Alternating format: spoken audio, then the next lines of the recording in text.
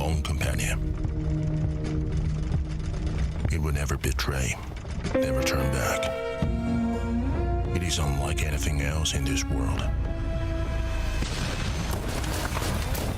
Some people rely on their brothers, some rely on their luck. But relentless few only believe in the steel beast.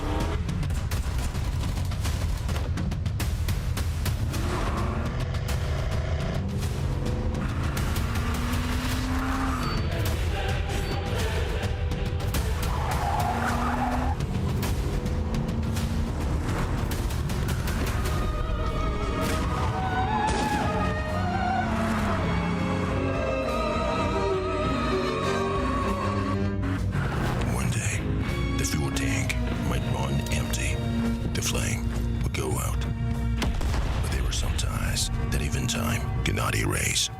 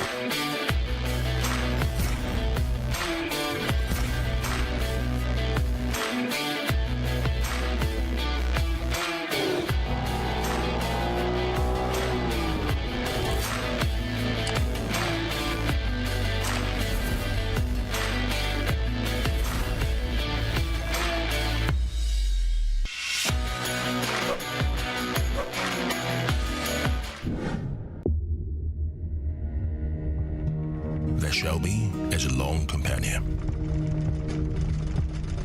It will never betray, never turn back. It is unlike anything else in this world.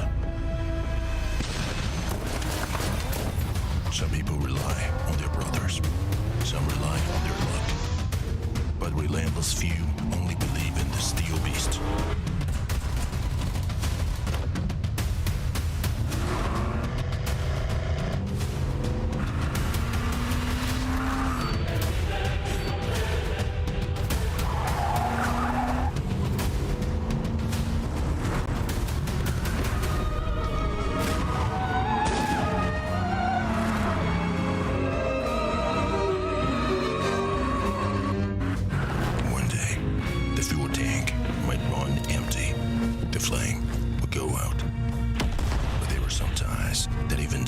Cannot erase.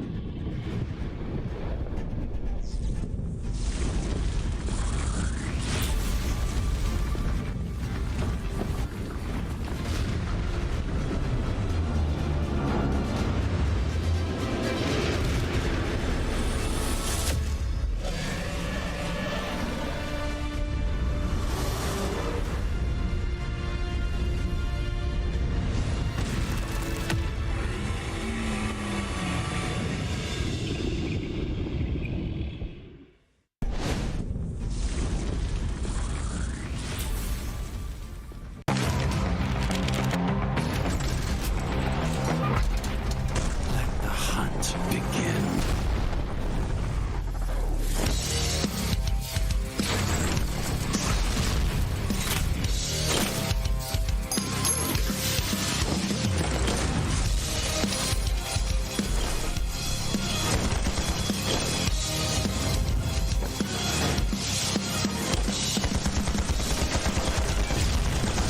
You did great.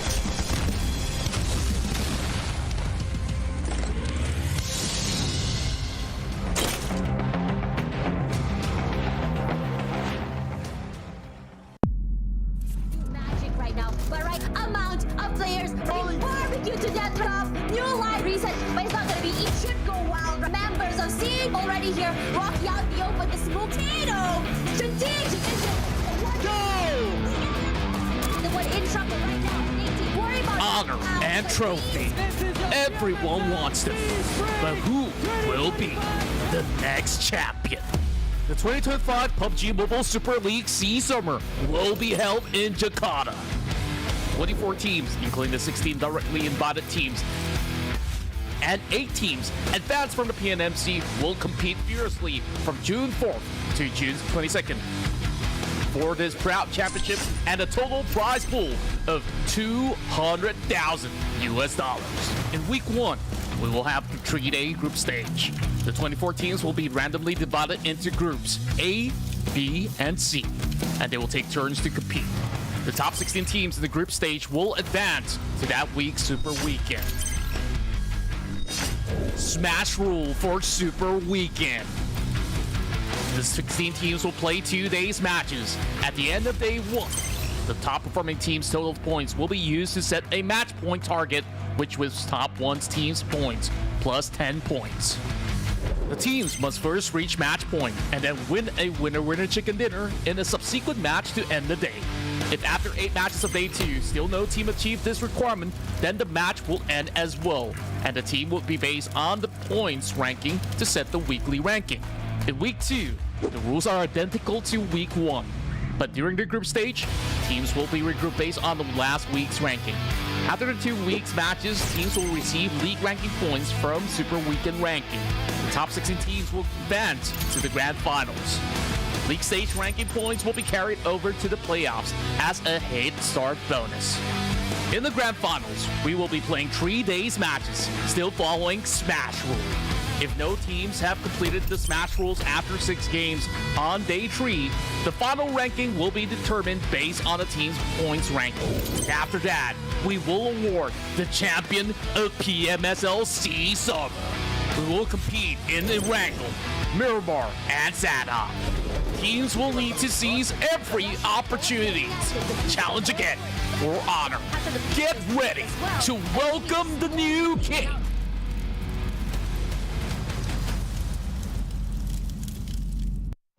Paling untuk 3 yang lainnya, kalau misalnya kita kalah berada di hashtag 2 dan kita nggak bisa dapat hashtag 1, yang pasti nanti ada hukumannya, ya paling traktir sih atau enggak ya challenge-challenge rank lain.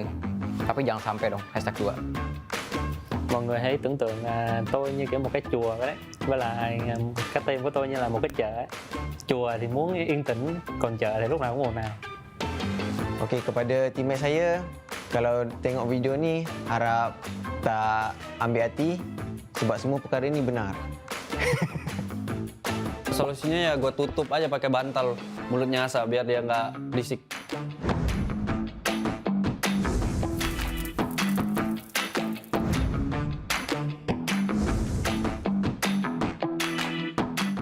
Ngenokin teman sendiri sih, itu ada bisa pakai bom, bisa pakai bensin, itu sering terjadi dulu di zaman-zaman RA. Nah kalau di zaman-zaman itu kita sering ngemoli teman kita sendiri, itu sering terjadi dan tapi kita ya ngebawa itu jadi lucu aja sih. Điều ngớ ngẩn nhất cả đội từng làm chắc là những quả nét và những quả lửa, tại vì thay vì chúng tôi chọi vào địch thì chúng tôi chọi vào nhau. Diorang selalu tinggalkan saya seorang, saya rasa seorang, dia memang lembab gila. Wah, kalau itu gue pernah sih, waktu itu nge-post kompon, terus si Asa ngebom diri gue, bukan ngebom musuhnya, jadi malah friendly fire. Ah, parah sih dia. Satu pemain yang aku bakalan pilih itu, aku bisa bilang Leon DZ karena Leon DZ itu selain dari pengalaman dan juga skillnya dari tahun ke tahun itu udah cukup oke, dan jujur dari diri aku sendiri itu aku penasaran main sama dia, makanya aku pilih Leon DZ. Cho em tuyển cả ba người luôn được không? Thứ nhất là Tony Kay, hai là Rosemary và Kaluk. Tại vì cả ba tuyển thủ đấy luôn luôn nằm trong những cái top player của các giải đấu và cũng có MVP của mình nữa. Saya akan ambil TODAK Naim sebab dia punya backup laju and then sharp shooter. Gua maunya Yami sih, karena alasannya gue pernah SEA Games bareng Yami, gue ngerasa klop main sama dia, berasa kompak, chemistry gue kayak ada sama dia. Untuk Red FaZe, jangan maju mulu ya, karena gue bakalan maju dan gue yang lebih jago, jadi jangan sosok maju. Untuk Firman juga sama, begitu pula juga Pepeng. Untuk Boboho, banyak grinding lagi. Đồng đội của tôi như cái radio vậy á, tại vì kiểu không thể tắt được á. Manzi sebab dia ni macam star syndrome, selalu siap lambat, orang kena tunggu dia. Dia dah macam raja dah dekat dalam tim ni. Asyik nak kena tunggu dia je, semua dia siap lambat. Confirm kena tunggu dia. Oh, Asa sih, karena kalau Asa nih, kalau di GH, kalau di gaming host, dia tidurnya tuh ngoroknya paling kenceng. Jadi gue keganggu banget tuh kalau tidur. Jadi dia ngorok tuh berasa kapal pecah.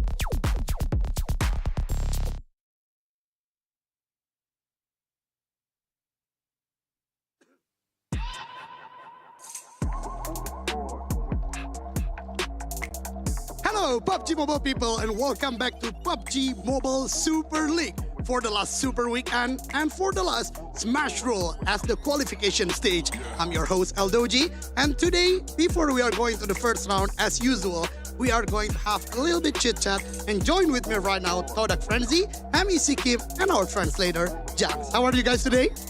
Baik, alhamdulillah. All right, that's the spirit, and we are going first to TODAK Frenzy. You guys are always consistent in the group stage, but when it comes to the Super Weekend, things tend to fall short.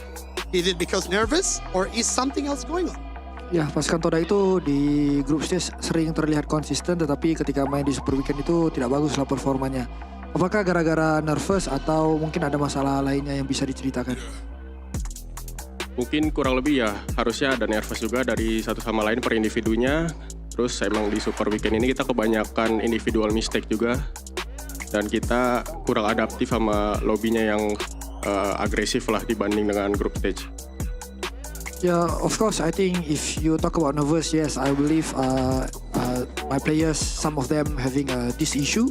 But then in terms of like gameplay or whatnot, I think yeah, for this Super Weekend, we tend to make individual mistake that we need to fix on. And then yeah, one more thing is basically we are not adaptive with the lobby that playing aggressively. I hope, because this is the last day before you guys are going to the grand final, you already solve it, because that's the important thing, to play better as the last one. So, TODAK had a similar lineup before, but struggled to shine. But since you joined, the team looks like a top-tier threat. What impact do you think you've brought to the playstyle? Ya, kalau kita lihat lineup season kemarin TODAK itu semuanya sama aja. Tapi dengan kemasukan kamu sekarang, TODAK ini bisa dibilang ancaman utama lah, bisa dibilang kuda hitam juga. Apakah yang membuatkan itu berubah? Apakah karena strategi dari kamu sendiri kah atau apa? Yang kurasa setelah aku masuk, anak-anak semua ingin improve, ingin belajar bareng. Dari situ kita banyak brainstorming lah selama preparation. Maka dari itu kita lumayan lah hasilnya sekarang walaupun emang belum sempurna, masih banyak kurang ya. Yeah, I think when I joined the team, the player itself, they are willing to learn. They want to learn new things. They want to explore new things. So I think that's one of the reasons where we can perform. But then even though I still think that we can do better. I see. The IGL, one of the most well-known in Indonesia. Now, it's your first time joining a Malaysian team. How does it compare to Indonesian teams in terms of training style or team atmosphere? Ya, ini pertama kali kamu ikut gabung bersama tim-tim Malaysia. Bisa ceritakan nggak apa perbedaan dengan tim-tim Indo yang lain? Mungkin dari sisi trainingnya kah, ataupun dari atmosfernya kah? Seperti apa? Mungkin kebanyakan dari kosakata aja sih. Kayak nggak kebanyakan sih, beberapa kata tuh ada beda. Kayak contoh pondok, pokok. Palingnya aku yang lebih banyak belajar. Sama mereka juga banyak belajar sih tentang kayak. Jadi kita buat key point bersama lah biar sama-sama paham di in-game ya. Paling kurang lebih language aja sih. Yeah, I think the only things that different between Indonesia and Malaysia team would be the language itself, because there's a few stuff that I still learn about Malaysian language, and the players also learn on how we can communicate better inside the game. Interesting. So not only adaptive inside the game, but also for the communication and also with the other players. So before we are moving to Kim, lastly, I think from Frenzy, do you have any words for Boom Esports as your previous team? Ya, terakhir sekali pertanyaannya, ada nggak sedikit kata-kata buat Boom Esports sebagai, ya itu kan mantan tim kamu sendiri. Good luck buat Boom Esports season ini, semoga bisa angkat piala ketiganya. Semoga bisa lolos IWC, amin. I just wanna wish Boom Esports all the best, good luck, and I hope you can lift the trophy 3rd times and qualify to IWC. What a supportive friend. Even Ponbit and Yami at the stage said Amin. So let's see how Boom Esports goes, and of course TODAK also. So now we are moving for Kim, MAQNA Esports Club. Currently, MEC is sitting at the bottom of the standings. What do you think is the biggest issue the team needs to fix? Okay Kim, soalan dia adalah sekarang ni MAQNA Esports berada di tangga terakhir. Apakah Kim rasa perubahan yang perlu dilakukan oleh pasukan MAQNA Esports Club? Bagi saya, lepas team talk semalam, kita orang cari dan temu solution of what went wrong for us. Terus hari ini kita orang perlu tampil lebih confident dan disiplin. I think we already discussed when we having a briefing last night, and then we already found the solution for our problem. And I just hope for today's match, we just gonna be confident and fix that issue in order for us to climb back to the top table. I hope it will goes well, because again, the confidence needs so much when it comes to the last day. Since anything can happen in Smash Rules, could we potentially see the first ever #16 to #1 comeback in PUBG Mobile history today? Memandangkan Smash Rule ni, apa-apa pun boleh terjadi. Adakah hari ini kita akan melihat pasukan daripada nombor 16 tiba-tiba berada di pasukan nombor 1 sekali? Menurut Kim sendiri? Kalau kita orang ada 3-4 good game sebelum di smash dan capai match point, saya confident tim saya boleh smash. Yeah, I think in order for us to achieve that, we need to have 3 or 4 games good game before the smash rule has been activated. So we're just gonna focus on how we're gonna get the match point first, then only we'll think. Okay, but Kim, do you have an exact target for the hashtag or the position with MEC today? Apakah target Kim sendiri? Hari ni MEC akan berada di kedudukan tangga keberapa? Top 5. Yeah, I believe I'm gonna get a top 5. Let's go. That's the confidence coming from Kim. And lastly, for Kim and also Frenzy, how many games do you think it will be for today's Smash Roll? Okay, untuk Frenzy pertanyaannya, ya hari ini berapa game yang kita bakal main? 8 lah kalau bisa. 8. Okay, so for Frenzy, I think today we're gonna have a 8 match. Soalan dia, berapa game Super Week hari ini akan main? 8 lah, biar seru. I also believe that it's gonna be 8 because I want to be that excited. All right, TODAK and MEC say that 8 games, which is the total games, can be played today. So thank you so much for Frenzy, Kim, and also Johns.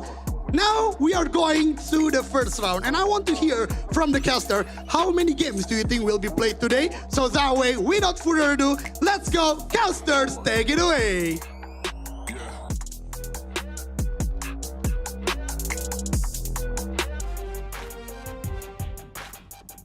8 games? Can it be? Can it not? We'll find out today, ladies and gentlemen. Welcome to Smash Sunday in the PUBG Mobile Super League Southeast Asia Summer 2025. And we're here with you. We're so glad together with the amazing Choo Choo. What's your guess? How far? How many games will we go? I'm not jinxing it today. I'm not going to say anything about this. I'm not going to say anything about this. It's enough what we had last season. I'm just going to go with the flow today, man. Okay. For the record, last season, RRQ smashed it with 8 games. Last week, Vampire Esports smashed it with 5 games. So what will the number be? Do leave it in the comment section, ladies and gentlemen. And of course, today, the benchmark will be set by Claw Slayers. And will they be the one to do it? Let's see, because yesterday's interview, somebody said 2. But when it comes to the point gap between from the third place downwards, it's going to be a lot of effort and work that they actually have to achieve towards the match point. We're going to have to wait and see. Probably, I'm not going to say anything. I'm just going to go and see it. That's it.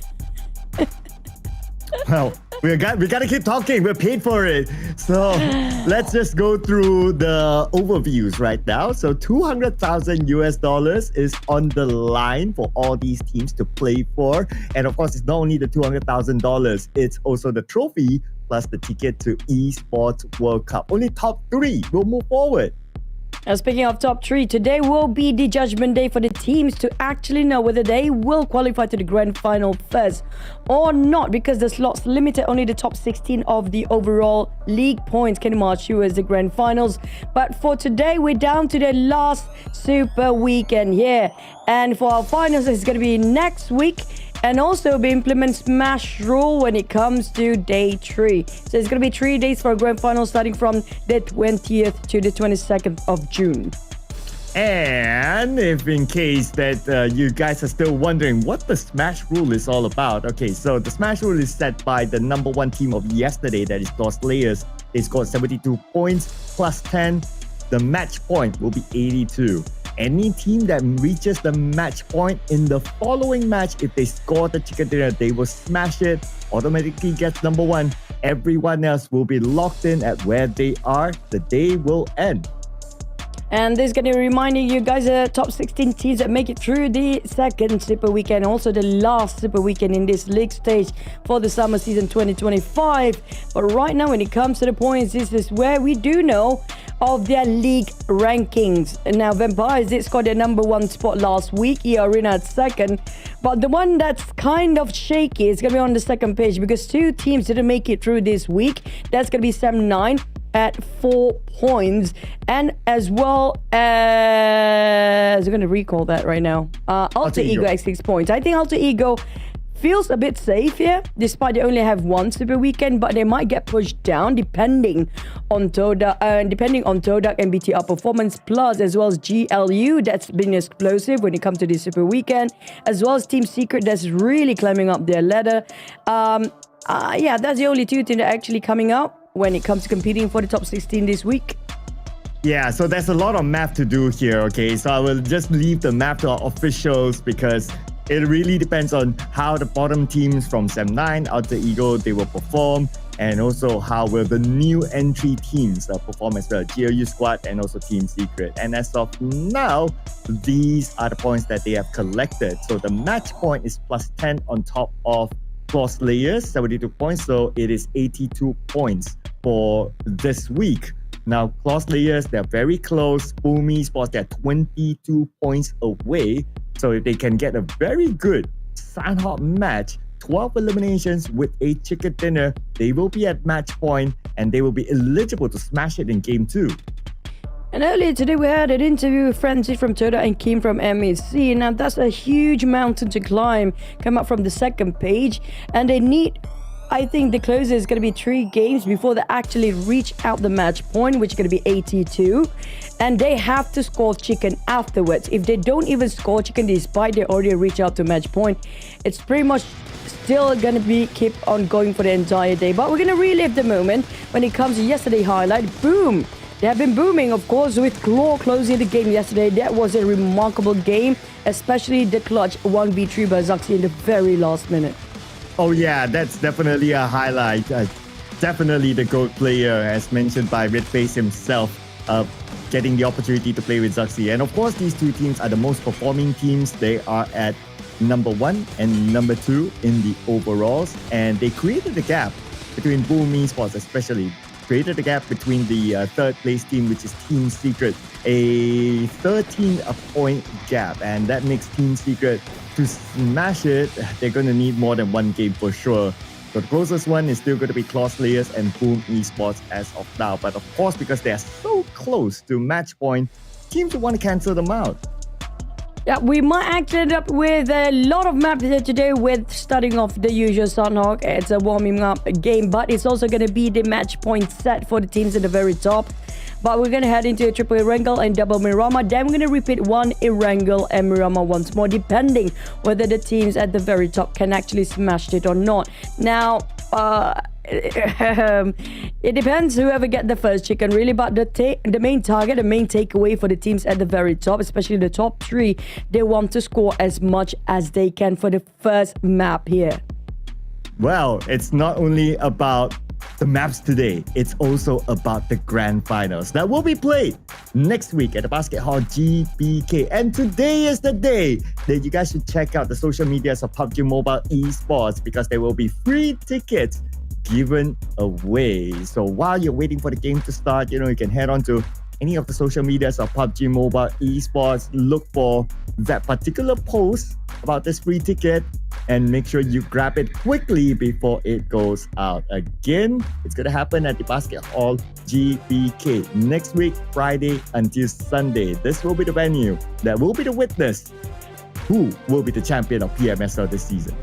And my tip for you guys is keep tuning in to the live, because you will never know when the ticket for free will be dropped during the live. That's going to be the tips for you guys. But also, when it comes to the on-site booth, we're going to have TALON, RAQ, GLU, Alter Ego, Boom ID, BTR by Vitality, and VOIN Donkey Proof. You guys want to, especially Alter Ego and Boom, they are one of the big names out there, legacy team. Unfortunately, we don't have Claw Slayers on top of this on-site booth, but we do have TECNO, where you guys can actually join in fun activities and also win team merchandise for free. So try out TECNO booth first before you visit all the other teams on-site booth, because you might actually gain something free, and which team, depending on the current situation, then only you can, try to go and shopping.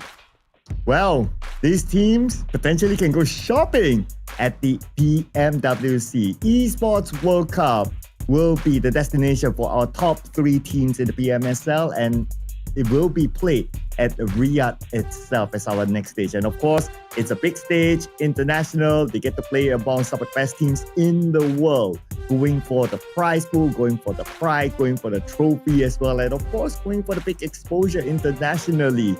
Top 3 only will move on. But we also like to say thank you to our official sponsor for this season, TECNO.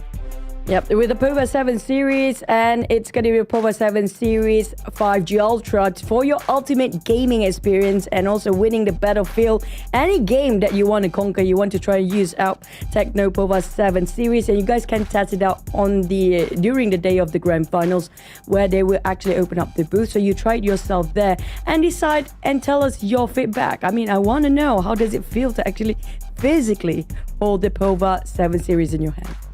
Yeah, it's the exact same phone that's used by our players as well. So if you want to have a look, well, you can keep your eye on when we go to the player camp.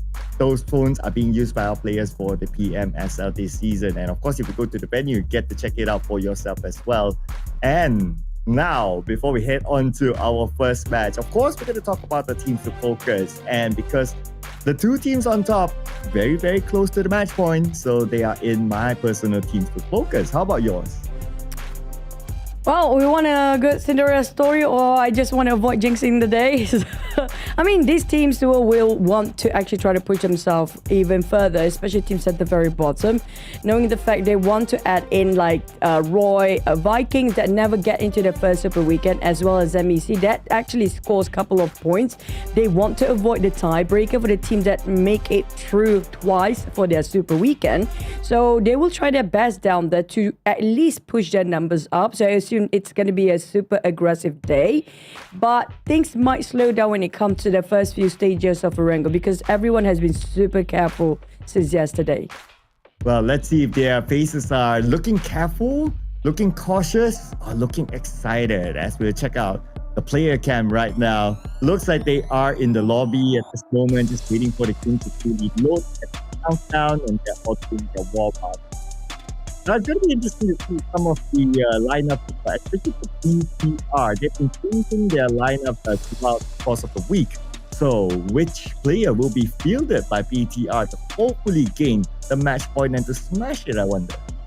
Yeah, I'm waiting for the camera if we can actually manage to pan it to a start of BTR. I do want to know whether they will actually try to put the same lineup, BTR as Snape and Ryan here, but we're gonna have to wait and see whether they're gonna wait it out later on because we're gonna start off our last day of Super Weekend League stage. Here comes Sanhok for first map of today.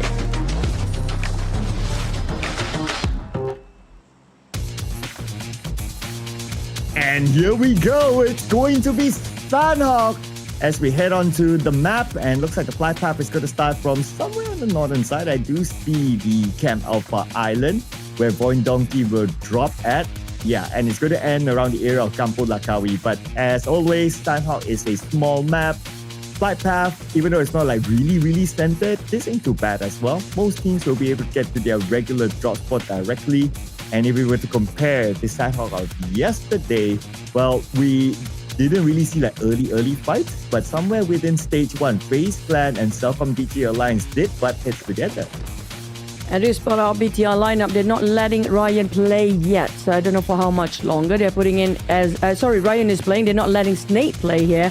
So we assume there's going to be... probably going to be some changes depending on the map itself. But so far, no hot drops or no first contact made. But I do see Bubu a bit far separated from the rest of the team. That he's going straight to Camp Charlie, while the rest is actually taking the roadside just on the outskirts of Painan. But Moment's position that's moving towards Nakam, quite close towards eArena, who might have some collision there. Okay. Hopefully he doesn't overstep himself. But he might need to move to that direction anyway later. Since we're going to get a nice kind circle this time for today's Sanhok, and it's going to be on the main peninsula. And that will also favor the teams like CelcomDigi Alliance and FaZe Clan, who is currently in the circle. But ladies and gentlemen, again, a reminder for all of you to grab your free ticket for the grand finals of PMSL that will be held next week. And you can check out the pinned comment in the live stream that you're watching right now to grab it as quickly as possible. Yep, it's been on the chat section. Make sure you guys click it quickly because it's going to be very limited amount of free ticket to be given away. First come, first serve. If you snooze, you lose. That's going to be the principle of the free ticket today. You got to be fast. Make sure you warm up your fingers, not just the players, because it's going to be quick clicking from you watching at the audience side. If you're early coming in here today and tuning with us, then it's your lucky day. But we do have quite a quiet and calm start coming up from the teams. No first contact yet, but I assume when it comes to the second stage, especially teams coming out from Camp Charlie or Sami or even from Tambang area, they might actually cross over to the side of Painan and try to go through into the circle. That's where we get to see some skirmishes quite early. Yeah, and since this is the second time and second day that they are playing in Sanhok, so they already have an idea of like, okay, how will the pattern of teams play, the timing, the drop spots based on yesterday's data with this exact group. So they can choose to avoid like early fights. And we can totally understand that you don't want to be one of those teams that you land early and then it becomes like a 50-50, like whether you win the fight or you don't win the fight. So it becomes like a bit of a risk. And we can see clearly that none of the teams are willing to take that. especially for our top two teams. Yeah, since 2 weeks of league stage, I think they pretty much revised very clearly regarding each team preferable spots. Even yesterday, despite they having this group to march up to as their first round, we don't see a lot of first contact made either. It has been the trend between this group of players right now to be slightly safe at first. Nobody willing to initiate the fight to avoid unnecessary conflict. So I assume it's up to whether they bumping into each other by accident or they're really just going to go for the hunt. Because yesterday we've been looking at especially Boom and I would say even Team Secret. I don't know, was it coincidence or they really went for a hunt and purposely trying to take down all the players wherever they can see? Well, they have a track record of focusing onto elimination points from what we see in the overalls rather than placement points. So that kind of worked out for them. Number 3, 47 points is not too bad. So if they want to continue to do the same, then yeah, why not? Unless if they have reached match point, then the trend is that based on last week, we start to see the teams playing a little bit more passive.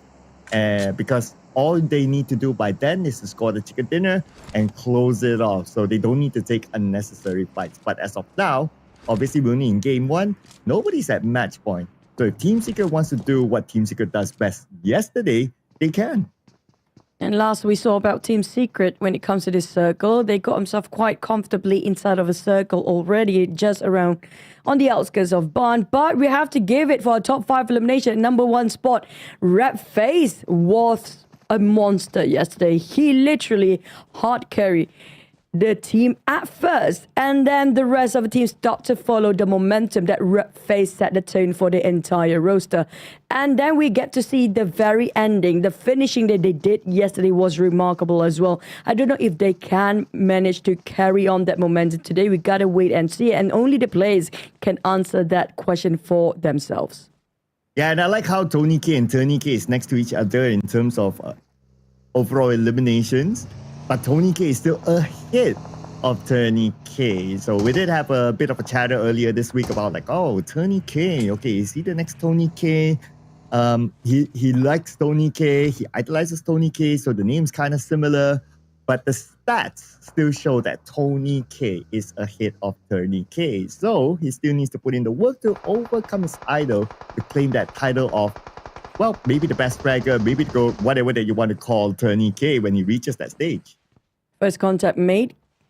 GLUG have getting knocked down by TALON, and TALON's now on the hunt. As Zero try to run away, avoid those bullets to fly over. Boy Chill will be knocked down. Sorry, Isaacs have been knocked down and revived by Boy Chill. As Zero will be saved by Achul, but try to avoid those rundowns coming up from GLU. GLU coming in strong this time, forcing the fight. TALON starting and initiated fight from the sideline at first on top of this hill, but here comes a nade. And Boy Chill, he got chipped down to 60% of HP, but they will return with an answer with another nade, but Achul's down on the ground. It's Stickly again from GLU getting the first blood. And TODAK had a hand as well in this fight from afar. That gives the GLU squad right now the advantage against TALON. And Boy Chill's within the smoke, not able to escape. They surround him, and that is the end of TALON without any points in round 1.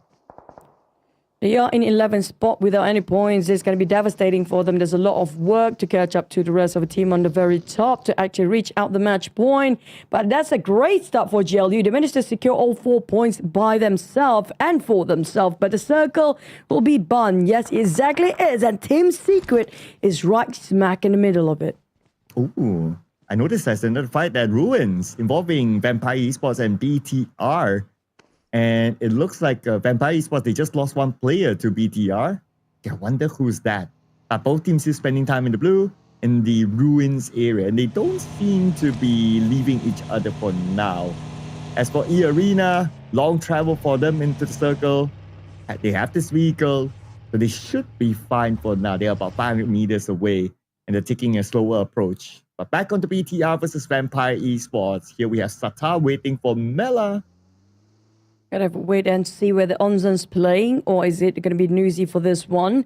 But Federalis, I'm not surprised, is the one that scored that 1 elimination against Vampire. We do know how aggressive this Terminator from the Philippines.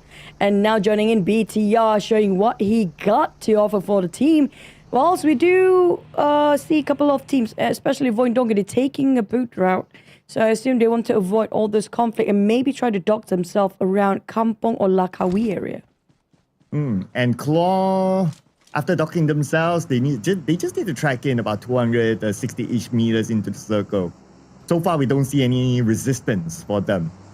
Okay, now we have Empire Esports on screen. Okay, News is here. Last we checked, Mela is in the lineup still, and Tony K. So it was Schweppes that went out. Ooh, what a main fraggers, and the player that's always able to come out with a good clutch moment for Vampire Esports out. So that's quite a blow to them. Yeah, no surprise, because Schweppes is always the one that take the lead to initiate the fight on the side of Vampires. So maybe his backup was a bit too far to reach out, so he got knocked down and finished off straight away by the hands of BTR just now. And this Federalers, they pretty much have the same mindset when it comes to the top fragger for each respective team. Just go, you know, reckless sometimes, just two Mexican fight 1-to-1. They just want to see who actually is the better fragger in terms of each respective teams. But for eArena, they just came out of Camp Charlie, now coming up from the southern side. So I do want to see whether they bump into a lot of teams, because last we saw the circle, it was quite concentrated in the middle. Yeah, so it's still a okay circle, lots of land, hence teams can kind of like pick and choose where they want to be at. Of course, they will be facing up with some of the other teams that have picked some of the prime spots, just like CelcomDigi Alliance here, trying to block out a VOIN Donkey from coming in. And VOIN Donkey, after being sprayed out, looks like they're taking an alternative route by the sea. I wonder where they're going to stop next. Maybe Lakawi coming in. Yep. Entry in towards Camp Bravo is not going to be possible at this time. So they realize there's too many teams waiting on the outskirts of Camp Bravo. So they're going to try to enter from Lakawi. Seems to be possible, but I do hope they have enough gas for that as well. It has been a long journey of ride for them, a bit of cruising time. But BTR, after they spotted out Vampires, they're still tailing them hot from behind. I think Razy still try to pick up the trays, the crumbs dropped by Vampires from behind, but they might actually bump into GLU based on the direction right now. And it exactly as Bond, Team Secret and the Xaviers. They both actually capitalized the compound, centralizing the circle. But there are plenty of small houses and buildings around, so it's usable for the teams that's coming in very late. Yeah, and of all these spots in the middle, I do prefer the Xavier spot. Like, it's a bigger warehouse piece, a little bit open, but still manageable as compared to play inside of Barn, because Barn is like this valley, so it could be very exposed if like teams are taking the high ground around Barn. But let's see how they will manage that later on, because right now teams are coming in, and that includes CelcomDigi Alliance. They want to push in a little bit further, and when they push in, they'll see the Xavier. Oh, we have MEC, Vampires, they bump into each other. Voki almost completely teared down by Vampires. Nades and hand grenades hit on two players, and Voki, even Kim got chipped down with that damage after being knocked down before. This is not great on the side of MEC, but Manzi fought back down to the last player for MEC. Is it going to be mano to mano between these two teams here? Manzi hugging the corners. Now, there's only one small room at the end of this building, but he needs to get in there to see the last player. What a jump shot by Mela. Whoa, that was a beautiful one by Mela. But that means that MEC eliminated only 1 point this round. Opportunity for MVKE to catch up onto them. Now, eArena against Claw. Sakura's on his knees, but the two players of Claw, they need help. And they need it fast, as the blue will close in on the elimination feed. GLU against BTR happening elsewhere, while Tony K will finish off the two players of Claw, claiming the points for eArena. Well, that's the big play from Tony K. 3 eliminations just by himself against almost the entirety of Claw, and now Boo Boo, who he knows exactly where he knocked down the player of eArena. That's going to be Sakura right now. But it's taking him too long to cook the nade up. He cancelled it out and repositioned himself just beneath the sniper tower, try to get a better angle at that. But it's a bit too late. They managed to reset and recuperate on the side of eArena. Boo Boo, who this seems a bit of a hurdle for him to go against, but it's going to be two different angles. He has to swing it big. And look at this name by Sakura. Okay, he kind of knows where Bobo Who is at. He's finding the right side angle. But we're on to VOIN Donkey first. They managed to knock themselves, but they will meet up with Roy right now. Car will go down. Juke is on the other side. And Roy, the moment will switch over. Roy eliminated by VOIN Donkey. eArena managed to finish off Claw that gives so much opportunity like Boom, Team Secret and GLU who still have full man squad to catch up to Claw's position point and even reach up to the match point depending on how much elimination they get by end of this map. While Team Secret, they have been in the circle even on the second one here or the third stage, but these Xaviers, they barely still hugging the corners of the angle down there, but there will be a couple of teams trying to pass through and they will try to keep them at bay. And CelcomDigi Alliance will try to keep our FaZe Clan at bay. Yesterday was CelcomDigi Alliance eliminating FaZe Clan. Now FaZe Clan, they want revenge. CelcomDigi Alliance, it's not only FaZe Clan, they need to worry about another teams passing by. It's going to be VOIN Donkey. And more teams closing in as well. Jimmy OP has to be extra careful as he's the one at the front. Zeta is cooking up his grenade together with Vexy behind. They look providing that cover fire from afar onto Vexy. Vexy receives a lot of damage and will need the time to heal up. VOIN Donkey is not passing by. They purposely, intentionally want to be the third party, but they'll be greeted by Red Bull. As MVK taking on BTR at the different corner of the circle, these Xaviers, they're hugging the walls of the warehouse. It's still quite an open space inside of the warehouse, but at least he got quite a tall wall to take covers. Tony K cooking up the nade, tried to drop on Adik Luke. Couple of nades dropped by VOIN Donkey to his FaZe Clan on the other end. And there's going to be slightly in uneven terrain with a lot of trees in between. Now, Tony K, he couldn't spot on with those hand grenades. This is quite an awkward angle and a difficult one to drop one to his side of Adik Luke. Yeah, Adik Luke, at least he's here. He's still okay, but they know exactly where he is. Could be a matter of time before the need lands. Tony K, gunned by Oleo. Nice cover fire from the sniper tower. Now Mela will need to save his teammate. That was a jump by Tony K, and that was a very precise spray by Oleo just now to get that 1 millisecond of window to shoot down on Tony K. Macaris and grab Gui to go on a different side of an angle. They heard those gunshots. It's a compass for these guys how the gunshot sounds like. So they will try to butt into the business as a third party whenever they can. But Mela, knowing the fact Tony K been knocked down here, is actually moved himself to go to it and playing a tag team with Tony K. Now we're going to see this duo only left for the side of Empires, but despite of that, they still managed to secure 4 eliminations. I feel like Mela's on fire and in his peak form today. Oh yeah, so far so good for Mela. But now only 2 players left for Vampire Esports and they need to track a lot of points to reach the match point. Of course, it will definitely take more than this one round, but it's always good to have a nice start. Let's see what sort of start will TODAK have now that they're at the edge of the circle. The circle shouldn't have went too far from TODAK. Okay, it's not too far, but the Xavier in front with that warehouse, so it's something that TODAK needs to be aware of. Keep an eye out towards Boom. They got that very small compound, very small building, but enough to take cover. Zero is doing cover fire from the back, while the rest of Boom is actually trying to venture out towards the north. Maybe spot the Vikings from there. Speaking of Boom, they actually caught the sight of FaZe Clan.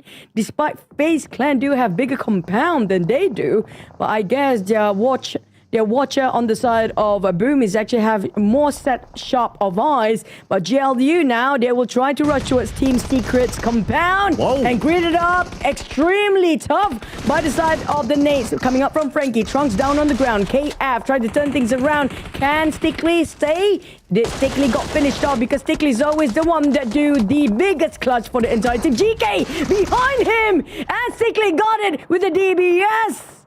Ooh, and Team Secret thought they got it, but they did though.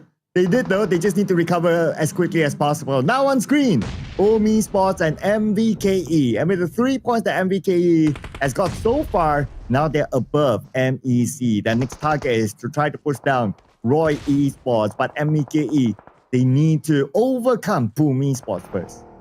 Breaks bleeding out. TODAK straight into the warehouse of the Xaviers. Has been taking a long time to stay here, but we do see Tony K cooking up the nade. Either it's towards the Xaviers, high chance it is, because Mela also scouting out the warehouse where the Xaviers are. Vampires, Mela almost shredded entirely his vest. He needs a replacement for that soon because eArena will march in from behind. They have to wrap things up quickly because this is going to be a huge battlefield on the south. We have plenty of teams, 4 different teams down here. And on the elimination feed is starting to roll now between Boom Esports and MVKE. They got Superman. Superman now will be within the blue. And the circle shifts towards the center. Boom Esports, CelcomDigi Alliance, and part of Empire Esports in the circle at this moment. But Boom Esports, they're pretty busy on the left side. On screen, we do have a D Xavier, and they don't have the circle at all. Time to go in. Nate T trying to revive on Paragen, while Lamborghini tried to buy him some time. Tom's knocked down as well. What a spray by Lamborghini, but he instantly get knocked down by eArena coming up from behind. They're being sandwiched 2 ways here for the Xaviers. Nate T have to actually move fast and need Nate to take some cover from behind. There's nobody covering fire for him, and the Xaviers, they are in trouble.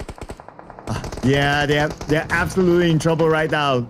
No space, only Paragen left. Blue behind him. He has to push forward against TODAK. Now goes down to the ground floor right in front of TODAK. It's going to be Paragen, and Paragen will not miss the shot. Finishing off right, but from the side. Team Secret will make that a short-lived celebration.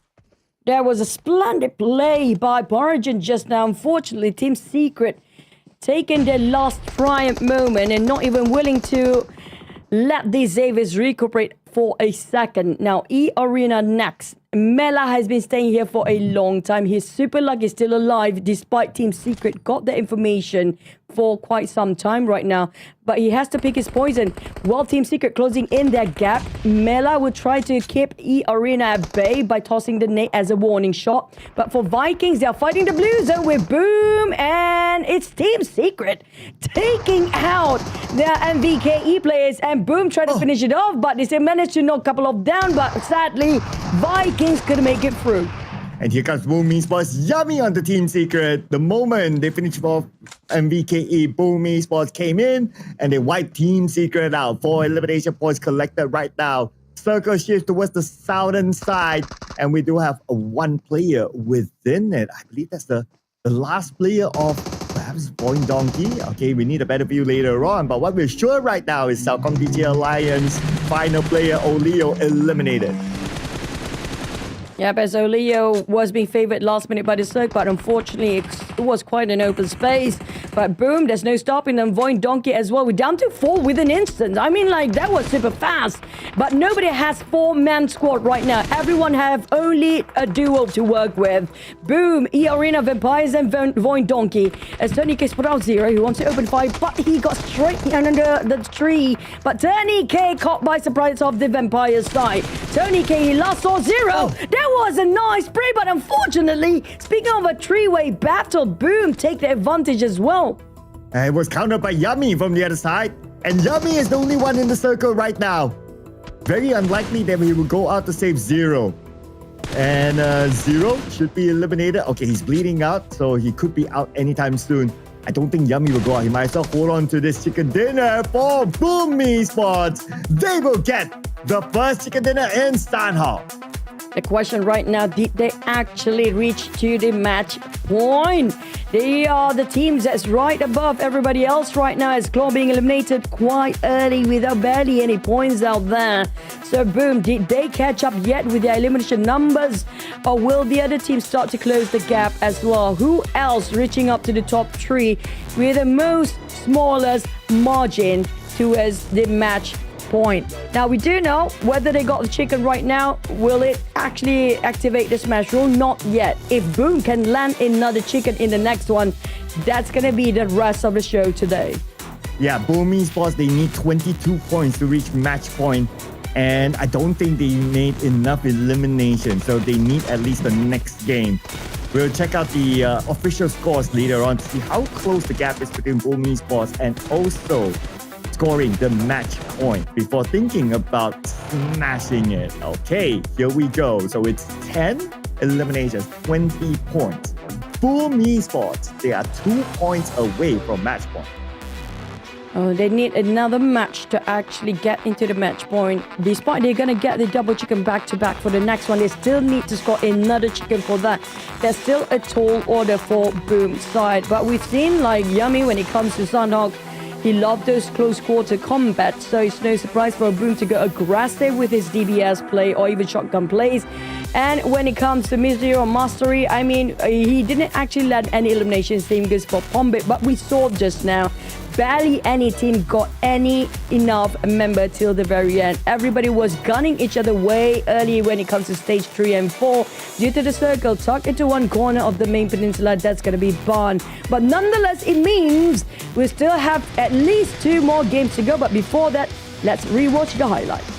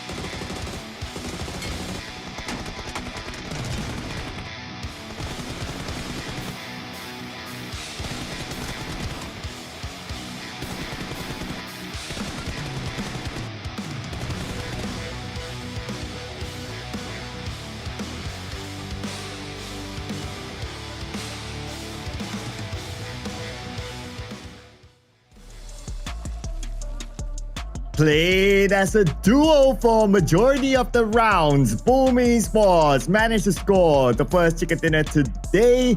12 minutes 47 seconds full squad time. But let's not forget about Vampire Esports, only 6 minutes 16 seconds. And then you have eArena, 10 minutes 59 seconds. And then VOIN Donkey, 12 minutes 14 seconds. All these in the top 14 for round 1. This is an inspiration to all the teams out there. If you don't have a full squad, don't give up.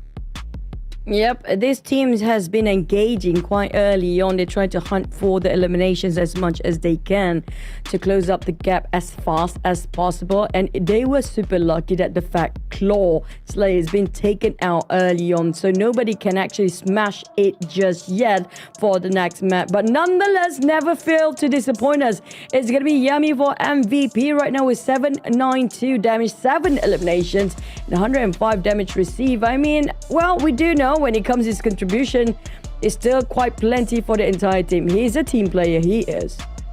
Absolutely right. The best of Yummy seems to be back now, especially with the fact that they have a new IGL in Mastery, and that has enabled players like Yummy to come in back into the fray with such a performance. He was once the PMSL Terminator, and could he be in the running again is something that we'll need to keep an eye on and check out by next weekend once the grand final ends. But so far, Yummy is definitely on track. Here comes the points, 20 points. Just lacking of 2 more points for the side of Boom to actually reach out to the match point. It means nobody will actually smash it for the next one. Vampires has 13 points. There's a lot of teams with double digit, down to Team Secret at 5th place, 10 points there. They actually gaining a lot of elimination points, just like how eArena, who's stepping up the game compared to yesterday. Yeah, so eArena, 13 points. Not too bad, I must say. Not too bad. Joining together is also VOIN Donkey with 11 points and Team Secret 10 points. So we have 5 teams in the double digit club. And Team Secret, if you kind of know this, 1 rank point, 9 eliminations, They're still doing what they do best based on the stats that we saw in the overalls from yesterday, even focusing onto eliminations. Rank points is probably a bonus for them. But on page 2, the only team without any points is TALON. Yep, TALON being eliminated quite early on. That was something that they will reflect later. They got themselves 0 point this time, and they needed more to actually close the gap. But at least if they did not manage to close the gap, they want to land themselves in a better position, especially team at the very bottom like TODAK and BTR. They need to push the numbers up. But Boom still did not score that match point. Only 2 points away.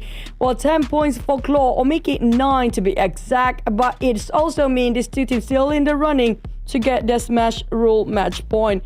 Team Secret, can they catch up? If you compare with FaZe at the 4th place, it's still quite a long order for them. I think tall order with half difference between them and the 1st place. Yeah, Team Secret needs like 25 points to reach match point. So it's probably going to take them like more than just the next round to reach that stage. But on page 2, of course, there's a lot of work to do for all these teams. At this point, teams on page 2, not talking about the match point yet. Their objective right now is just try to get as many points as possible in case that somehow it is smashed in early. At least they are not locked in at page 2. Now, despite if Boom managed to score another chicken here, but they just cracked the match point, it will not count. I'm going to repeat that multiple times in case you guys get confused. So we're going to have to wait and see. Will Claw try to redeem themselves with the early elimination just now? But at least they didn't score 0. They did have some progress, but it will not be enough just yet. So if they want to close the gap between them and Boom, they have to at least score 9 eliminations by end of. That's so doable for Claw. I mean, we saw Redface and Zaxi yesterday. Yeah, so we're still waiting for the best of their performance, right? But we're also waiting for the grand finals as well. And it will happen at the Basket Hall GBK next weekend from Friday to Sunday. But the tickets are up right now. The social medias of PUBG Mobile Esports, and also at where you're watching this live stream right now. It is in the pinned comments. So make sure you grab it as quickly as possible because we are very sure that it will run out. So click on it. Don't forget to do whatever steps needed to register as quickly as possible before you regret not getting the ticket. Yeah, because you want to be at the grand final, not just to be one of the people or the audience to actually be in the moment where they actually lift the trophy, but you also want to check out the onside booth where so many teams with amazing fashion sense when it comes to the jerseys and jacket. Watch out for VOIN, Donkey, BTR, Boom, Alter Ego, GLU and RQ, as well as TALON, and try it out yourself. Device that's going to be sponsoring us for the entire journey of this summer season, which could be TECNO. Try the device yourself, and also make sure you visit TECNO booth first and win those team merchandise for free, and even snap a photo with your favorite teams or even players or favorite terminators. Okay, whoever you want to snap a shot, you can actually do that there. But also make sure that you can get your hands on those free merchandise. Yeah, lots of freebies, right? And lots of interesting events happening right now inside of PUBG Mobile that you don't need to wait for next week, because it's live right now. It is a collaboration between PUBG Mobile and Attack of Titan. It will feature Titan transformations, ODM gear, and a lot more that awaits you in this special event inside the game right now. And if you happen to make any content, hashtag PUBG Mobile, hashtag PUBGM Attack on Titan, hashtag Attack on Titan, hashtag AOT, and showcase your best gameplay with the event of PUBG Mobile X Attack on Titan. Now, we don't get to see the Shelby American collaboration yet by the players in the game, so you guys tag us if you happen to land one yourself, because this is going to be the collaboration which is pretty rare and pretty limited amount of time out there, with the legendary Shelby GT500 and 427 Cobra available with exclusive attachment, also stunning colorways, and even more. It will only available until the July of 6th, so time is running out. You don't want to miss out. Make sure you guys hashtag us away, PUBGM X Shelby or hashtag Shelby, with your collectibles or vehicles in there, because we want to see it in action. Well, we want to see you in action as well in the all-new World of Wonders Elimination Skill Fest that you can join right now. All you need to do is key in the code 12886867, 12886867, and you can dive into this brand new map and also discover new adventures. This is where you can show off your skills, you can push your limit, and become the brightest star on the battlefield. Again, if you're creating content, don't forget to hashtag PUBG Mobile and showcase your best skills and gameplay to the whole world. Yeah, but speaking of the whole world, only 3 teams will play in the Esports World Cup stage, but they have to make it through the grand final first. And to get there, they have to make sure they are not tied up with another team for their league points into the grand final. And speaking of which, we talked about team like TODAK and BTR. Despite they got their entry towards the first Super Weekend, they really need to bring their A game up here right now. We don't see a lot of them just now. BTR, we see a glimpse of them here and there. They try to take and initiate fights, but unfortunately it kind of not working out for them just yet. Maybe because of a button circle, or maybe they're just warming up. But when it comes to Smash Rule, so nobody gonna smash it for this round yet. Yeah, not yet. So we'll need to wait and see what happens within this round if any team actually reaches the match point. The closest one right now is Fullme Sports with 2 points away from the match point. The next closest one is going to be Claw Slayers. They're still able to reach that one. Any other team, they probably need an extra game after this. So the target team are still these 2 teams. And especially if you're a team on page number 2, you want to try to stop these teams from smashing it as quickly as possible. And that was the case for Claws, by the way, because they were taken out way too early and did not make much progress when it comes to the points. And they want to avoid that this time. It's either they're going to go so reckless and aggressive for the next map, Erangel, which they do prefer over Sanhok. We've seen so many times a team that's dominating on top. Usually there will be this spotlight, always under the spotlight when it comes to Erangel map. But Claw, they actually prefer a good play yesterday when it comes to Miramar too, but it's going to be taking until game 6 or 5 where we actually reach out to Miramar. And maybe if they waited out a bit longer, then a lot of teams start to catch up to their points. Oh yeah, I mean if we reach like game 5, game 6, pretty sure we will see more teams reaching the match point. Unless, of course, something insane happens that only the page 2 teams or the bottom teams, they gain those points in and stopping all the top teams, then well, we're going to have a very, very tight race towards the end. But for that to happen, the chances are quite low. But, you know, anything can happen, right? Because it is a game that nobody can really predict. So many things that teams will need to adapt to that you can't really predict beforehand, like flight path, what sort of weapons, what kind of circles. So all these things put together, then, you know, we sometimes just need to go with the flow and see what sort of performance will the teams be able to put out on the battleground. And so far, when it comes to the Super Weekend, I think Team Secret is also one of the undermined teams that's still consistently gaining so many points in every single round, despite sometimes they don't have this rank points at all, but they maintain themselves to garner enough points to stay at top 5.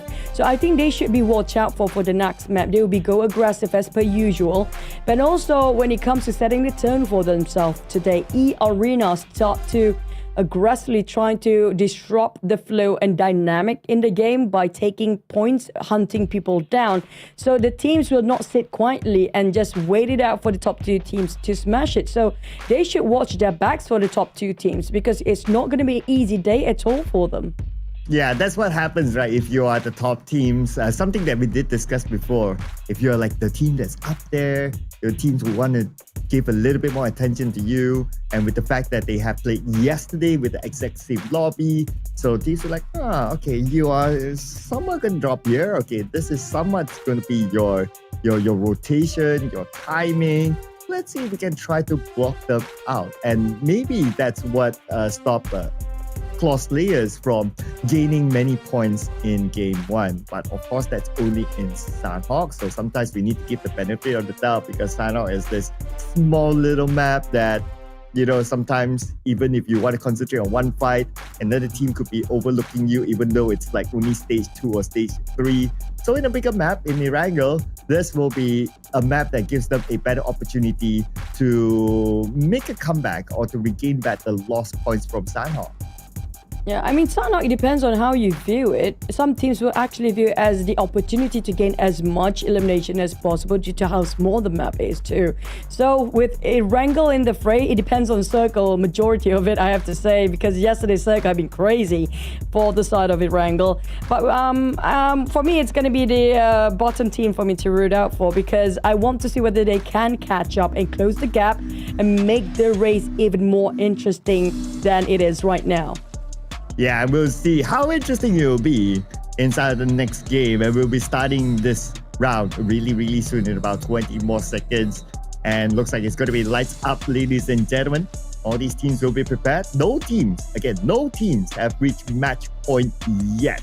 But this round, potentially we might see the first few teams getting the match point. Depends on whatever happens in Erangel.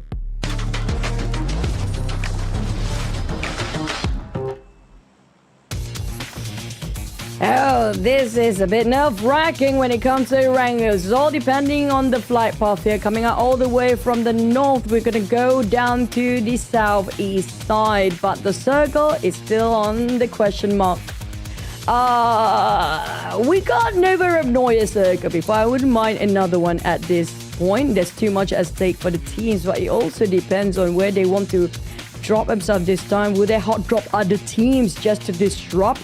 Because if the teams, I've seen this before, Smash Roll, especially last season, these Xaviers, I can hear the arena is actually cheering when the Xaviers been taken out way early, and that's how they did not manage to smash it so much. And might be the same case for Claw or Boom. The whole arena is hoping they'll be getting those, they get eliminated early, and we might have some teams hunting them down. Yeah, you can imagine the atmosphere, right? Like, stop them from smashing it, you know, especially like the behind teams. They still want to have the games to fight it out because nobody wants to end at hashtag number 16, hashtag 15, and all those double-digit numbers. They want to go all up and they need the games in. And that's why we saw in the earlier interview that like MEC, they want to play 8 games because they want to finish as high as possible, or they at least want the opportunity to do that. So they will be one of those teams cheering for the fact that teams like Boom and Claw right now to be out early.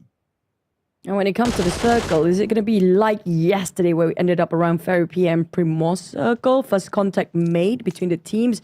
And make sure you guys check out the pin comment chat, okay?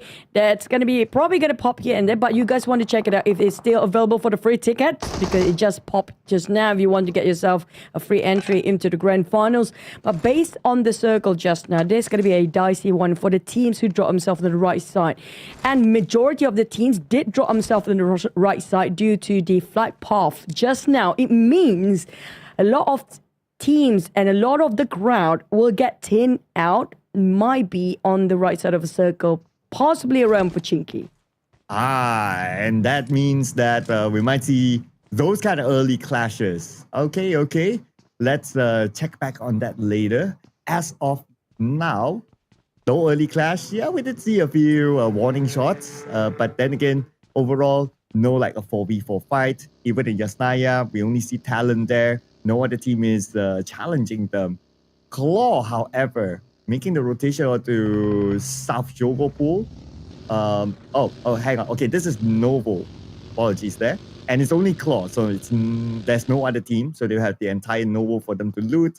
And based on the first circle, for them to pass through the bridge, unless there is a bridge troll, it should be an easy one for Claw. Well, easy is never the word that we can use in this lobby right now. You saw how aggressive the player can get. Everywhere they swing, they just casually knock people down. Same goes for Team Secret. I love this version of Team Secret. I feel like Xerius Frankie has bringing up the A game for Team Secret tremendously for this season.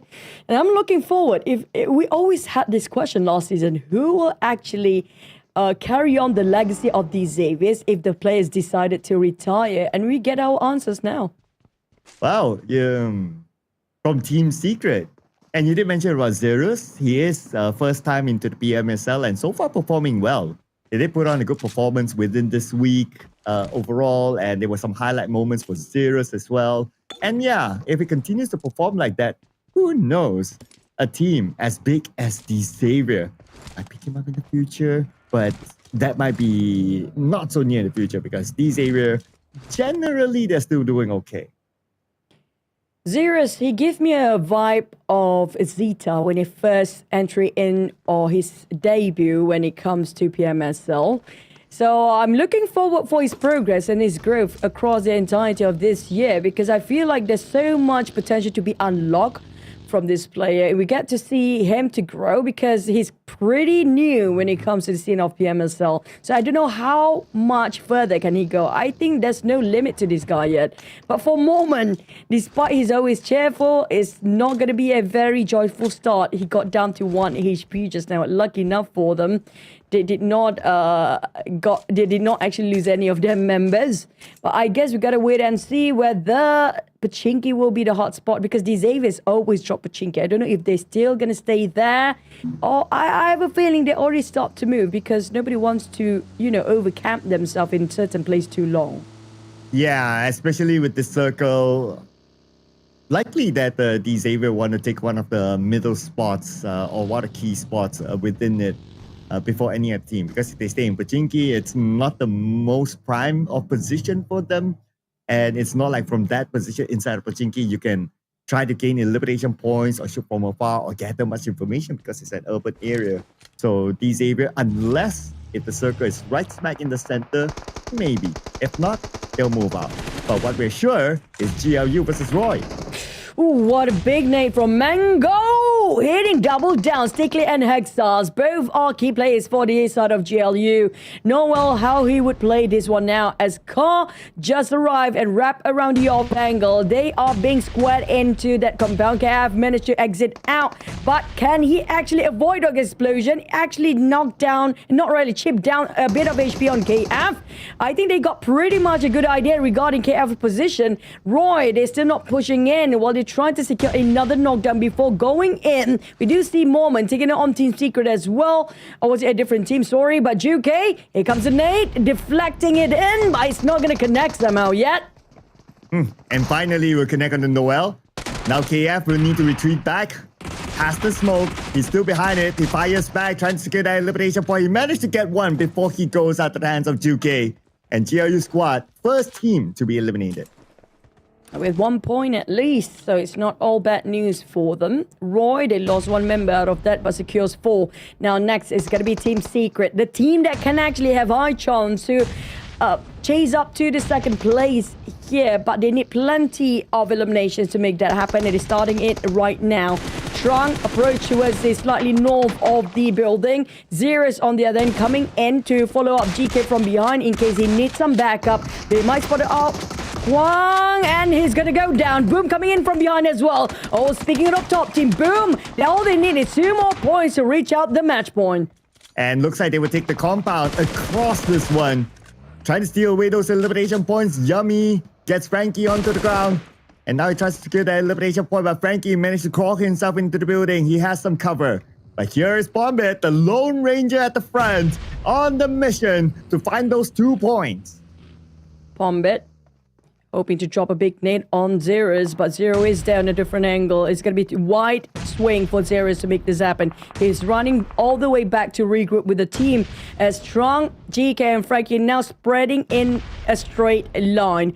Zero, Pombit, now Yummy as well, coming in with hand grenades. I don't know how much they have left for their utilities and their throwables, but Zero almost got knocked down by the hand grenade of GK. Team Secret, they are well performed when it comes to the defense, but where are the shots coming out from behind?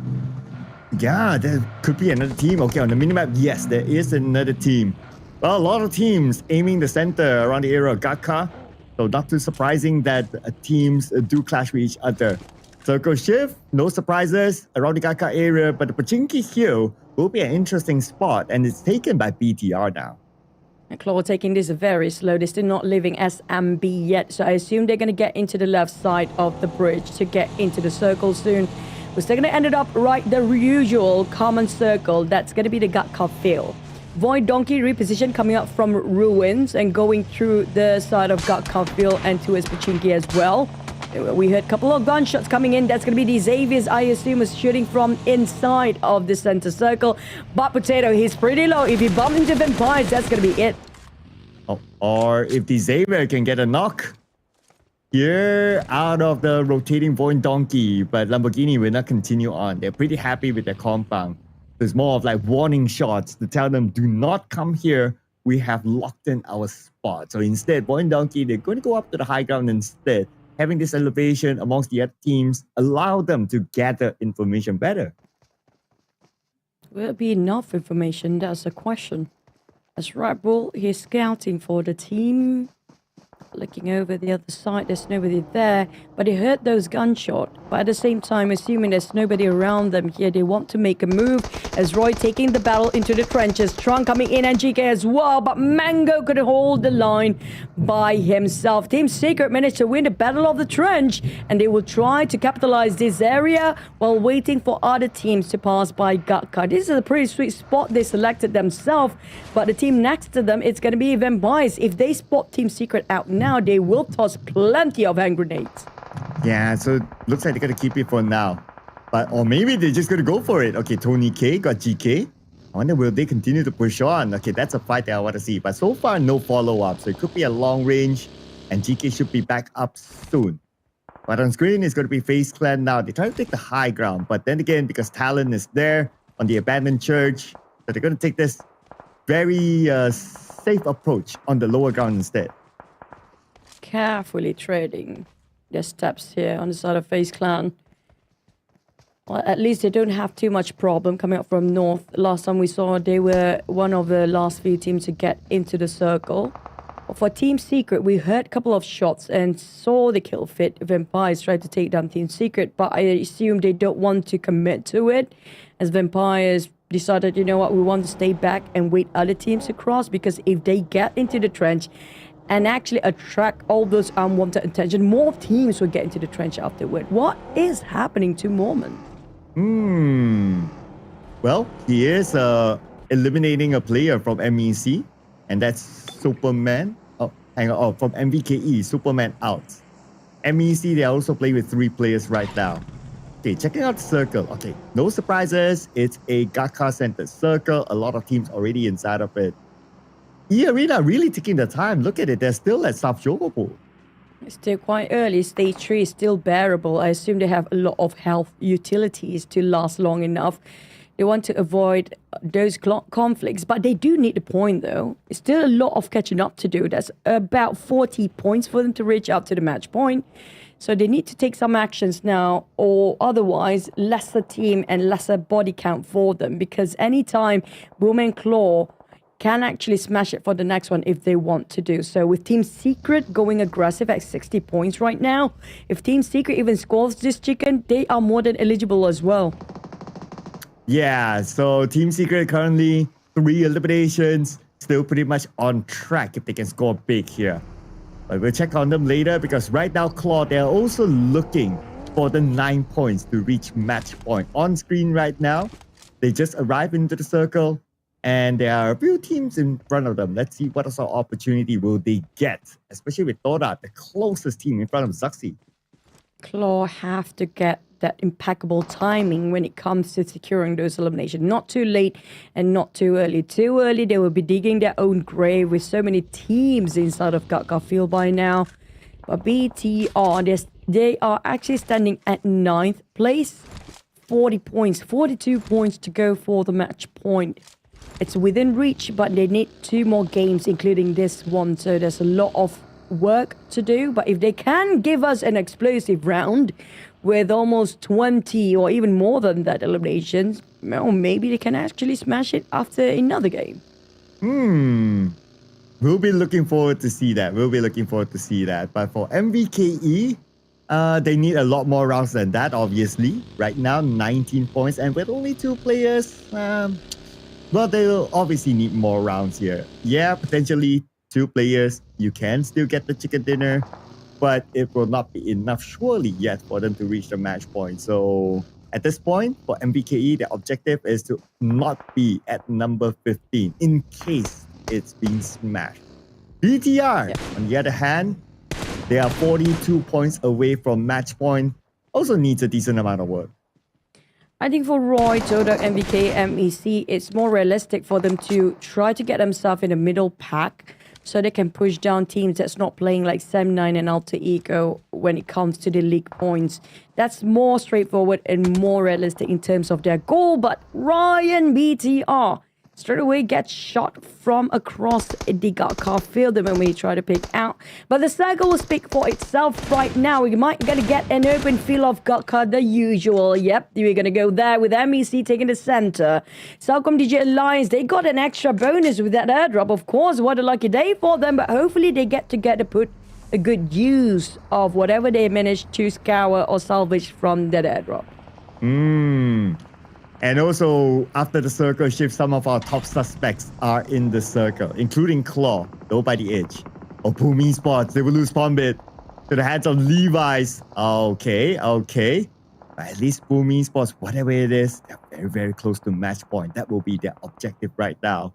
D Xavier, after doing that against Bombit, now they're going to receive the end of that nade from Boyjo. That was a big one to it's one of their main fragger player, but Paragin did clutch with that one out. Double down by Paragin and Levi. And that was big.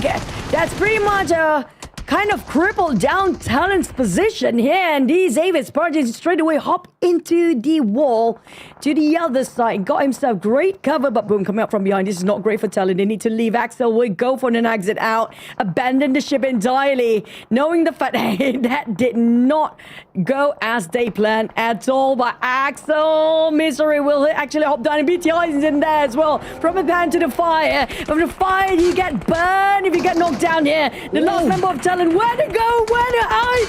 It's such an over space, and that's just it. Oh, he's still alive, and he's gone.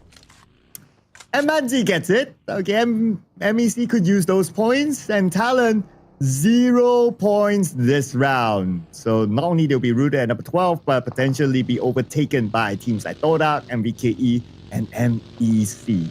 So 13 teams more to go. So Boom Esports right now circling around. They're looking for a spot to be at, and at the same time, opportunity to maybe try to find those 2 elimination points with teams around them. And it's going to be Team Secret. Oh, this is interesting. Boom and Team Secret. 2 points, still not secured by Boom. Team Secret, they need more points than Boom right now. Boom, they need that match point. That 2 points seems remarkably hard, despite it's just 2 points. But feels like a very tall order with the current state of the circle. So many teams around here. BTR start to take it on MEC and finish it off straight away. That's a clean execution. But eArena moment greeted warmly by a lot of teams. Team Secret, it might get sandwiched between the Xaviers and none other than eArena coming up from the back. But there was a fast swing coming up from Trump. And here is Team Secret, already 4 elimination points, looking for more. But on screen is going to be Sakura winning the 1v1 against Dins. But from the side, it was another team, another player that took out Sakura on the elimination bit. Oh, it's Wooty that took out Sakura. eArena out. eArena, they got splitted by force just now for the formations broken the moment they run into Team Secret and Vampire Snoozy. Chipped down slowly but surely by the Blue Zone and Mastery taking the points away. Well, congratulations for the side of Boom. They managed to secure the match point. I mean, they are A-OK right now. And Mastery, can he actually push slightly more for the numbers? Because Claw still have 4 players here. If these 2 teams manage to secure that match point in this map, then it's gonna be a lot of a struggle later. But, well, at least they reach out their mission here for the side of Boom before they went down. Yeah, Boom Esports, they have done enough. So this round, except for a side quest of like just trying to take out the closest teams, they'll be waiting for the next match to see if they can smash it. Right now, Claw, Team Secret, looking for that match point. From afar, it's going to be Potato, gun down, Zeta, Fire Span, Team Secret, getting GK in the process. Zeta, with Razak, Vaxi still alive, is only Potato that needs help to get revived here. Federales giving the pressure on VOIN Donkey off angle. I don't think it will connect somehow. This seems like Bolton Brazen for his sprays and tapping from behind. Team Secret on the other hand, putting a lot at stake here with an open space. Only one rock to take cover, not even a tree nearby. But at least they got a couple of death boxes laying around in case they need to replenish their resources. But with the smokes covering them temporarily, the moment the smoke dissipates, VOIN Donkey can get a clear view. But this is going to be the battle at the rim of the circle. Whoever wins this will only wanting to squeeze to fight against a BTR from the inside. But Razak, he pops the smoke once more. Nate's dropping right across him. But that slight elevation do give VOIN Donkey some advantage. But Potato going to rush in. Running down with the help of Vaxi, GK and Frankie knock. But Razak from the back. Zeros couldn't hold it by himself. VOIN Donkey winning over Team Secret, but at least he scored 5 points, but still not the match point. Not enough yet for Team Secret, so they will need to wait. But let's see if Claw can gain elimination points out of TODAK right now. Zaxi with his DBS gameplay in the front. He will be gunned down. Now it's down to the remaining 2 members of Claw, Pepeng and Redface against TODAK. And here comes Redface with a buggy from the back. And looks like they're winning this fight against TODAK. Only Fancy left. They need to win it so bad. They need 9 points more to go for Claw. If they can secure the chicken dinner, great. It's pretty much straightforward. But if things go haywire, things didn't go as they planned, they need to secure those 9 points now. And Pepeng, he needs to go and save Boo Boo Hoo. At least they will work out as a trio despite losing Zaxi just now. CelcomDigi Alliance, were they willing to go out of their way to find the rest of Claw, or just let them recuperate for a bit? And now, with 8 teams left, Claw is starting to gain placement points as well. So 5 points in the hands of Claw at this moment. BTR will eliminate MEC, rooting them down at number 16 still. And now VOIN Donkey will back at them, this time against D Xavier in their fight to get into the circle.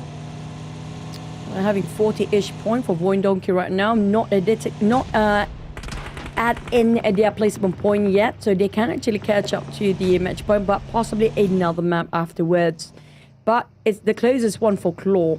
Right now, just slightly push the numbers up, and it's all about Boom versus Claw again for the next map here. But BTR Federales still alive as they lost Ryan.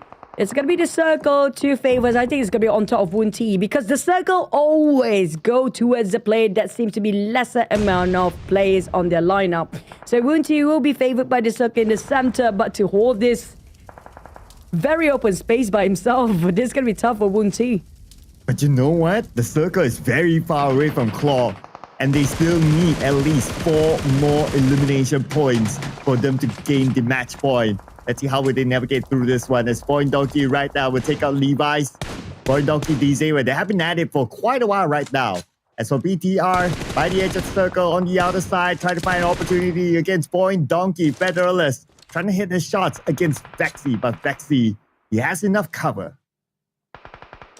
So Vexy, it can actually open fire now. Took him some time to actually trigger it out.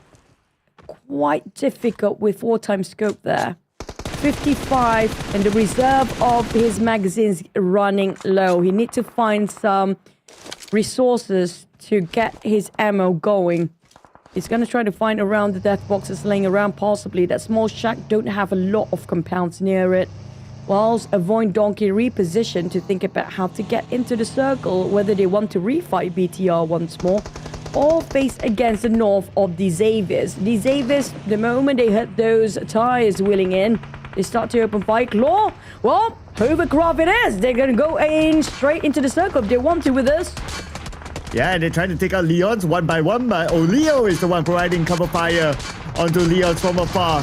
Claw now without Pepeng. Leon's is very, very low, still within the shack, but they cannot approach Leon's because the Molly is still active. The Molly providing Leon's that extra cover for him to reset himself. And here comes the rest of CelcomDigi Alliance. Bobo Ho from afar. Here comes Bobo Ho, the captain with the SOK, goes in and take out Leon's. At a big cost, they're down to 2 players, but at least some consolation on their side. They don't have all 4 men for the other team. CelcomDigi Alliance, Boo-Boo clutch it out for the team. We don't see this too often, but Boo-Boo is waking up alongside with Redface up there and Zaxi since yesterday. Now down to Pepeng. Pepeng, we gotta see the best of you as well. And with 7 elimination points for Claw together with a top 5 placement now. Claw, they have done enough to reach match points. The rest right now is going to be a bonus for them and also a side quest to try to take out the closest teams that will compete them for the match point. Now, on the northern side, we have D-Xavier still as a trio. They're at 7 elimination points. Most teams at this area in front of D-Xavier, we have at least 2 of them. Yep. Thanks to Team Secret and Vampires get wiped up early, leaving Claw and Boom the only contender for the Smash rule later on. But Nate needed replacement for his Vast. It won't last long enough. He doesn't have smokes. He does have 2 smokes and 4 hand grenade, no molly, but it will not be enough if they want to force the fight here. I'm not sure about the rest of the player coming up from these Abyss. We've seen them been taking their sweet time slowly where they stand. They don't really try to aggressively push, but won't he surprisingly, he still survived. Another solo player on the other, and it's going to be Gui of FaZe Clan. Okay, with the circle. But anytime BTR could push in, but at the same time, Claw will try to stop BTR from coming into the circle. The blue will be closing about 30 more seconds. That's where Bobo Hu will need to decide on how they're going to navigate through this one. BTR thinking about the same as well. Woon T might be the one to stop them from the inner side of the circle. While D-Xavier, they do have one representative in it. They can use him as a marker to get in. But why only focus on getting in when they can try to stop BTR as well? This is bold coming out from Gui as a solo player. Tried to tap down Parjin, but couldn't figure out the silhouette because of the smoke. It happened to be too thick for him to see through. But now he can see some view there. The rear end of the Xavier's player quite clear towards his crosshair, but the tree will make it even harder. At least he got some haystack in between, but he opens fire just now. I think he gave away his position towards Claw, who's still trying to get those points. Lamborghini take it out. Wunti, we're down to 4 teams, but none of them having a 4-man standing. BTR, at least they got the firepower alongside with the Xaviers as a trio. Now we get to see Claw. Will they be in action now? Okay, they managed to get into the circle. Focusing on the Dewey. But they can kind of stay put right now. Just wait for other teams to make their move since they're pretty clear on the southern side with enough barricades in front of them with those 2 vehicles. The pressure is now still on the BTR and also D-Xavier. How they're going to manage this phase? Well, speaking of FaZe Clan. Dewey scoping down to D-Xavier, but he's not pulling the shot yet. He's starting to be really calculative of his trigger. But I think his buggy giving away his position towards all the other team is quite a flat plane there. Everybody can know that there's somebody behind the haystack. And I think Nate T pretty much sure that there's going to be somebody there with how the buggy being parked over. And Nate T, he's trying to push the numbers up by forcing his way out towards FaZe Clan. But is it going to be worth it? Because it's too open for a space and BTR is watching from the sideline. As the circle shrink, it's going to be right in the center of everybody, and D-Xavier's got the majority of the circle of the northern side. Now all they need to do is just capitalize over this circle and wait it out with those elevations in play. I mean, this is pretty straightforward. If they can actually play this well, it's pretty much their chicken dinner. Yeah, they have the numbers amongst the other teams. The closest one is still going to be BTR, but BTR, they don't have the circle at all. They have to move forward. Better or less, he does have a smoked up vehicle, but if he chooses to use it, it's going to be quite a risk.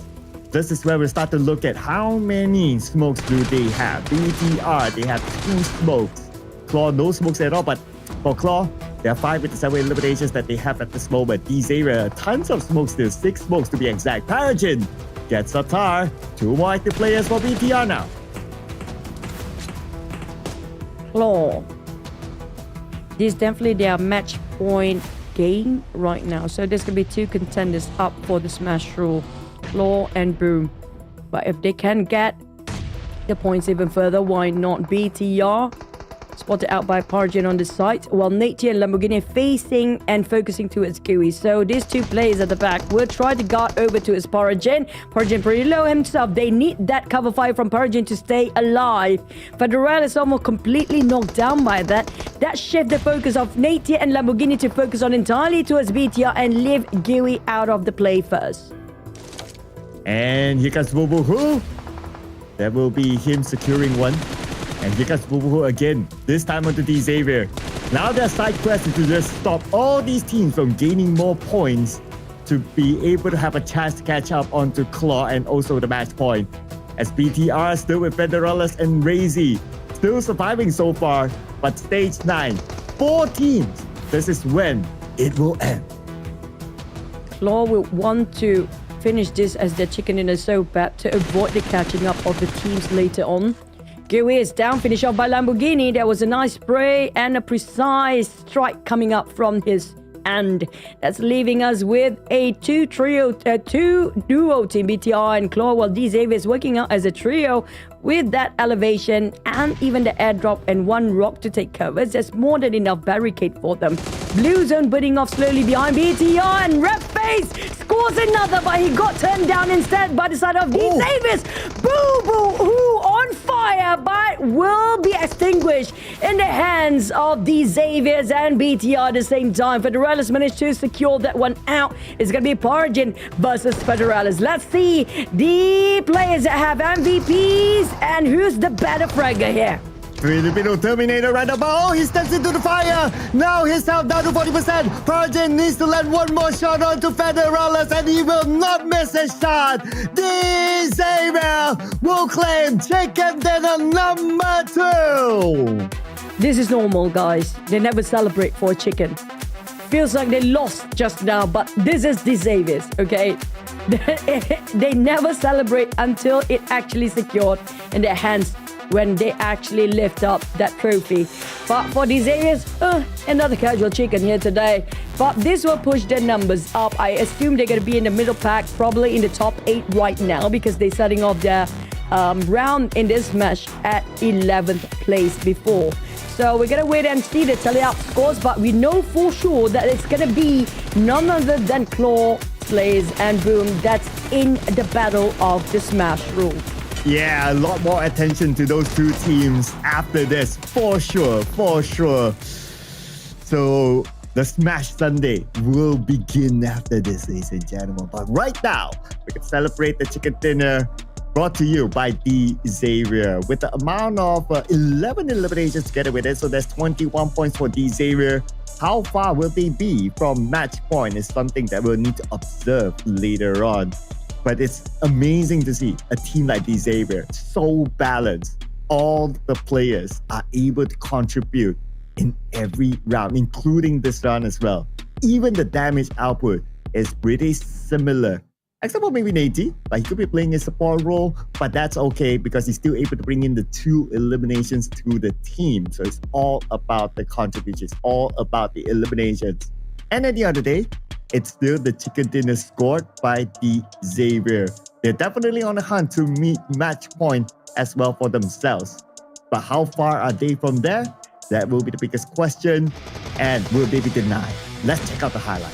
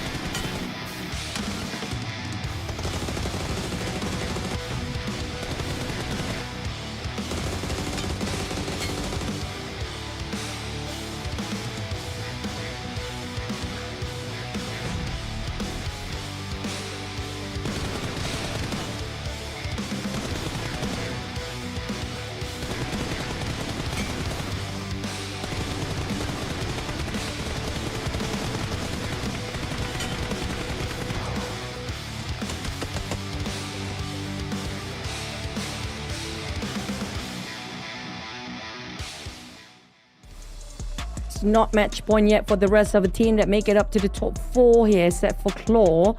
but close enough for Team Secret, who are being eliminated early. We gotta wait and see whether they can catch up to the other two teams up there. But BTR, Velenafet, Federellas, as usual, running amok in the map, trying to find everybody and everything possible to be shooting down. But for Claw, when it comes to travel distance, they got the most out of this, and also same side of VOIN Donkey. Damage-wise, these Avis they have been quiet yesterday, finally waking up today. I hope it's still doable for them to catch up back to the top 3. Yeah, so we'll need to see how close they are, right, overall. So that's something that we will observe later on once we check out the scores. But also, we got to give it to the top 4 teams. They are still trying to catch up. But the one that caught up in the MVP this round is none other than Paragen. 3 eliminations, 864 damage. But frankly speaking, overall, these area, any one of them could have been the MVP. If it's not because of the stats, because all of them, they contribute heavily to their success in this round. I agree, but oftentimes we actually see Paragen and Lamborghini taking the stand here. I want to see Levi's for one as well. But nonetheless, Paragen, he did such a sublime performance when it comes to the last one too. If DX actually won the last chicken dinner, I think he would probably going to take the seat of MVP in the last round. But 21 points will push the numbers up for D Xavier to be in the middle pack, or either to be in the top 5 or top 8. But Claw, congratulations, you're going to be smashing it or not. We're going to wait and see. Well, same goes for Boom as well. They meet their objective of securing the 2 points. So Boom is also in the running right now to smash it. Talon, the only team to not receive any points. Let's check out the official scores here. Match point is 82, so we have Claw, Boom, they have reached it. But Team Secret, they're still 20 points away. But look at these Xavier, they're catching up hard. The only team without chicken and still got plenty, the most eliminations up there, Team Secret. I feel like they deserve to have that match point for the next one because of how aggressive this season they have been. But for VOIN Donkey, a lot of team being pushed down due to how Xavier just got that chicken just now, if you can see the arrows on the left side. But for the other team like Xavier's, BTR, FaZe Clan, all the teams beneath Team Secret, they have a lot of work cutting out for them. But unfortunately, Talon, they barely score any point yet today. Twice in a row, if I'm not mistaken, they score none. Yeah, and lucky for them, teams like MVKE, Roy, TODAK, MEC not able to catch up to them yet. But the point difference between 13, 14, and 15 and 12 is only 4 points. So there is a high chance if they don't do well again in the next round, they could be pushed down even further. So that is something definitely that Talon does not want, because now there is a risk of it ending. If they get pushed down further, and if it ends because it's smashed, then they'll be locked in at the end. Yeah, especially for MEC TODAK. They need to push the numbers up. They didn't gain so much their first Super Weekend. If the rest of the team, especially like Team Secret, it seems like they are under the spotlight right now. They're definitely going to get a lot of points when it comes to this week 2 Super Weekend. That will majorly affect the entirety of the overall rankings of points to get into the grand finals. So teams at the very bottom are not safe at all. I wouldn't worry too much for BIGETRON because right now they're doing pretty okay. So with 1 point last week, adding into this week couple of points, I think they are pretty safe as long as they maintain their position and rankings, but not so much for TODAK and MNC.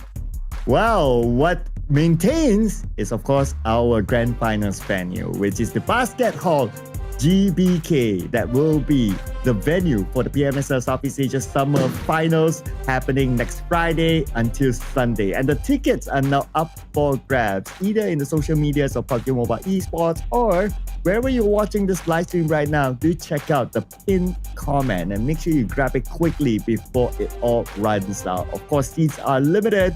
You don't want to miss out on the opportunity. Grab it right now in the pinned comment.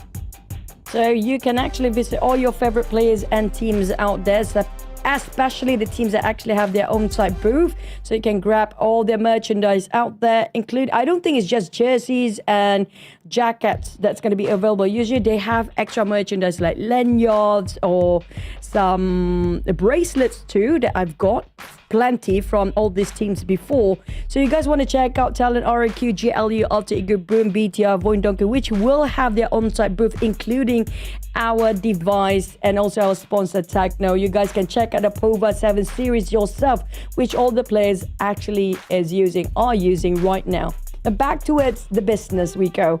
Can they smash it? Ooh, okay. 2 teams can smash it. And so here will be a switch of strategy, right, for these 2 teams, because it doesn't matter anymore on their amount of eliminations or about the placements do matter because they need the chicken dinner. But for the most part, not about the eliminations anymore. So if we look at the trend on how teams that have reached the match point last week, how they play is that they start to play a little bit more passive. As long as they reach the final circle, that's where they will start to gun teams and try to smash the elimination point and get the smash rule in. So I believe that will be the strategy for these 2 teams after this. That seems to be the safest route to go down, yes, but at the same time, it will be a shift of mentality of the players that can actually smash this next map. Now, if they want to go for a hide spot and they want to wait it out, usually they did not or try to avoid as much conflict as possible. That's where when you try so hard to avoid those things to happen, it will happen more often than you expect it to be. That's always going to be the case when it comes to Smash Rule Week or Smash Rule Day. So it's either they're going to play their usual self, which feels more relaxing for them and not having too much overthinking process to get what they really want, which is going to be the chicken dinner.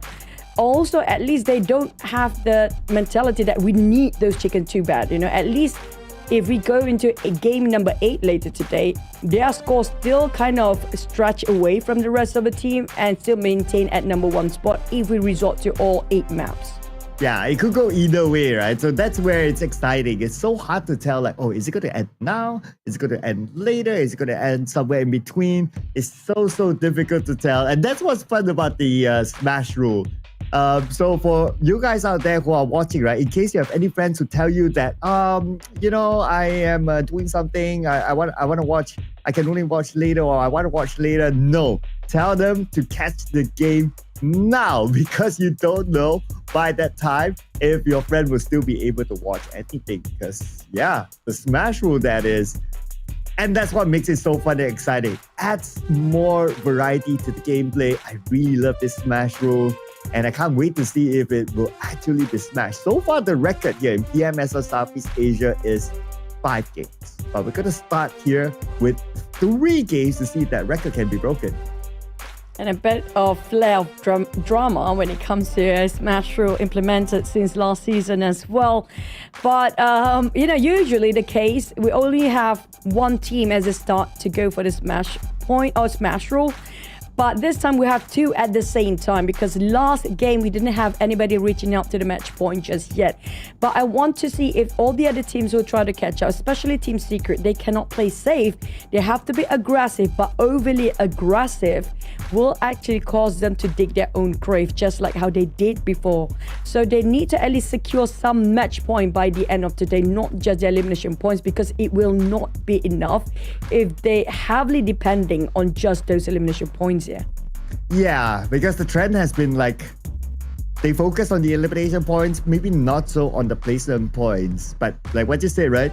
Because now we already have like 2 teams at match point, they will need to find that balance, or ideally like both goes up. Then of course that's the ideal situation for teams like Team Secret, to be able to enable them to be part of the match point team if we do have the following round. Now, there's so many ifs right now just because of how this Smash Rule works. So Team Secret, they probably need to find a switch of strategy here, how they're going to overcome that. I don't want them to switch themselves into something that's trying to balance. Maybe just try to clear things faster, because that's always going to be the issue for Team Secret. I realize they love to fight, but the problem is they've been dealing with the fight quite an extended time. So there's another team passing by and shoot them from behind. That's always going to be the case for Team Secret so far. So all they need to do is just go more aggressive. I mean, that's just my perspective. But when it comes to team to focus, I'm going to focus on the teams at the bottom too. eArena, we saw a bit of glimpse points when it comes to the first map today. Well, the Xaviers did just score. I think we both have two teams very similar here, except for you, it's going to be GLU. GLU, it's been a roller coaster ride for them today. Yeah, up and down. Yesterday they did okay, but today, yeah, they did score a few points here and there, but we haven't saw the best of the Dragon Rangers yet. So now with two teams again enabled to smash it, so they need to really catch up on the points in case the position is locked in. But same goes for a lot of other teams as well. So that will be the narrative starting for this round onwards. But we're also looking at the Xavier as well. After that chicken dinner, they scored that amount of points. Who knows, they could be the surprise team.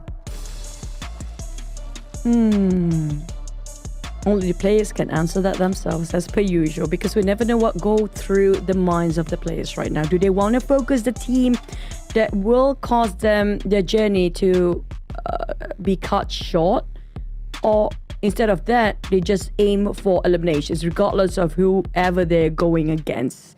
But there's a lot of Xavier's player when it comes to last match damage. Well, that's pretty straightforward directly because of them getting those chicken. Red Face, I think he was trying to do something, but Zuxi's not getting, not cutting out for it. It's just like, focus the game, guys. We need the chicken here right now, right today. But I love the fact that Boo is stepping up the game for the side of Claw. Today has been impeccable performance on Boo side. Oh yeah, that's what we call leading by example, right? Like the IGL, like telling his teammates like, you guys can't frag, okay? How come you guys not?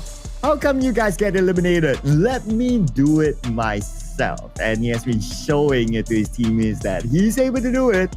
And because of his performance, now they are at match point. But to score the chicken dinner, everybody has to function after this. And maybe that's why, like, Zuxi is like, focus, guys. Focus. Red Face, don't play with my mic. You focus too. Because we need to smash it now. I beg to differ in that terms, because I feel like Red Face is actually the one that brings the momentum, that brought a huge one for Claw since yesterday after he almost solo carried the team. Now, it might be a bit harsh here, but that was the case there. That exactly that happened yesterday. And after that, they realized, hey, we've been playing it too safe. They don't have analysts, they don't have coach. They have only their raw instinct and just game sense to go through the entirety of the journey for this season. So the moment Red Face pulled the trigger and just go running amok in the game, I think that's where Zuxi like, hey, I should be the one that leading this one. And I think my friend just slapped me a reality slap in the face, and Boo who realized that he needs to do something else as well. So that's only one more player, Pepeng, that we're hoping for him. I don't know if it's Pepeng or Chipeng will play, but that fourth player is so crucial for Claw to secure this chicken dinner. Also, since we're talking about like players, right, now that we have a glimpse of BTR, looks like Ryan is going to continue to play. And yeah, they're going to stick with this lineup for this round at least and see what BTR can come up with. As for our Dragon Rangers, okay, they're going to play without Hexas for this round. And they need to have an elevated performance at this time. So let's see what sort of performance will they come up with. Because again, who knows? It's maybe the last round? Maybe? I mean, there's so many maybes here. The Xavier. Wait. Did Lamborghini just smile? Somebody screenshot that. Yeah, it's a rare sight, guys. That's like a mythical creature. Finally, we get to see on screen. That's just how rare it is to see a bit of a smile at the end of that for Lamborghini, because they just got the last chicken dinner. But can they score a back-to-back? Let's hop into our next wrangle here. Will they smash it, or will they actually, well, end it up early?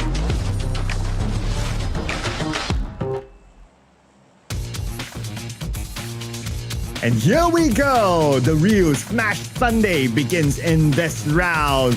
All eyes onto Boom Esports and Claw's players as we head on to the Irango match. The flight path looks like it's going to be a southern one. We're going to start off from the left side of the quarry all the way to Novo. So for teams who want to go to the north, they need to drop somewhere in between, grab a vehicle, and head to their regular drop spot. As for Vampire Esports, very adaptive to the flight path as always. Primos will be their destination. They're going to make a quick drop into it. I'm looking for Northern Circle right now, not gonna lie. Then everybody will try to move into one direction and one direction only. If that's the case, Rosshawk, Ruins and School gonna be rowdy in the first few stages. But it's all down to that 5% of luck to wait the circle to pop out. So far, no hot drops yet. Nobody being shot while they try to glide down from their parachute. So at least that's good news. We've seen that happen before. It's painful to watch. I'm looking at Parajin dropping very close to GLU in Gatka, just next to them. Okay, but he should keep a good distance there. I guess he just wants to go for a vehicle. Circle is going to be on the right side, center around mansion. But we're going to see a first knock and first blood very early on in bombing. Boom! Somebody's trying to deny them.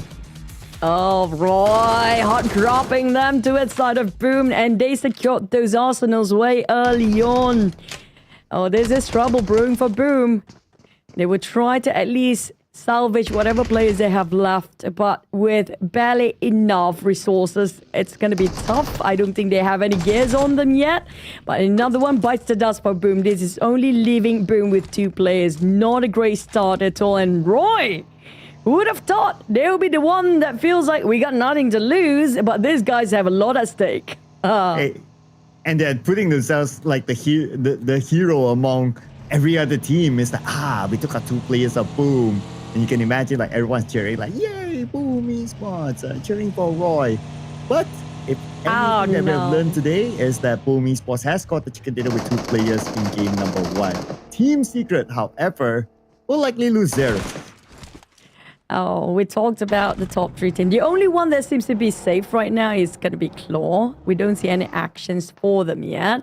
Team Secret, will they lose another member early? Oh boy, make it 2 now. They are in the same boat as Boom. This is not what they hoped for, but at least FaZe Clan running away and parting ways, disengaged, but Sharper made a U-turn to finish off round. There you go, a splat it is! A brutal way to go, and Team Secret, GK got nothing to work with, and Chuke is the one that finished off Boom players inside of this building.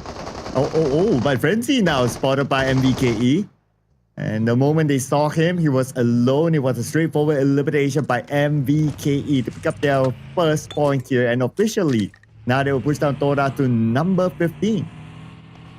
Now, they are a different mindset. There's actually one more mindset that we have to focus on for the teams actually not getting those match point yet. So they will try to gain as much point in case this is going to be their last map. They want to end up in a better ranking position for the extra point. So they will try to go as aggressive as they can be to make sure they have that slight bump, a better point for the grand finals. Yep, that's going to be one as well, because we also need to remember that the starting points in the grand finals will be determined by their overall placement points after collecting the points from the Super Weekend. So that's something for teams to think of as well. Just like how TODAK, they think about bringing in a new player here in order to hope that their destiny will be changed. GLU crossing over, Xbox is in, Hexas out. We're going to wait to see whether this actually gives them a different approach or even a different outcome. I'm hoping it's going to be a Starburst Circle. It's been a while we actually have Starburst Circle this week. If we still have a game. Well, TALON still has this game, obviously, and they're going to bring in Linux into the lineup. They need to change their fate after that 0-point round from the previous game. So let's see if this will bring them any dividends. At this moment, I'm just looking at the gap between TALON and GLU. They have a 15-point gap, which is quite significant for them to climb up into the first half. So TALON, they really need to work things out now. Yeah, twice in a row they ended up with nothing. They kind of stuck down there at 12th place. Roy, on the other hand, I want to see how crazy can that get in this round. It feels like they will shoot everything that moves inside, and feels like they're going for a hunt right now.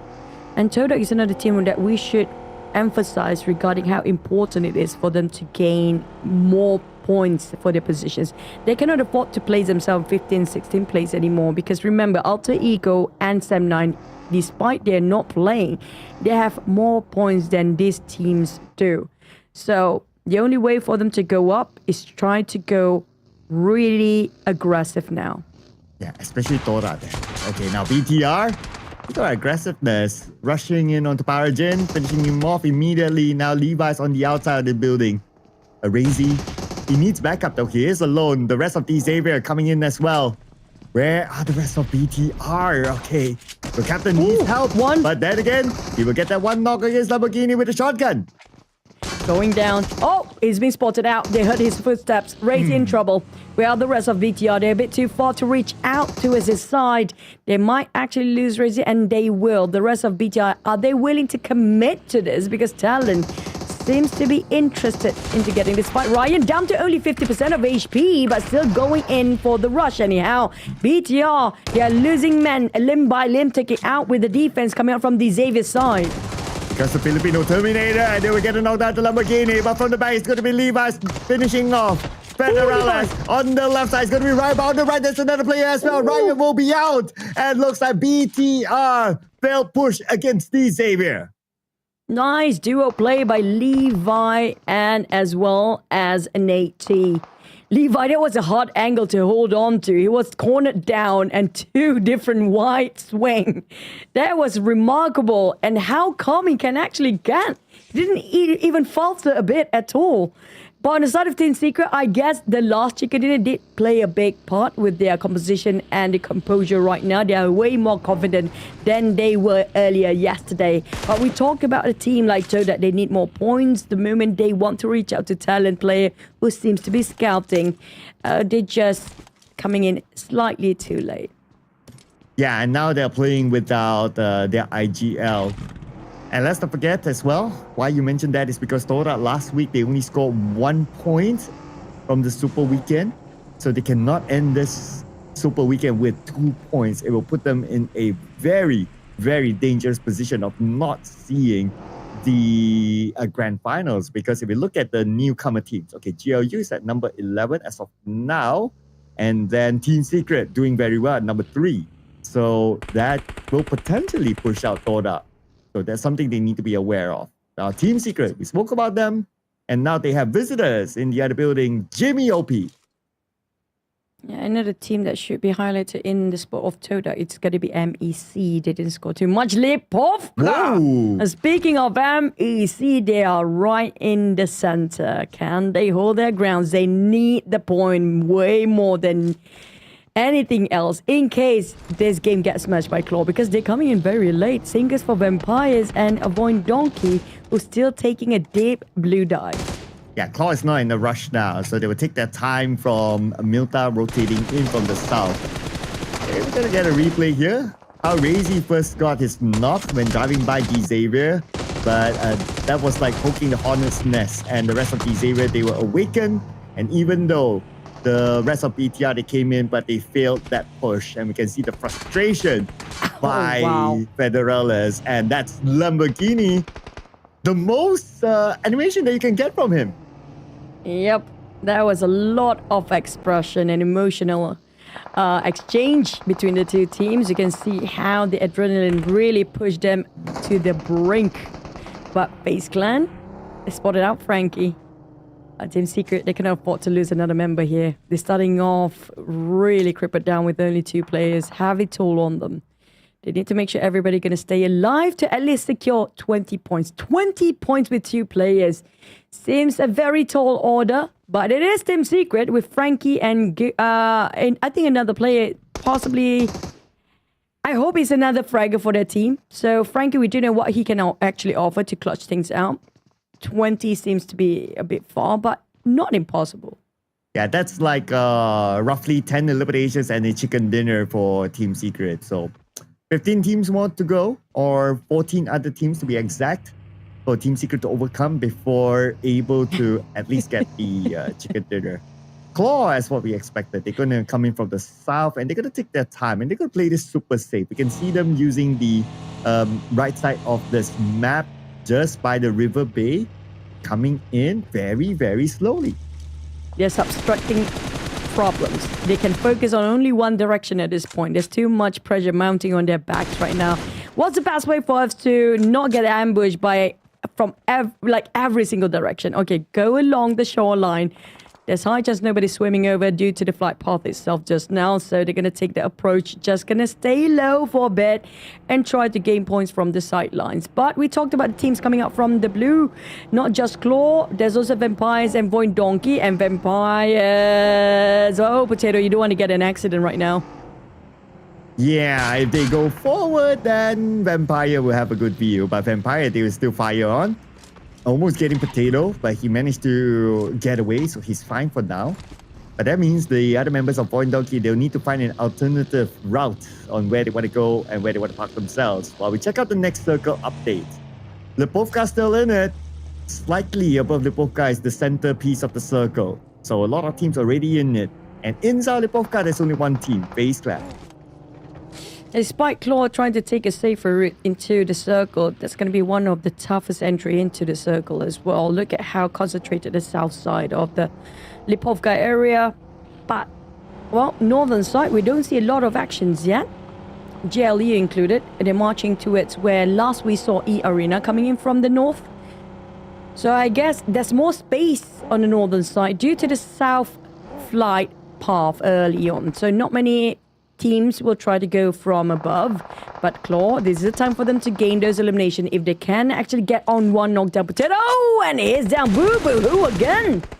Ooh, getting the IGL of VOIN Donkey. And now the Potato, Vexy went down. Okay, 2 players of VOIN Donkey out. And 2 left right now as they approach the circle. Claw, that's a bonus for them. A big one. Big fat bonus for them. Now, last we saw tailing VOIN Donkey was Vampires, but I don't know if they still tail it out or just going to play in the inside of a circle and gatekeeping the other side of a circle in case anybody coming in late. But last we saw this 3 team is actually the latest one coming into the safe zone. Mormon is right on top of Razak. We saw VOIN Donkey, how they would try to migrate and get pinned down by Claw from the sidelines. There's also Team Secret. Oh boy, this is not great for VOIN, but Team Secret, at least they're a bit occupied against Boom, who's down to 2 players. Yeah, Team Secret in the middle of like 3 different teams. Okay. Boom Esports, they have a compound. So I don't expect like teams to really crash in unless necessary. So they will stay put here, use the compound as the fortress. We're back on the Claw, a highlight team at this round. Slowly getting into the circle, but next, another heavy hitter in front of them, Vampire Esports. They should be worried about Tony K. He's getting the position of an off angle. And Tony K don't miss with his long range shots. So Saxi, I think, is aware. Is waiting for the vehicles to stop for the sounds. The cue of the sound will give them a general idea whether Vampires will want to commit the fight or not. But since the vehicle's not stopping any time, so I assume they are okay for now. But Claw slowly crawling into the circle. I hope nobody will take them as a target. They still have a 4, by the way. They need to wait it out. After, I think this is one of the most quiet stage 3 across week number 2 so far. Yeah, because the teams, especially the top ones, right? They're starting to like, okay, let's chill a bit because our objectives have changed now. Just like how the circle will change, it will go to the middle. So Boom Esports is still there. Okay, let's not forget about the potential of Boom Esports and Claw because they played really, really slow from the southern side. The circle will continue to shift away from them, but you can see Claw's position. Look at where Pepeng is at. Like he's just hugging the seaside, the shoreline right now. Maybe that could be their route from the right side shoreline in. Yeah, he's trying to steer clear in case they want to take that small compounds nearby the shoreline, but there's no way that circle is there. So your Vampires, despite of chasing their tails hard behind closely, they were trying to choke the rest of Claw from getting into by, denying their entrance. But Vikings, Superman got surprised, and Team Secret Despite having only 2 players, they are in trouble. Oh boy, that small shot. Well, last one, they defended so well. How? How did that just happen? There was an entire crew of Vikings going against 2 players of Team Secret. Yeah, and Frankie only had like, what, 1% health? And they defended it. Wow. Beautifully done by Team Secret, and now they scored the 2 points. Okay, so now Claw will face their first challenger, first real challenger, CelcomDigi Alliance, who will want to stop Claw from coming in. They're the one initiating the fight this time. Oh, here comes a nade from Jimmy. Toss over to the side of Saxi, but he's just running people down. He doesn't take any shots warning here. They managed to take one out. Another one, a trade between Red FaZe. He got cleaned up quickly by GLUBLUG. Next, it's going to be Claw. How do they respond to this? It's going to be Boo taking the finishing to a side of CelcomDigi Alliance. Now there's only Olio left. On the terms of CelcomDigi Alliance, they need to find that last player to wrap things up because Vampire is creeping in. They are coming from behind. Claw, is this it? And we were down to 50% of HP. Oh boy, Vampires is here. They're taking the opportunity from behind and backstabbing Claw. This is going to go down the drain. Oh, 2 teams focusing on the Claw. Claw now only has Zaxi and Bobo Hu. They do have the hovercraft though. But they are trying to get in, but Olio will stop Zaxi from doing so. Bobo Hu is in the vehicle right now, but he has to save his teammate Zaxi. And Bobo Hu, he fires back to Olio. He will take out Olio in the process. Zaxi still on the outside. Bobo Hu, is he going to save his teammate or is he going to leave it for now? Nope. Looks like he has to leave it. He has no choice. He got no other options. There's too much at stake here for the side of Claw. Who will try to hope that it's going to be lesser people at the end and the top 4. I don't know if he can make it out alive because eArena right on top of him as well. Oh, and they hurt his vehicle. He managed to drift into a position for a good parking, by the way. But next, back to it, TODAK versus FaZe Clan. Rail is down, and Bright, what a nade on side of Red Bull. Bull's eye it is, and finish things off with a splendid spray by the rest of the team. Ooh, and TODAK is out, only 1 point collected. And this will open up the opportunity for MEC to push down TODAK. But whether you finish the day at number 16 or number 15, it's still going to be the same. It's still going to be only 1 point for the Super Weekend. So they're in a similar position right now. As for CelcomDigi Alliance, after all that fight, finally it is Vampire Esports to land the final blow, taking out CelcomDigi Alliance. And look at the circle. It favors both Boom and Claw. eArena venturing towards the north, but Sakura will not let Boo go just yet. He knows somebody's there. He's going to wait it out. Speaking of patience, Sakura is one of the most patient men in eArena lineup. Boom, that 2-player. Now they don't need those eliminations if they can smash it with 2 players. With 2 players and plenty of teams still have a 4. Like Vampires, eArena, TALON, Roy, even MEC still have plenty of firepower on their side. Now, hopefully this one of the team will cancel each other out. If that's going to be the case, it's good news for Claw or Boom. And let's see if Roy can actually make this one happen for themselves as eArena is in front. Okay, Vampire Esports, welcome to the circle. FaZe Clan in front. From afar, it's going to be Macarius pouring cover fire for Dewey to get away. And Dewey will be able to escape. He should be able to reach his compound where his teammates are at safely, and he will. Vampire Esports. Failed to get that one, but it's okay. They're in the circle. Because there's one big rock structure that will cover them temporarily. At least there's nobody coming up from behind, except for Boo, of course. Tony K spotted. Oh, they're not leaving Boo behind. They are hunting him down. eArena got knocked down by Roy from above.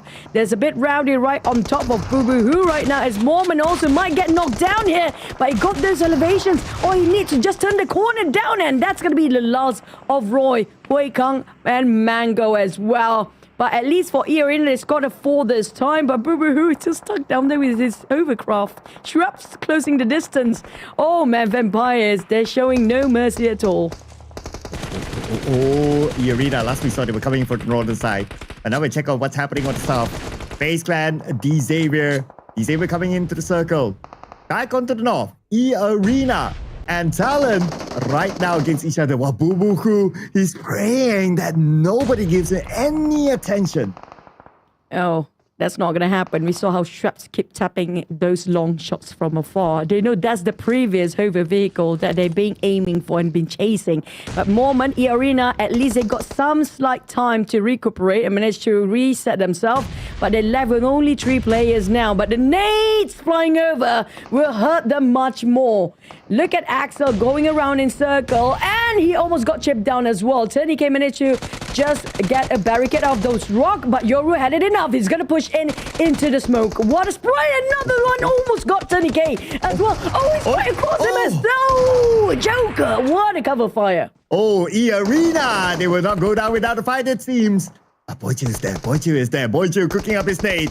Boichu ready to lob it across, and he was standing on the Joker. Joker evaded that one. Joker TECNO still all right, but Boichu still in front of them, trying to defend his ground all alone. Now all in on the Boichu, and TECNO will be the one to land that blow from the side together with Joker to finish out the final play of TALON. And now that the circle has shifted, Boom Esports do not have it, but Boo Boo who still has. eArena, they're getting themselves 8 eliminations now. These Xaviers, Amaza hoping somebody will get knocked down within the smoke with that driving skills. Lamborghini, nobody can reach out to him. There's no more smokes there. Nate trying to avoid those collision, but Kim going in straight away, pulled over. There's a bit of trade. Amaza is down as well. And Boo Boo is still holding on, and that's going to be Claw. Closing their smash down to only Boom right now. Can they do it? Okay, it's starting to be real sweaty right now for Boom. Okay, because they don't have the circle. That's going to be one. Secondly, it's going to be MEC in front. Manzi picking up his teammate Kim. And Bombay right now on foot, moving towards MEC. They try to close the gap. At the same time, the blue is closing in on the Boom Esports. And Kim will be back up. So it's going to be a 2v2 for the fight to be in the circle. Not the best case scenario for Boom. Yes, they do have those elevation at advantage, but the problem is the blue zone is just too close on their back. And a stage number 7 will hit soon. They were hoping to connect this hand grenade somehow, but Manzi got chipped down just a tiny bit, and another one down to 50% of HP. They have to reposition themselves while trying to get onto the left side of the circle, still playing those elevations and trying to find at least a way out of the blue zone first in this case of Boom, because their survivability is their main priority right now. Yeah, and looks like FaZe Clan actually did Boom Esports a favor by knocking out Manzi. Boom Esports, their objective right now is just to survive. Manzi eliminated by Boom. Still, Pombit still gets that one at the end of the day, and they will rotate from the north into the circle. Boom Esports now in the circle, but within the circle now we have FaZe Clan. Very close to them, just next to them, in fact, is Vampire Esports. Who still have a full roster, very healthy Vampires. There is FaZe Clan. If they manage to chip a couple of players of Vampires down, that give so much advantage for Boom to wrap the chicken around for this map. But it's not going to be easy task for Boom's side.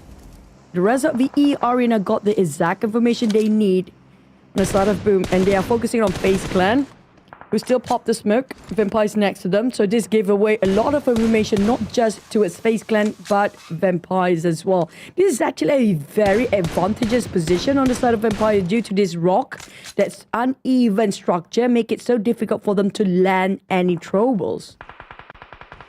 Yeah, so they'll be banking on like playing it super duper safe right now. But oh no! The circle will go away. Okay, Kim gets pawn bit, but pawn bit. Okay, there's still misery there. Can they get it? Oh, Mastery eliminated. Looks like the game will continue, ladies and gentlemen. Now, it's a matter of who will score this chicken dinner. Odds are with Vampires right now to get the most man and manage to secure 4 eliminations despite they've been engaging with all this crossfire continuously.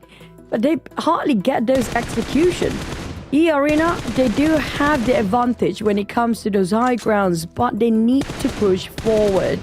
Vampires in the center of it, and it's an awkward angle, a very steep, I would say a very steep slope for them to actually just get down, but can they actually get it safe? FaZe Clan giving the pressure on towards the side of eArena, and Vampires are aiming eArena too, so the one that actually having in trouble is going to be eArena right now. Yeah, they have the toughest position so far, especially with Mela looking down at them. Okay, Mela spraying eArena. They don't have that space yet, but they could be distracted by FaZe Clan because right now FaZe Clan in the circle, trying to close the gap between themselves and Vampire Esports. And if this fight erupts, then eArena would have the opportunity to go in. Now Vampires, they will make the initial move to reposition just to broaden up their space so they have plenty of ground. While FaZe Clan, there's barely enough cover. eArena still being pressured by Newsy. Shrubs down to 30% of HP. He need to re-heal himself. I think he's still using the bandages. The fact that none of these teams willing to take a first step forward. But GUI start to push towards the Vampires. They're not waiting any more time. He's spotted out 30k. He's down on the ground, executed as well, leaving Vampires down to 3. And eArena, no focus on them for now. This is a great opportunity for them to be at that party with Red Bull taking the Mela big nade. Oh, that's one nade. But FaZe Clan, they respond with more nades onto Mela, hoping to land it onto him. But Mela not connected by those nades. Still within the middle of the circle. eArena now. That was the fight that they're hoping for to erupt. And now eArena has a little bit more space to play with. And eArena is shooting down to FaZe Clan as well. Now nade after nade being lobbed across, including Red Bull's nade onto Schweppes. But it will not connect at all. FaZe Clan, at least they're within the circle. They can still hold on to this stage 8 soon. The smokes will buy Vampires some time while News is dealing with eArena players, 10k and Joker. They got some elevations there. And News is the only one that holding against eArena by himself right now, while the rest of Vampires have to deal with FaZe Clan. But 10k decided to slowly push in. And Straps hoping to actually give some cover fire, but they are here. 10k versus Newsy. And it's going to be a shotgun versus a shotgun. And he managed to actually abuse the use of the structure, but unfortunately the cover fire coming in a bit late, but still a good trade coming from eArena and Vampires. But FaZe Clan, the odds going towards their side. Red Bull was still those point away. Macari's as well. Mike spotted out. Joker is running towards 10k. Vampires, slowly their members are taken out one by one by FaZe Clan. All-time finale, here we go. FaZe Clan closing the gap between themselves and Vampire Esports. Schwartz will be playing without Newsy. Here comes Macari's with the DBS gameplay. And Vampire Esports out. Now it's between FaZe Clan and eArena. And it's only Joker left for eArena. 30k is just too far away. And with this molly, they will burn down Joker. FaZe Clan will take home chicken dinner number 3.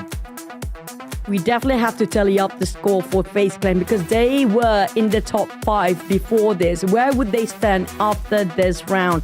Will the elimination points be enough for them to push in the top 3? But I am 100% sure for the fact it's still not enough for their match point. Yeah, it's very likely to still not be enough. They will still need a few more rounds, perhaps, or maybe at least one more round, in which we'll need to look at the overall scores later. Potentially, it could still be the 2 teams that have the match point. So that's something for us to take note of and calculate it later. Now, looking at the final blow, it could have gone either way because it depends on who shoots who first. But it so happened that eArena FaZe Clan focusing onto Vampire Esports, who's in the middle of the 2 teams. And once they're out, it became FaZe Clan versus eArena. But because FaZe Clan had the numbers, the rest was history.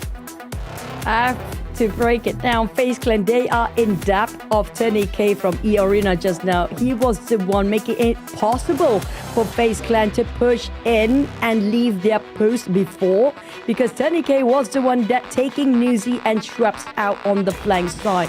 With those 2 out, that's pretty much giving so much opening for FaZe Clan to push forward. And this is going to be a big blow if Claw and Boom cannot score the smash in the next one, because FaZe Clan, it's so close for them to reach out to the match point, and it's within their reach when it comes to the next map. 11 eliminations for FaZe Clan. That's 21 points. So let's check out the highlights where FaZe Clan scored the chicken.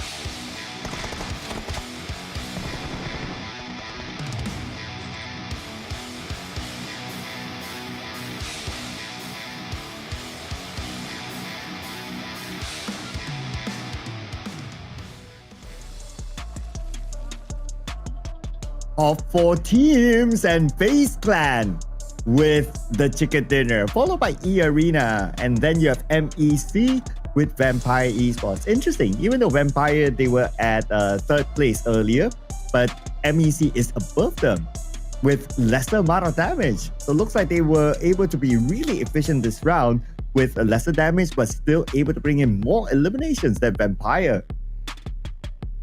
Other than MEC, who was actually one of the bottom teams, but the middle pack has spoken out for themselves. FaZe Clan, eArena, and Vampires. These are going to be the top 8 teams that will try to push their overall rankings later in the top 2 or top 3. Now, like I mentioned, if Claw and Boom cannot score the smash in the next one, there's going to be them, you know, falling off into pieces, because knowing the fact that this guy's gonna catch up now. But we have to give it to Red Bull. His nades just now was sublime. The way he timed and his position to actually get those off angle, that was remarkable. 957 damage and 7 eliminations. I mean, we do know what this guy has to offer, but at the very critical moment, FaZe Clan need him to actually stand out. He delivers. Oh yeah, absolutely right. The latest transfer into FaZe Clan from Austria, Thailand, still able to put in a performance even though he changed his jersey over with a few new teammates, and Red Bull will still be Red Bull as the MVP this round. Now, the points. So FaZe Clan, we know it's 21 points, that's cool. eArena, 14 points. MEC, they scored 8 eliminations, so that's 12 points. Vampire Esports, only 5. 10 points. That's the double digit. Now, will there be any other new team to be in the match point? I don't think so, since Team Secret only scored 7 points. But these guys, the top 3 teams in this match rankings right now, can turn the tide over, like I mentioned before, because unfortunately, the teams at the very top are being eliminated without scoring the chicken. It's no more about those eliminations here. But GLU, they need to push the numbers, because we do know this is their first ever Super Weekend. If they ended up with only 1 point by end of today, while MEC start to catch up here, it's going to be tough for them to get into the grand finals. Yeah, so they still need to maintain a sort of pace, right? But where it matters is the overalls. Okay, so officially, it's still Claw and Boom Esports that is at match point. FaZe Clan, they are 9 points away from meeting match point, so they are kind of close. Team Secret, 13 points to reach match points, and then you have D-Xavier onwards. Even though D-Xavier has 2 chicken dinners, but 62 points. Interesting. I guess that's because of like yesterday, their first few rounds, they scored a 0. That's why they are not at match point yet. If only they did that, but that was obviously in the past. Right now, it's about looking forward for D-Xavier to see if they can do it before it's smashed. 58 eliminations on Team Secret. My God, there's no stopping these guys. They don't care about their positions at all. TODAK and the Vikings, Roy as well. Roy is so disruptive for the top teams up there. They've been messing with their heads early on. We saw how they just intercept or intervene when it comes to Boom, and as well as the other teams like Claw early on, especially Boom, of course. They gotta hate this guy right now, and I feel bad for Boo-Hoo. He's trying to run away so fast, but that hovercraft is pretty too obvious. Vampires know what they're chasing for. But what you guys should be chasing for right now is getting those free tickets. It's already pinned in the comment section or the chat section. All you need to do is just click it, grab your own free ticket, which is today, and make sure you guys can get a slot into the basket hall GBK at Jakarta to witness yourself the moment that you get to see the players and the champions of this season to lift that trophy up. And also who will be in the top 3 to the PMWC. And you also will be able to get PR of VOIN, a donkey. And also, not to forget our official sponsor for the season, TECNO, in which you can join in on fun activities hosted by them. And you stand a chance to win team merchandise while checking out the TECNO phone there itself. And while you're at it, you can also snap a photo with your favorite team or players that will make an appearance at the TECNO booth. So make sure you check out the on-site booths while you're at the grand final site. Now, one last shot for Claw and Boom to score that smash rule. If they cannot score for the next one, we have we have so much contenders in the fifth match later on. But to wait what's gonna happen in the fourth match later, you guys gonna have to take a break for a bit because you need to get your popcorns ready, because we're gonna head into the break and see you guys in a couple of minutes.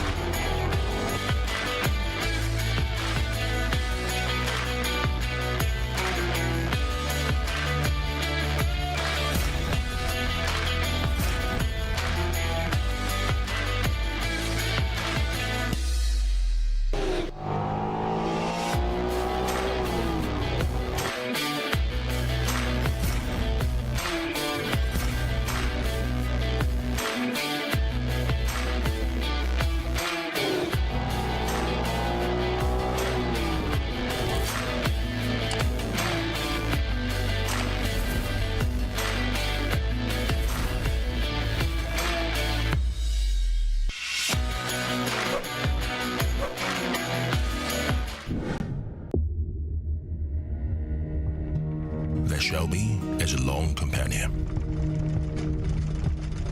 It will never betray, never turn back. It is unlike anything else in this world. Some people rely on their brothers, some rely on their luck. But relentless few only believe in the steel beast.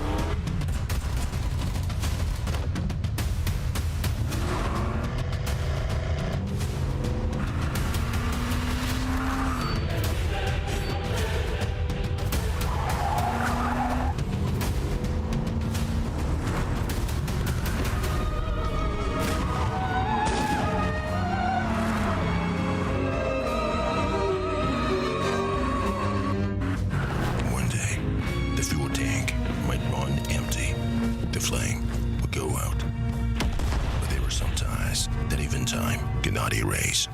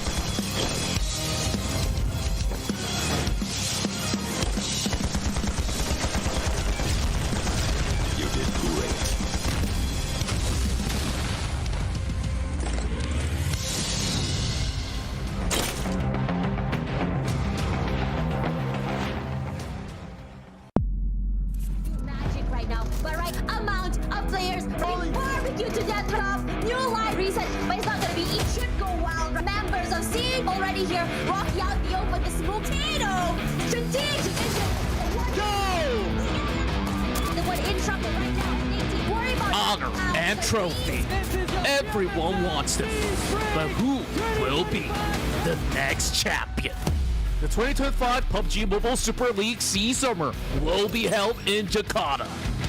24 teams, including the 16 directly invited teams, and 8 teams advanced from the PNMC will compete fiercely from June 4th to June 22nd for this proud championship and a total prize pool of $200,000 US. In week 1, we will have the 3-day group stage. The 24 teams will be randomly divided into groups A, B, and C, and they will take turns to compete. The top 16 teams in the group stage will advance to that week's Super Weekend. Smash rule for Super Weekend. The 16 teams will play 2 days matches. At the end of day 1, the top performing team's total points will be used to set a match point target, which was top 1's team's points plus 10 points. The teams must first reach match point and then win a winner-winner chicken dinner in a subsequent match to end the day. If after 8 matches of day 2 still no team achieved this requirement, then the match will end as well, and the team will be based on the points ranking to set the weekly ranking. In week 2, the rules are identical to week 1, but during the group stage, teams will be regrouped based on the last week's ranking. After the 2 weeks matches, teams will receive league ranking points from Super Weekend ranking. The top 16 teams will advance to the grand finals. League stage ranking points will be carried over to the playoffs as a head start bonus. In the grand finals, we will be playing 3 days matches, still following Smash Rule. If no teams have completed the Smash rules after 6 games on day 3, the final ranking will be determined based on the team's points ranking. After that, we will award the champion of PMSL SEA Summer. We will compete in Erangel, Miramar, and Sanha. Teams will need to seize every opportunity to challenge again for honor. Get ready to welcome the new king.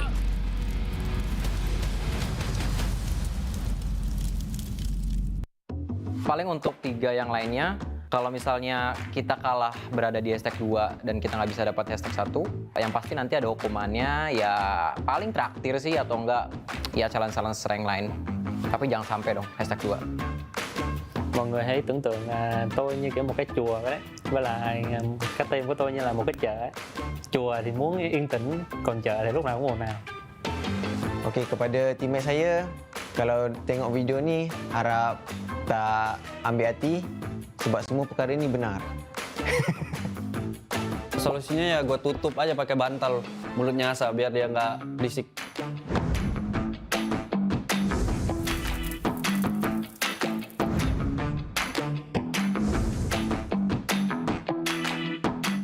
Ngenokin teman sendiri sih, itu ada bisa pakai bom, bisa pakai bensin, itu sering terjadi dulu di zaman-zaman RA. Nah kalau di zaman-zaman itu kita sering ngemoli teman kita sendiri, itu sering terjadi dan tapi kita ya ngebawa itu jadi lucu aja sih. Điều ngớ ngẩn nhất cả đội từng làm chắc là những one net và những quân lửa, tại vì thay vì chúng tôi chọi vào địch thì chúng tôi chọi vào nhau. Diorang selalu tinggalkan saya seorang, saya rest seorang, diorang memang lembab gila. Wah, kalau itu gue pernah sih, waktu itu nge-push kompon, terus si Asa ngebom diri gue, bukan ngebom musuhnya, jadi malah friendly fire. Ah, parah sih dia. Satu pemain yang aku bakalan pilih itu, aku bisa bilang Leon DZ, karena Leon DZ itu selain dari pengalaman dan juga skillnya dari tahun ke tahun itu udah cukup oke, dan jujur dari diri aku sendiri itu aku penasaran main sama dia, makanya aku pilih Leon DZ. Cho em tuyển cả 3 người luôn được không?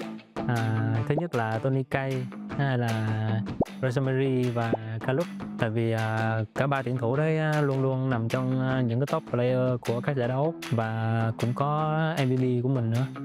Saya akan ambil TODAK sebab dia punya backup laju and then sharp shooter.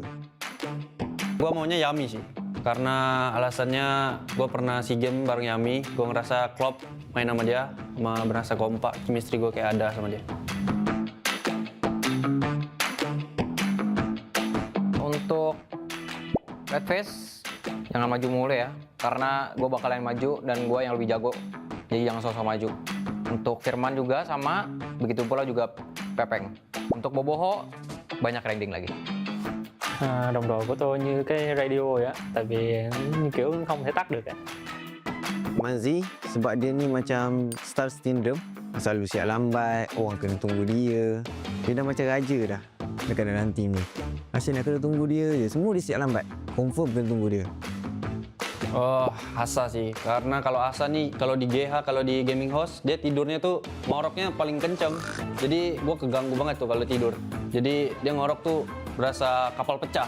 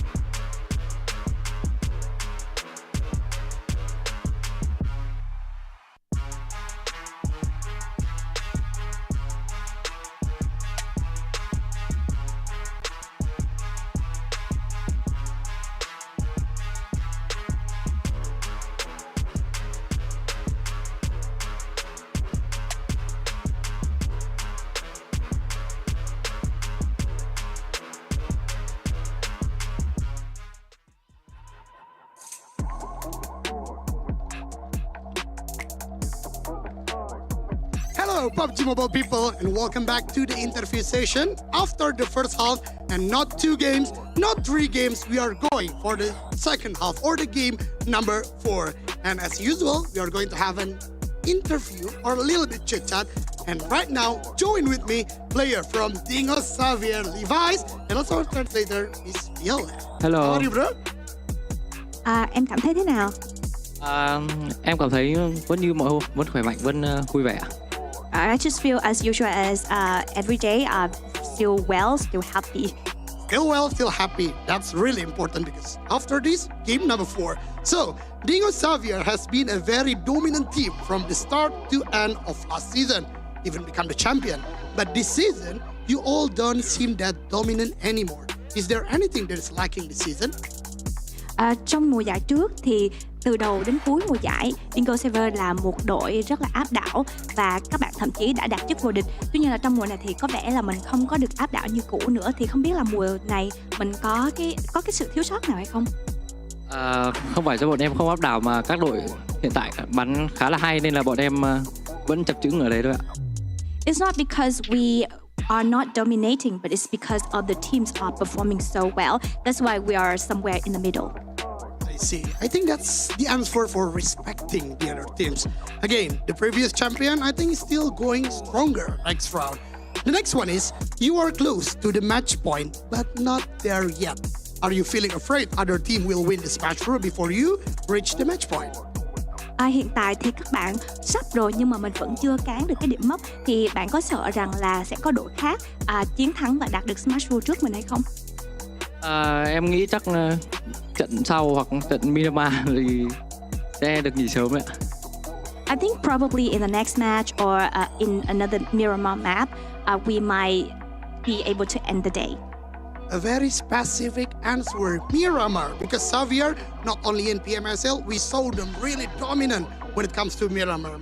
Next one, how is Dingo Xavier still the strongest Vietnam team after all these years? What makes DX different from other Vietnam teams? Làm thế nào mà qua nhiều năm như vậy rồi thì Dingo Xavier vẫn giữ vững được vị trí là đội mạnh nhất tại Việt Nam. Không biết là điều gì đã khiến các bạn khác biệt so với các đội khác tại Việt Nam? Vì tại bọn em có một người sếp tốt, một người huấn luyện viên tốt và một người đội trưởng giỏi và các thành viên tất cả đều giỏi nên là bọn em ổn định đến bây giờ. It's because we have a great boss, a great coach, a great in-game leaders, and all of the members are great as well. That's why we can remain as consistent as we are. Love the answer. The chemistry between players and management makes DX so strong up until now. Going into game 4, how many total games do you think there will be this Smash Bros? Bây giờ thì mình sắp vào game thứ 4 rồi, nhưng mà bạn nghĩ là hôm nay mình sẽ có diễn ra bao nhiêu trận thì sẽ đạt được Smash Bros và kết thúc ngày thi đấu? Em nghĩ là sau trận này. I think it's after this match. Game 4? Really? Trận 4 hả? Why is that? Why is that? Tại sao? Yes, I think it's after match 4 in Miramar map. I just think so. Okay, last one for Dingo Xavier. You guys are the previous champion. From the scale 1 to 10, how confident you are will be the champion for the season and going for the EWC? Mùa giải trước thì mình đã là nhà vô địch. Vậy thì trong mùa giải này, mức độ tự tin mình có thể đạt chức nhà vô địch là bao nhiêu? Trên thang từ 0 tới 10 thì em sẽ đánh giá bao nhiêu? Và cái cơ hội mà mình vào EWC là chừng nào? 50-50 chị ạ. It's 50-50. 50-50. All right, thank you so much, Levi's, and also the amazing translator. We are going to the 4th round. Will this be the last or not? We are going to see, because we are going back to the caster for the action. So casters, take it away.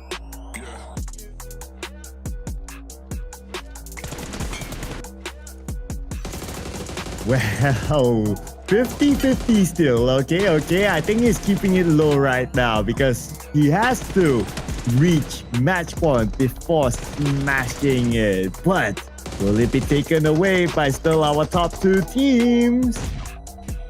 I have a different vibe from the interview. I feel like Levi is subtly saying, we don't want to be in the top team's shoes right now. We've been there before. Let them feel the wrath of all the other players when the whole arena cheered when you fall down.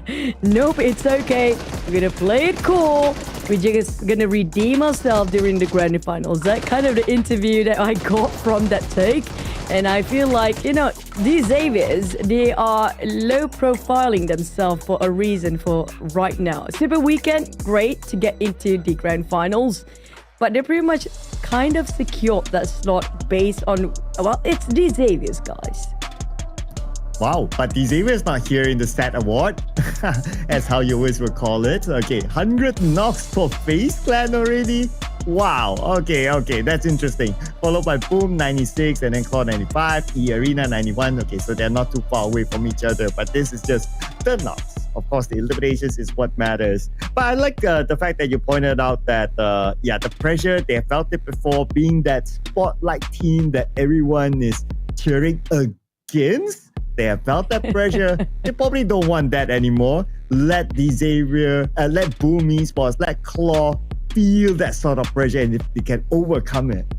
It's nothing personal. It's all about PUBG Mobile, of course. But you know, when the whole arena is cheering whenever you get knocked for the entire team, that's tough, man. Oh yeah. Can imagine the mentality that they will need to have, right, against all of that, and also inside the game.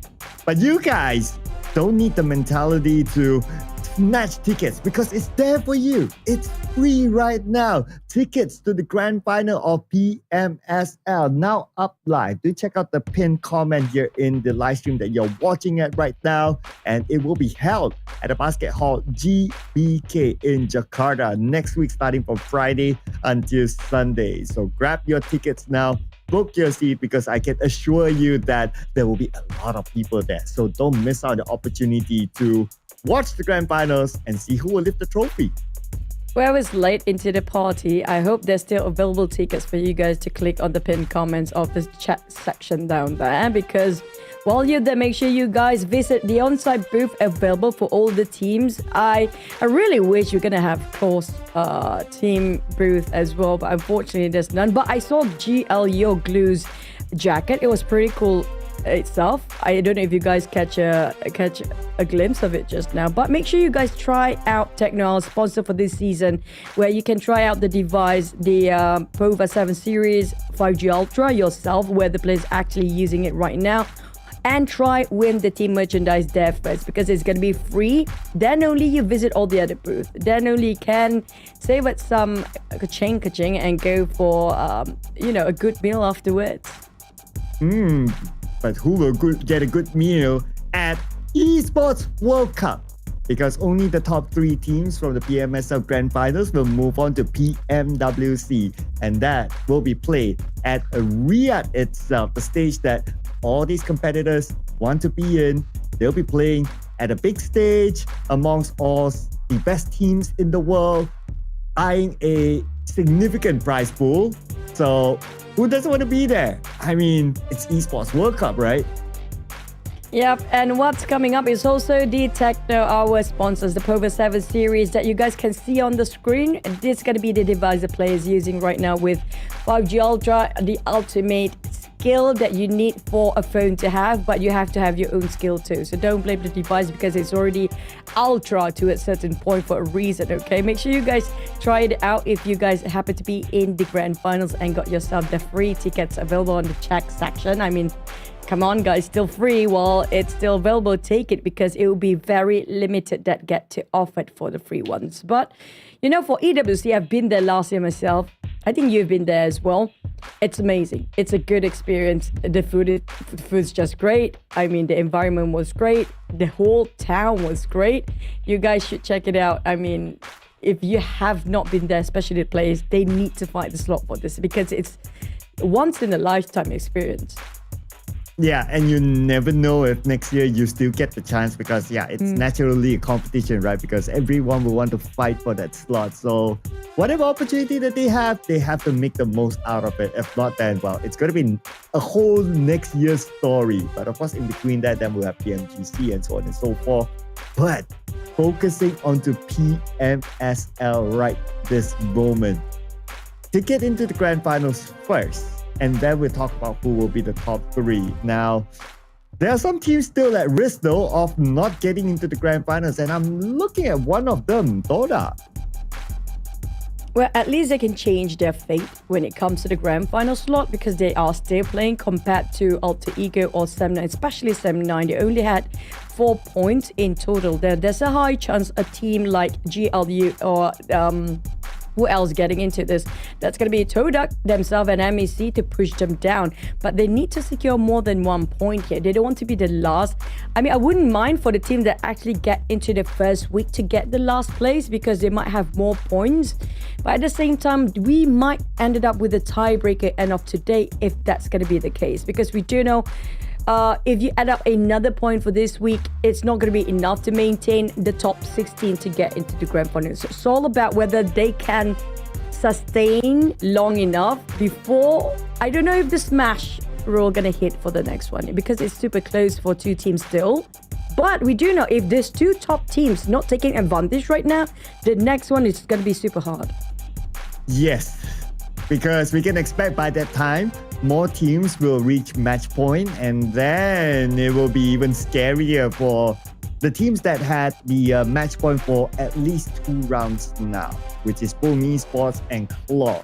So if they don't do it this round, then potentially there'll be more teams joining. It will become harder for them to smash it and lock in the number 1 spot for themselves. Of course, all the other teams will try to deny them in the game, and well, sometimes outside the game, like what you said, they will be anti-cheering for them, or in other words, cheering for the team that's fighting against those two teams. So it will be super interesting. I do wish that we get like the mic check of the arena like during the stage.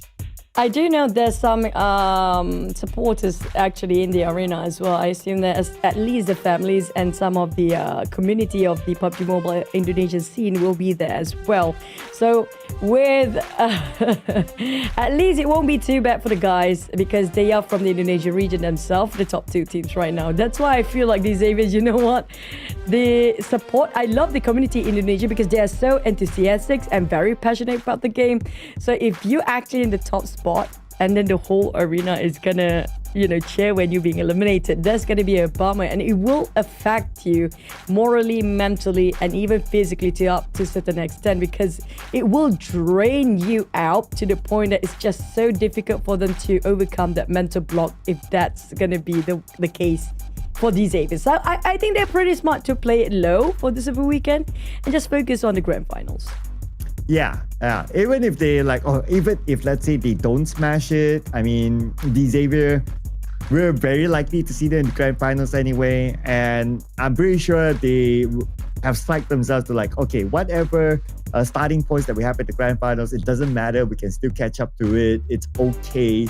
Grand finals is 3 days anyway, so it might not bring them that much of a difference. I'm sure that's psyching up them for themselves for it. But of course, if you're able to gain like extra points, why not? I'm sure teams won't mind that, but you need to be prepared. But because at the end of the day, they can be only one team that gets like the most points possible. So it will be also like what sort of pressure these teams will be on as well, right? Moving on to grand finals, which is a conversation that we will have next week. Because now the pressure is more onto the teams below, I would say, rather than the teams to smash it. That's kind of true, especially for the teams that's not even playing. Like Alter Ego, I think they are considered as safe for now. 6 points. The worst case scenario, they're probably going to get pushed down to 15 or 16 place down there. I don't think they're going to get out of the run for grand finals yet, but Sem9 will probably going to have a tough time here. If the teams that got themselves like TODAK and BTR can secure at least like 3 points, that's pretty much tied up for their positions. And if they do have more chickens, that's going to be the tiebreaker too. So since they have more games in the Super Weekend for BTR and TODAK, that kind of will be in their favor because they have better chance of scoring those chicken dinner and played more games. Yeah, I mean the tiebreaker, right? It's heartbreaking. It's like number one, you kept guessing like, okay, did we not? And then the tiebreaker comes in, and then you'll be like, we have the same points, but it's just down to that one last small little thing, whatever it is, right? Maybe it could be placement points, maybe elimination points that separates them. It's heartbreaking to be separated by a tiebreaker, I must say. So it's going to be super duper scary for even Sem9 especially. Yeah, like what you said, right? So Alter Ego, they have 6 points from last week. Their chances are still okay to be in the grand finals. The one that we should be worried now is SEM9. And if SEM9 don't meet the grand finals, oh man, can't imagine what sort of conversation Boss Tommy will have.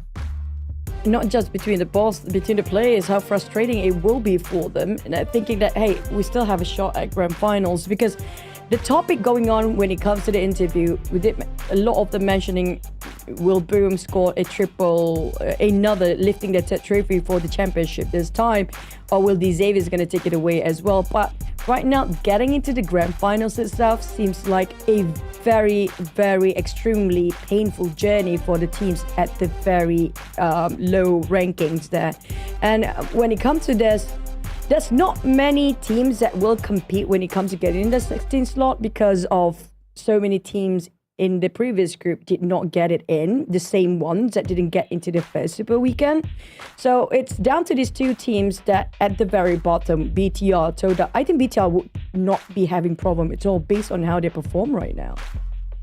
Yeah, I think BTR now, they're kind of okay. So they should be able to see grand finals. It's just a matter of the starting points for them. A highlight team, of course, is going to be TODAK. So that's going to be one. Another one that could potentially be a highlight is MEC. Yeah. Because now they're also somewhere at the bottom.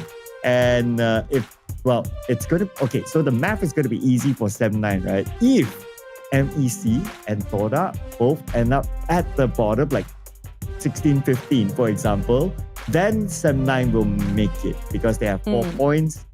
MEC by then might be 3 points in total, TODAK 2 points in total, so obviously they don't overtake SEM9, so they will be safe. But yeah, this is cruelty of the tournament, right? It's going to be at the expense of a team, but who will it be? Yeah, I guess the higher pressure is on MEC's side, since, like you mentioned, they haven't got any Super Weekend point yet, and this is the only time they can actually get the opportunity to do so. And with them at the very bottom, they have to end up in the middle pack, because if they just add one more point, that's plenty of teams that get 1 point as well, and we're back resorting to the tiebreaker. And I have a feeling they might actually not be in the grand finals at this point if they don't try to be slightly more aggressive. We do know MEC, Vogue is always taking the lead and charging in. He plays just like how the rest of high fragger players play, like Federales, example, Shrubs. He has that caliber to actually push forward. But it's just, I feel like maybe the pressure or overthinking seems to be a big issue for the team right now. They barely get to move freely in the game without being caught off guard by all the other teams out there. Yeah, the slight cushion for MEC is that they have 2 points from last Super Weekend. So that's a slight cushion for them. Yeah. But of course, by putting themselves in 1 point, then they will be at risk. I mean, there's just so much math, right? Like, I can't tell offhand, like, okay, minimum, how many and all that. There's just too much math for me to do. Like, my brain just can't take it anymore. So I'll be like, okay, we just leave it to officials to calculate everything. Yeah, and we're just here to narrate whatever that they put up for us. It's just like what we're going to put up right here. It's going to be our team to focus. So, you're having for this round Vampire, GLU, and CelcomDigi Alliance. Mind telling us about it? I mean, that's going to be... I'm trying not to jinx the day, but...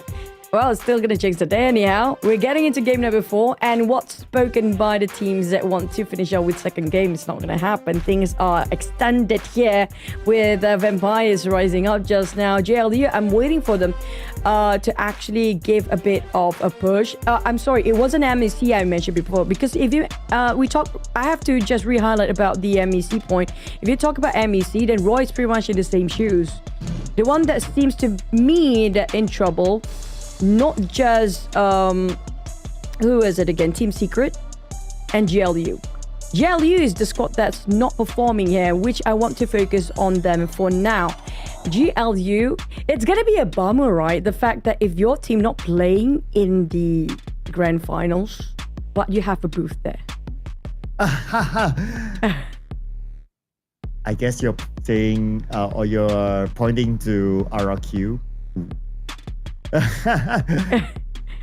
Well, I guess you can still sell jerseys. I mean, make some money. not too bad.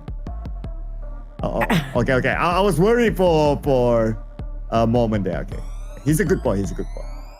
Yeah, I think pressure's not so much on eArena side. They're having a great time. You know, for the teams that's not getting that match point yet, their main focus is going to be we have to end at least for our run in a better ranking. That's it. If they got into the match point, it's going to be a bonus because it's heavily depending on the teams at the top 2 right now, whether they can wrap things up or not. For the rest of them, as long as we get more points than we used to, hey, it's still a big bonus for them. Yeah, it will. But it will also be determined by this round. Okay, since we're heading onto the game now, there's going to be not the maybe. At this point, I'm doubting myself. Is this the final Erangel? Because technically we have another Erangel later, but it could be the final Erangel. Man, so many questions to answer because the top 2 teams can still smash it, ladies and gentlemen. And it looks like we're heading in right now. So, jump in or not? Here we go. Good. We're jumping in. Let's go. Let's go now. As we're heading over Erangel, it's still going to be a south flight path. Now, we've seen a very awkward flight path, not too much generous flight path there, pretty much cut the map into 2 sides evenly. And so far, it's skewed to its one side, with whether it's going to be north all the way or south. But make it interesting this time, you know. Claw's been playing it very carefully compared to Boom. Boom, I don't think they did not want to be careful. It's just bad. I wouldn't say luck. Luck is still in play, but it's just really bad opening for the last map. They'd been caught off guard by Roy earlier. Yeah, it might be a different destiny for them if they didn't lose the first 2 players very, very early on. But now I'm pretty sure they would have learned their lesson, and the flight path is somewhat similar. It's just a different direction to the one before. Unless, of course, deliberately another team wants to find them, then it's going to be a different conversation altogether. But that does not mean that they cannot avoid those teams themselves. Now, they're dropping around the same area as before, but the difference this time is that Roy is not near with Boom, so they might be okay. But I'm also looking at CelcomDigi Alliance just beside Boom. While we check out the first circle, 50-50, north or south? It's going to be Rosehawk, perhaps. That would be fun too. There's very little space with the river in between, but BTR versus Talon. Now, Talon have a rough day today. They barely made 80 points in entire. They're only 2 points across, like, the 4th map now. They couldn't afford to lose any more members. And I don't think this is going great for them. They lost a couple of members behind, at least on the side of BTR. They will revive on Razy, but cancel it out by Star. Because Nape and Federella's get knocked down as well. It's a pistol fight and the Scorpion 2. Talon, Axel. It's going to be a 1v1, but Federella's is pretty low himself. 1v1 right now. Federella's only 1 bullet onto him is needed by Axel. He does have a pistol. Federella's pistol as well. His pistol was his pistol too. Okay, and Axel will finish off BTR. BTR only managed 1 point. 55 points in total. VOIN Donkey, CelcomDigi Alliance, GLU can overtake them. I genuinely feel happy for Talon. This is what they needed, you know. They got only 2 points earlier today before we hit into the break. And this is what actually they needed. Direly in the need of this push. At least it will give them back their confidence and their morale to, you know, have their own usual stuff that we've seen during the group stage. Because that time, Talon was doing pretty great. I don't know what happened to them when it comes to the Super Weekend. Yeah, it's a very different performance, right, as compared to last week. So, I don't know. It's unexplainable sometimes. Maybe it's like other teams adapting better, Talon not adapting better. That's the easy way to kind of explain things. But I'm sure there's like deeper underlying things for Talon. But it's not the end of the world for Talon. At least this time, they start off with 4 points. Yeah, they lose 1 player. But 3 players, chicken dinner. Yeah, we've seen that before. Iftar is back for CelcomDigi Alliance. Will this bring their A game out there? there's a lot of teams in the 40s and 50s. And when it comes to the match point, now we did mention this multiple times by now. You know, the team that I feel sorry for, I feel bad about right now is going to be Team Secret. Multiple times. Oh, Tam is back in. Welcome back, Tam, for TODAK. They need the points. We talked about this. They are at number 16. It's good for them to actually switch a player now. They need it now. But on the side of back to his Team Secret, multiple times we saw the attempt to actually take the fights. But halfway through, they always bombarded by a third party coming in from behind multiple times by now. Yeah, so I guess they need to be more wary about like the surrounding teams as well when they decide to take fights. Like it's not only like, okay, that one team that they focus on, but also whoever that's around them to kind of like avoid the chance of that happening again. But now Team Secret 69 points and they are 13 points away from match point. Not too bad, I must say.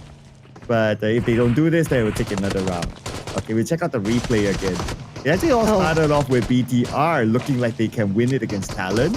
But Axel putting in a final blow onto a BTR and won. No. But now TALON in action again.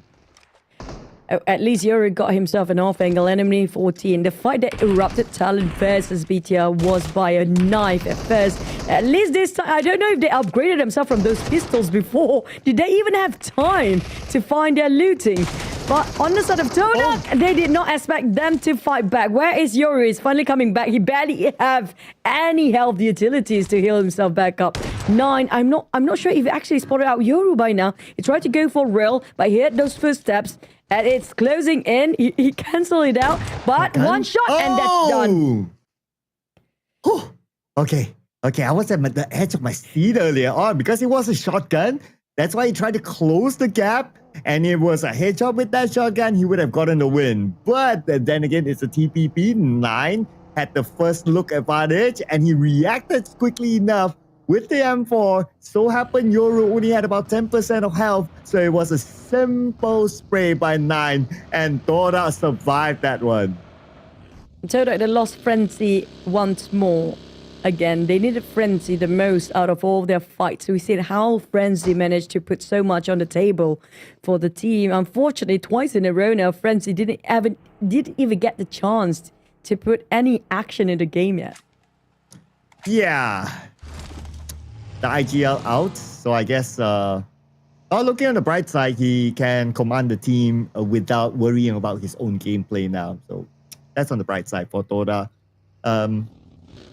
So let's see how that will change the fate of TODAK. Obviously, having extra eyes, extra hands in the game will be helpful. But it is what it is for TODAK. 3 points after taking out TALON, edging closer to pushing down MEC. And TODAK, they cannot be at 16-15 because that will only mean 1 point for them. They still have to push it.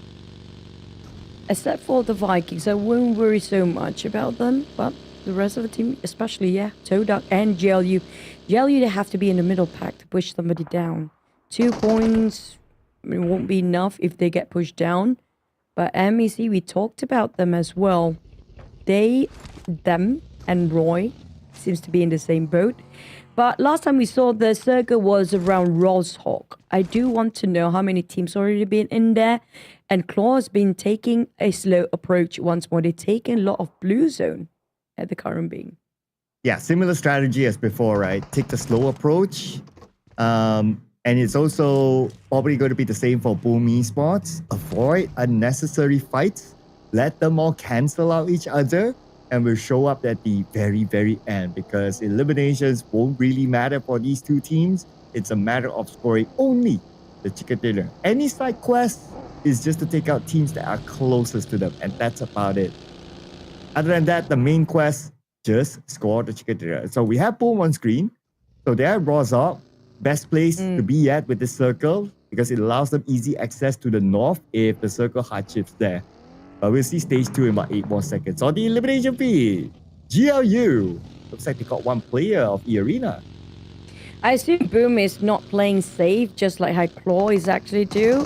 I think Boo's just being themselves, but back to it. eArena and GLU. This is going to be the fight on top of a Jogo Pool area where eArena and both GLU was actually moving towards Rozhok to be at the center just now, but the circle shifted slightly to the left.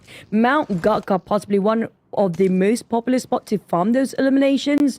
But the side of GLU, I think they managed to score 2 out of eArena players. That's leaving only 2 of them down. I'm not sure if they want to commit to still to fight against GLU. I guess the other 2 quite separated from the one that's been taken out early on. Yeah, we'll look at the decision later because right now on screen, Team Secret decides to evade this fight and they're still going to play on the northern side. There's still a bit of circle, like 40% on the shooting range area of the side of the island. So it's okay for Team Secret to still be here. And you spoke about eArena. Now we have the 2 players on screen, Turney K and Sakura. They see Roy passing by.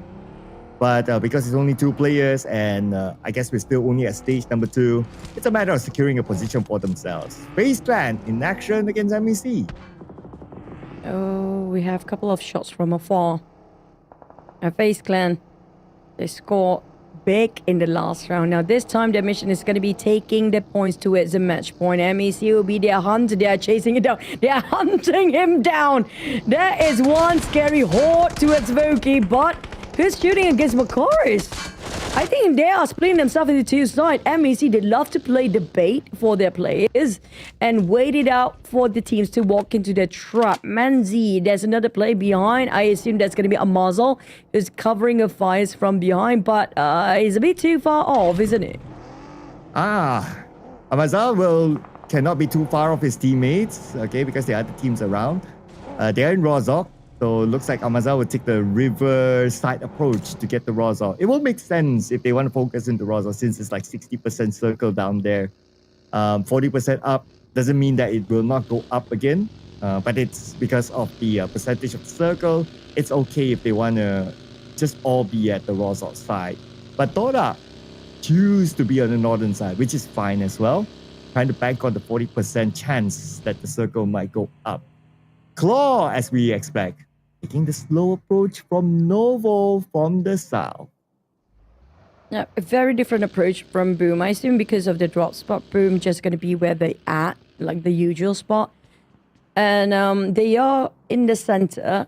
And I assume they are quite confident regarding their firepower as well because Yami managed to get multiple MVPs in a day. But in the meantime, it's just too much at stake. We talked about this is their only chance right now without too many contenders to get that smash roll going on. And the circle seems to be shifting. And look at those bridges in between the Gatka Mountains, Jogo Pool, and on top of shooting range. There's plenty of choke points down there. Circle is just insane today. Okay, still a 50-50. It could go up north, it could go down south, and we're at stage 3. So teams will need to pick their poison. So with this kind of circle, if teams are able to get spots by the river, it will be the best. It allows them access to either side where the circle shifts to one side of the island. So Pomi spots, they're not in the circle. So they're taking the slower approach, understandably, of course. Here comes CelcomDigi Alliance. Okay, they will go to the ruins area. And Vampire Esports is here, but they're going to avoid Vampire Esports, it seems. Not interested to take this fight, but they have to be aware of inside of ruins, there's another team there, and they will park themselves in between Vampire and I believe that's Roy. Yep, and Vampire just coming down from the Gatka Mountains. Just now, we talked about Gatka Mountains spot. They actually took it as Roy spotted out Vampire. Put out the oak. But at least they got some barricade rock, if I'm not mistaken. So pretty hard for them to land those shots, and it seems to be disconnected so far. But for CelcomDigi Alliance, man, this is gonna be tough. They barely got enough space and covers. They got that.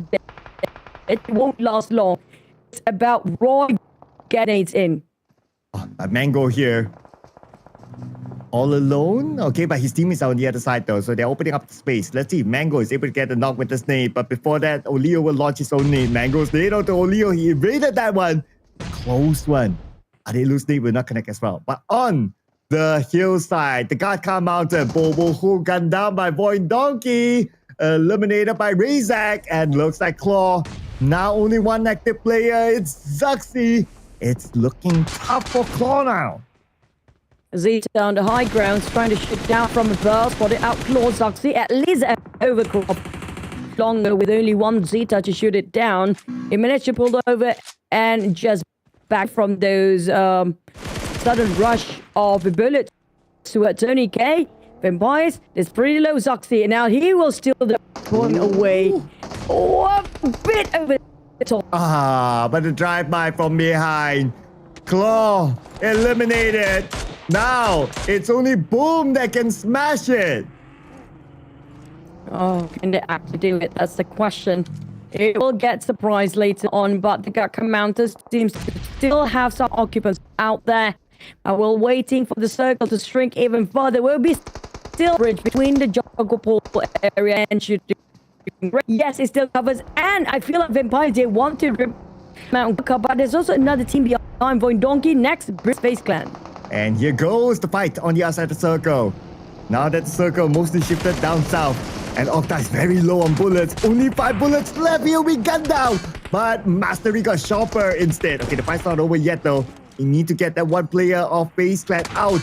And he's still driving around. But hey, who's shooting? Who's shooting? Another team's actually shooting them, I believe. And it's... Okay. Oh, it's not Team Secret. Okay. It's actually the Xavier. Here they come. Oh, the Xaviers, they want to push their numbers up in the very last minute, and they will be the cleanup crew between Boom and FaZe, and no sweat breaking in at all, except for one member's being knocked down. They're still not being enough. Levi tried to push in. We had the interview from the Xaviers. They said one more map, they will get into the match point, and the next one they will smash it. But Misery will not make that happen yet. But Parjin just sealed it away. And this is where you hear the arena roar. The 2 teams that can smash it have been eliminated. Now, it's all about who is going to be the next team that can reach match point after this. The Xavier, they already collected 6 elimination points, so they are 68 points right now. They are, at this moment, 14 points away from match point.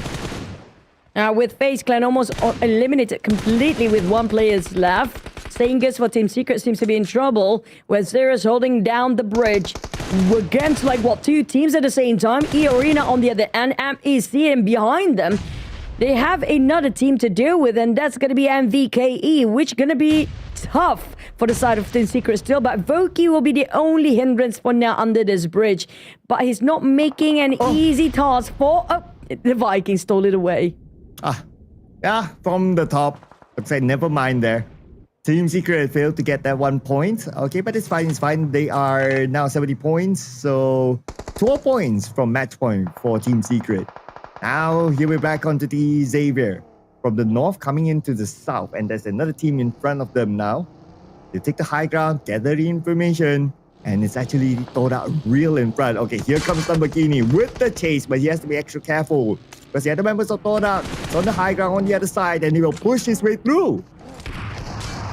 Oh, but here comes. We heard those shotguns loud and clear, but 9 reposition at the back, but there's plenty of the Xaviers. They just release a monster for the Xaviers. Lamborghini got shot down, face on, but Levi's from the off angle. What an angle coming up from Levi's, completely making sure TODAK couldn't push forward. And with that, the Xavier eliminates TODAK. TODAK take home 4 elimination points this time, and the Xavier, there's still a trio now with the North seemingly clear for them. It's not completely yet for them to get out of the woods. They need to reset themselves before another team seems to be passing by. Oh, Secret. Very ambitious indeed, but can he connect? GLU is there as well. These Xaviers, despite the distance, they still cannot make it out of the woods. Yeah, 1 player eliminated like that.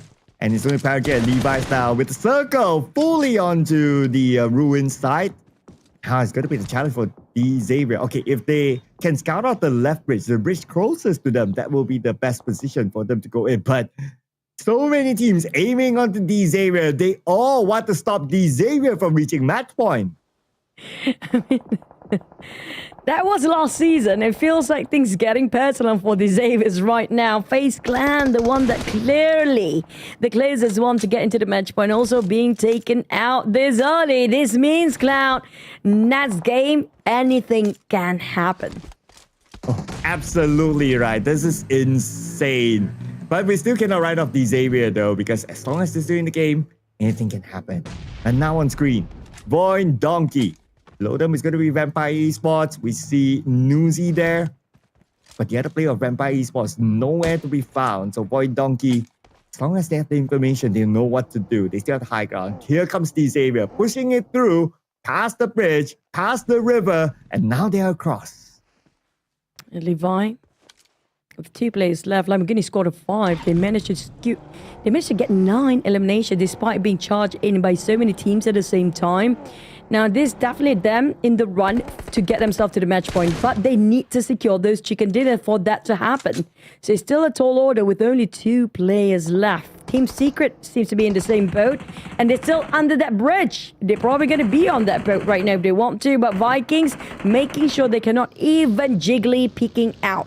So Vikings, they make it difficult, but there's eArena at the back too, so Vikings cannot overexploit the position here. Vikings, Tins still back on the fact that the smoke is still active. It's in the middle of the road. But his other teammates made it across. GK found an angle to take out Tins. Tins eliminated. Now the other members of Vikings who made it through will need to survive without Tins. T. Vikings. Oh, here comes Nate from GK. Another one from Zeros. Missed it once more. They couldn't land those shots. They couldn't land those nades. But VOIN Donkey versus Vampires in our mini screen. Yeah, and I feel like VOIN Donkey, despite they do have those elevation, they're not making it easy. But back to Zeros. That is going to be a big blunder at the worst possible moment. And it hurt them that much. Oh my God. What a blunder from Team Secret. They'll be having a long team talk after this round. And because of that, now Team Secret is not at match point. The closest next team is still Xavier to be at match point after this round. And Xavier, they made it into the main peninsula. Now from the side, it's going to be out there. Look, it's UK. UK, somehow he managed to tank it and avoid further shots. CelcomDigi Alliance, they are spreading out. Try to open their view, having a broader space to take down on Roy, which making Roy to go backtrack all the way. But Break and Vikings, Roy. Oh, this is going to be tough as Roy managed to finish off Break as the last member of Vikings. But the circle do favors a lot on Glue's side. They've got himself Compound to work with. But Trio, doable. I mean, GLU, they need this. Yeah, they definitely need this. They have a full team. So they have a good advantage right now. Let's see what other advantages they can get. But VOIN Donkey, they clearly don't have the advantage of the circle. They still have the high ground though. But they will need to move forward in about 20 more seconds. As for CelcomDigi Alliance, similar situation outside the circle still.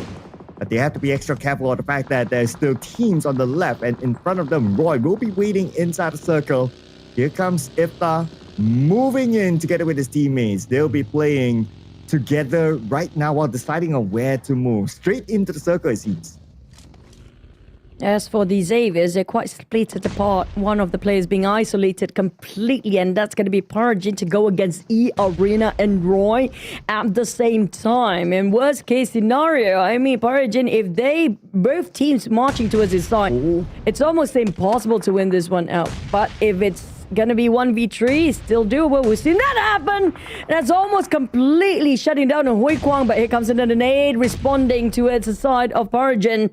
I'm surprised eArena not taking a jab on the sidelines here. Ooh, this nade, lots of damage on the PUBGM, but he healed out just in time before any further follow-up. Now his nade.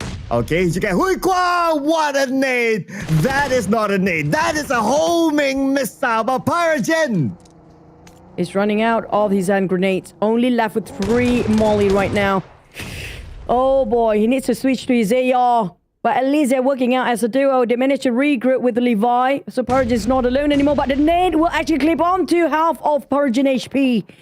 Car pushing forward. GK resetting himself. Wei Kwang still managed to reset as well. They'll try to push around these ledges. This is going to be tough. It's very slippery and tricky terrain. But Parjin's down on the ground. Wei Kwang managed to shut him down. Here comes the push, but Wei Kwang got surprised instead. Levi with a shotgun. Oh, this is going to be difficult. Very difficult. Oh, after a long standoff, it's finally Roy that takes out D Xavier.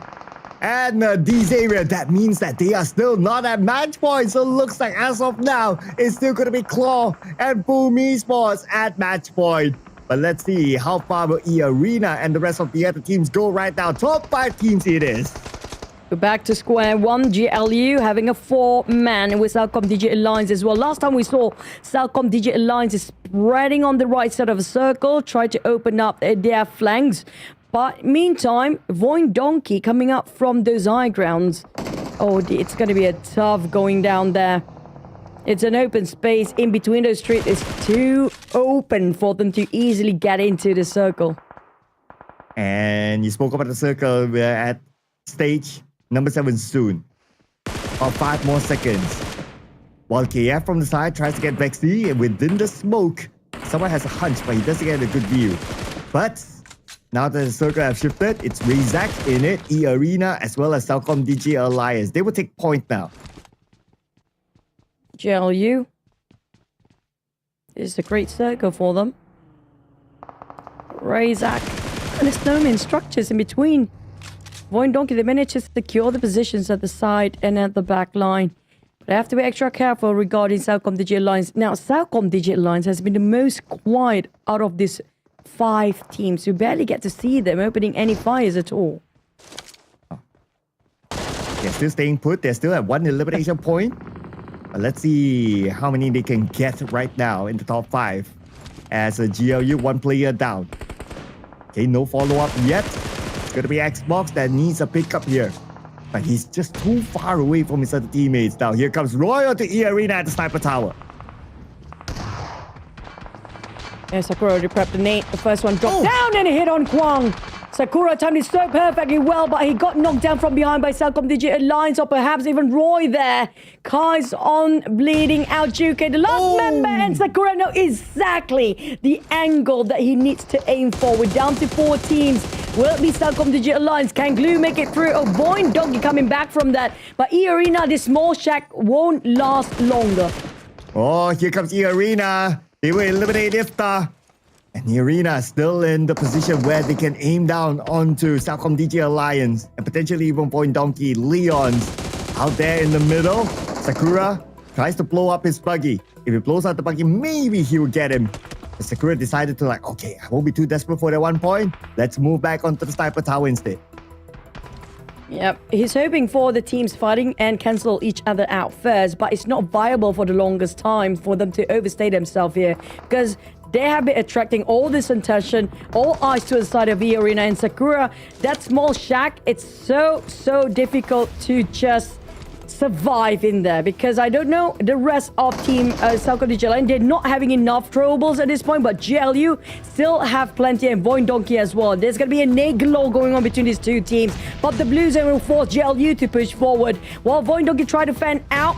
One of the members of GLU will try to distract their attention. Vaxi is down with the molly, but here comes the spray from Box, but the nade will chip down on Xbox. Next is going to be a push from Stickley as well from the flank side, running down on Vaxi, pulled over. He will try to spray within that smoke, but the smoke will be the determining factor between these 2 teams. And here's Xbox again, spraying within the smoke. Razak shows himself. Xbox will have a second attempt. And finally, they make good work out of VOIN Donkey. VOIN Donkey out with 9 eliminations, but now it's going to be Leos burned down by Sakura from eArena, leaving us with 3 teams. GLU, can they reset their member? Xbox is trying to reach out for Stickley, but it's a bit too far now. They're giving the pressure and eyes tight onto GL, unfortunately got finished off with the help of the Blue Zone as well, but eArena is still holding on to that small shack. That's a bit subpar from the side of Ade. Look to track down TECNO. That spray did not somehow connect, but he's cooking the net, hoping it will drop to maybe Sakura. No, he's aiming for TECNO. He knows he's going to push straight on the face of Look and Olio, but somehow he managed to teasily squeeze himself in and close the distance. Oh, and they're focusing on Sakura. They probably don't know that TECNO is here. TECNO is finding that flank against CelcomDigi Alliance. He just needs the information. He just needs the vision. While Sakura will try to hold down this jack. CelcomDigi Alliance, they're probably still looking only at one player. Okay. Olio, still looking at Sakura. They don't know that TECNO is actually behind them still. They know. GLUBLUG reposition himself all the way towards the back, taking those vehicles just now. He needs to get the view on TECNO. That's going to be the problematic person towards CelcomDigi Alliance. But the Blues is not helping either of these teams. Both flankers, Sakura and Olio, need to move out. But TECNO, he repositioned himself towards the side of Olio, knowing that GLUBLUG already moved towards the other side, leaving Olio quite open in two different angles. But here comes, they're coming in. TECNO with the vehicle made a U-turn. But the thing is, Blue Zone is too close against Sakura right now. He's using his vehicle as a barricade. And TECNO now is right smack in the middle of the circle, so they have the extra space. Sakura might be forced to move out of his shack right now, and he will come out. And here comes Sakura. Sakura shows himself. Olio will gun him down. It's going to be TECNO against two players of CelcomDigi Alliance. With his M4, he knows where exactly Luke is at. Olio might join anytime soon. But no, it's going to be a 1v1 right now. TECNO, Luke for the chicken dinner. Luke rushes in with the QBZ. And TECNO, okay, stun grenade. Can he actually blind Luke? Luke blinded! It was a 2-second less than that. TECNO is playing ring around the Rosie. What a jump shot just now. Leaving GLUBLUG down to 20% of HP. Going ring around the Rosie, and it's still eArena. Is it going to be enough? Will their points tally up to find for them to get into the match point? I don't think so. But at the same time, the smash rule is still in play for the top two teams. eArena, slowly but surely, they're trying to push their numbers up. CelcomDigi Alliance disappointed, but they tried their best. Yeah, they thought that they had it in the bag. They had the elevation. They had somewhat two players at some point, but it's still going to be the brilliance from TECNO to come up with a 1v1 win against CelcomDigi Alliance to score this chicken dinner. And if we were to review back the final blow, look at the circle out in the open. There's even a road in the middle of it. And Sakura, he was in the toughest position possible, but gotta give it to him. He held onto that shack very, very long on his own. But the brilliance of TECNO started off with that nade, ended up with a shotgun. And he brought them this chicken dinner with the amount of 7 eliminations altogether. TECNO, that was well calculated hand grenade, followed up from Sakura's spray that pretty much secure Olio just now.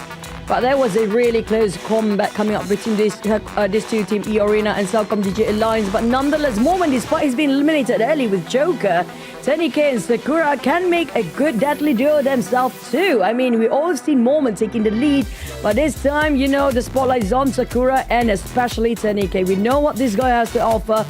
Man, I can't wait to see the overall rankings later. Will they hit close enough to the smash roll point? But let's rewatch the highlight for eArena.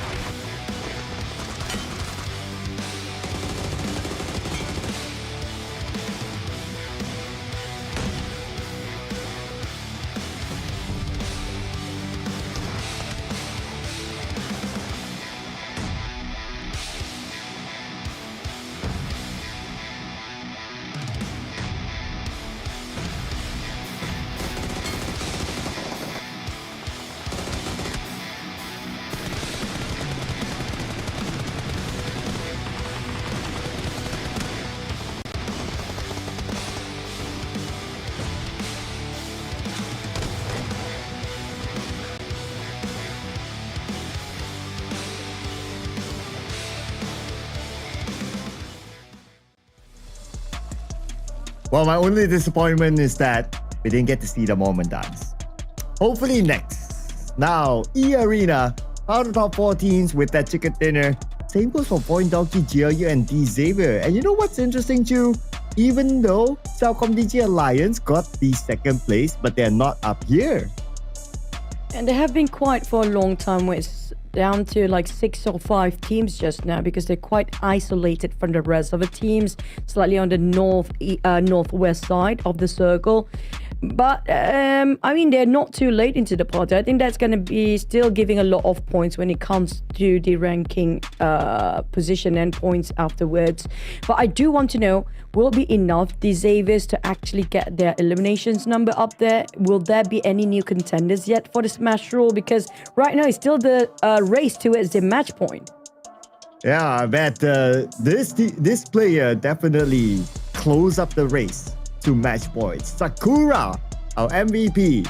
This time, 4 eliminations, 911 damage output. Although he wasn't the one that landed the final blow to bring the chicken dinner to them, but because he held on to that shot alone very, very long, that allowed TODAK to open up the space on the right side and deal the final blow. So he played a very, very important role to enable TODAK to do that.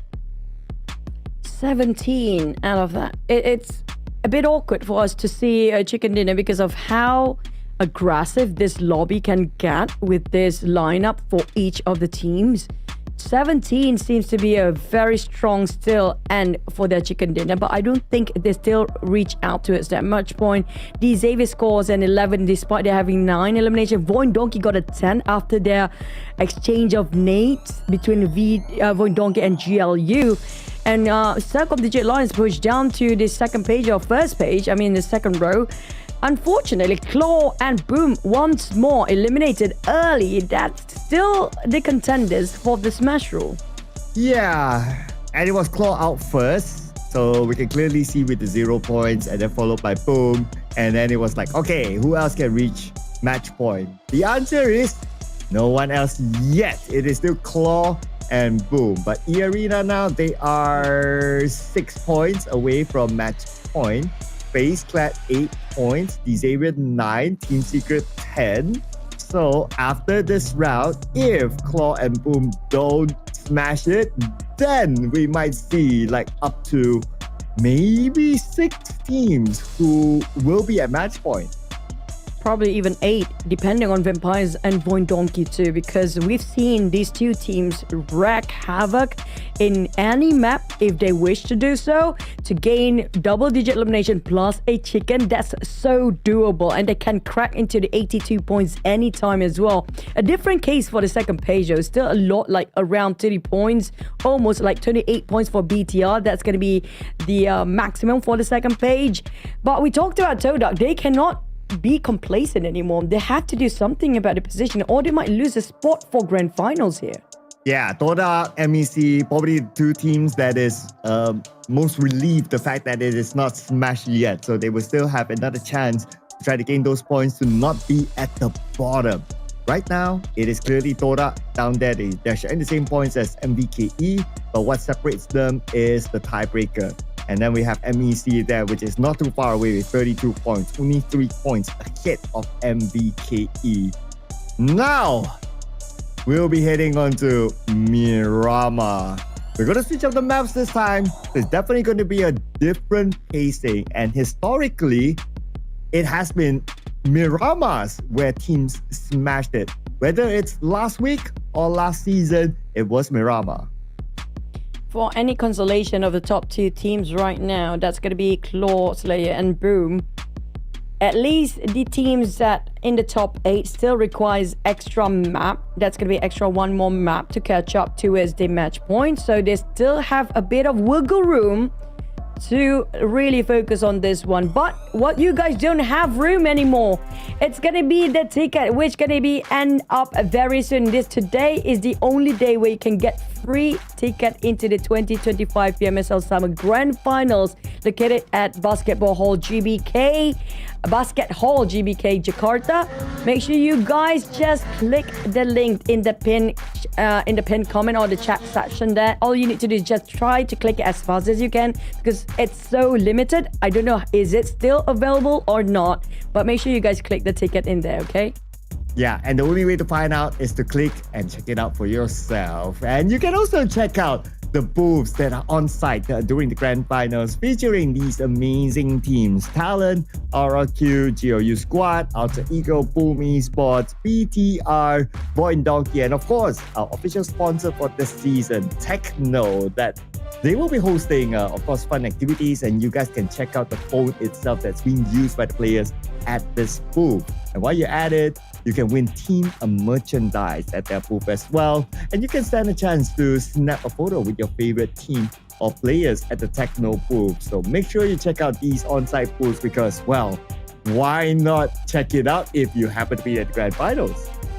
And check it out. I mean, PUBG Mobile is just more than just the normal Sunhawk, Miram, and Wrangle maps because we have the PUBG Mobile Axe Attack on Titan, which already live for you guys to try it out. Make sure you experience the Titan transformation, the ODM gear, and more. Just join the fight right now so you can discover that yourself and be the always wannabe hero, anime / character that you want to be and feel like. You can be the Levi, you can be the Mikasa or Armin. I mean, a single character is just die-hard fan am I right now. It's just I'm so super nerd about anime. But yeah, make sure you go out and tag us when you want that. Well, if you're so super nerd about cars, you gotta check this one now because PUBG Mobile is collaborating with Shelby American and it will feature the Shelby GT500 together with the 427 Cobra, and it comes together with exclusive attachments, together with stunning colorways and a lot more. But it is available only for a very limited amount of time until the 6th of July. So make sure you get it right now inside the game because time is running out. Now, if you feel like you want to be the brightest star under this always, and despite being just a pro player, you can do the all new World Wonder with the map number 128867. I repeat, 128867. That's going to be the map you'll be looking for you to show off, flexing it out for your skills, push your limits, and you know what? Be whatever you want. This is PUBG Mobile. You got the freedom to just be whatever you want to be because there's so many collaboration going on. But we're going to go straight for the next one because right now, gears up. One more time to try it out for the Smash Roll for the top 2 teams. Yeah, let's go again. This could be their last chance before more teams join in the match point. So ideally, of course, they just want to like, okay, can we just end this one now? I'm sure that's like running through their minds right now. Can we just end it right now? Well, it's totally up to them. It's up to their hands on how they're going to change their destiny here. And this is going, oh, look at Zuxi. Okay, what's he look? Okay. Oh, okay. I guess he's hoping for his 2 other teammates to come because they're going to fly right now.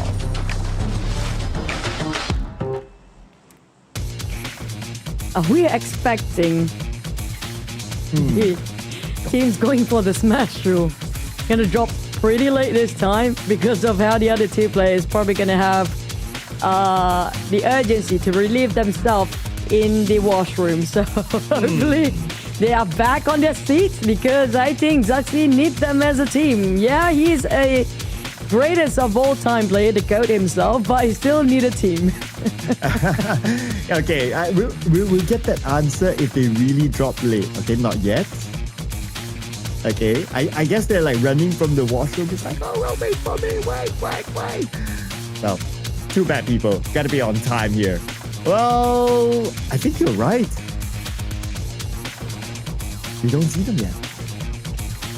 That's bad news. The teams that can smash the game seems to be having some issues. But hey, they known for, since they got themselves the match point right, we've seen them playing a bit tad bit slower and try a bit more careful when it comes to getting into the circle. So I guess everything is all well. And we didn't see Red Face.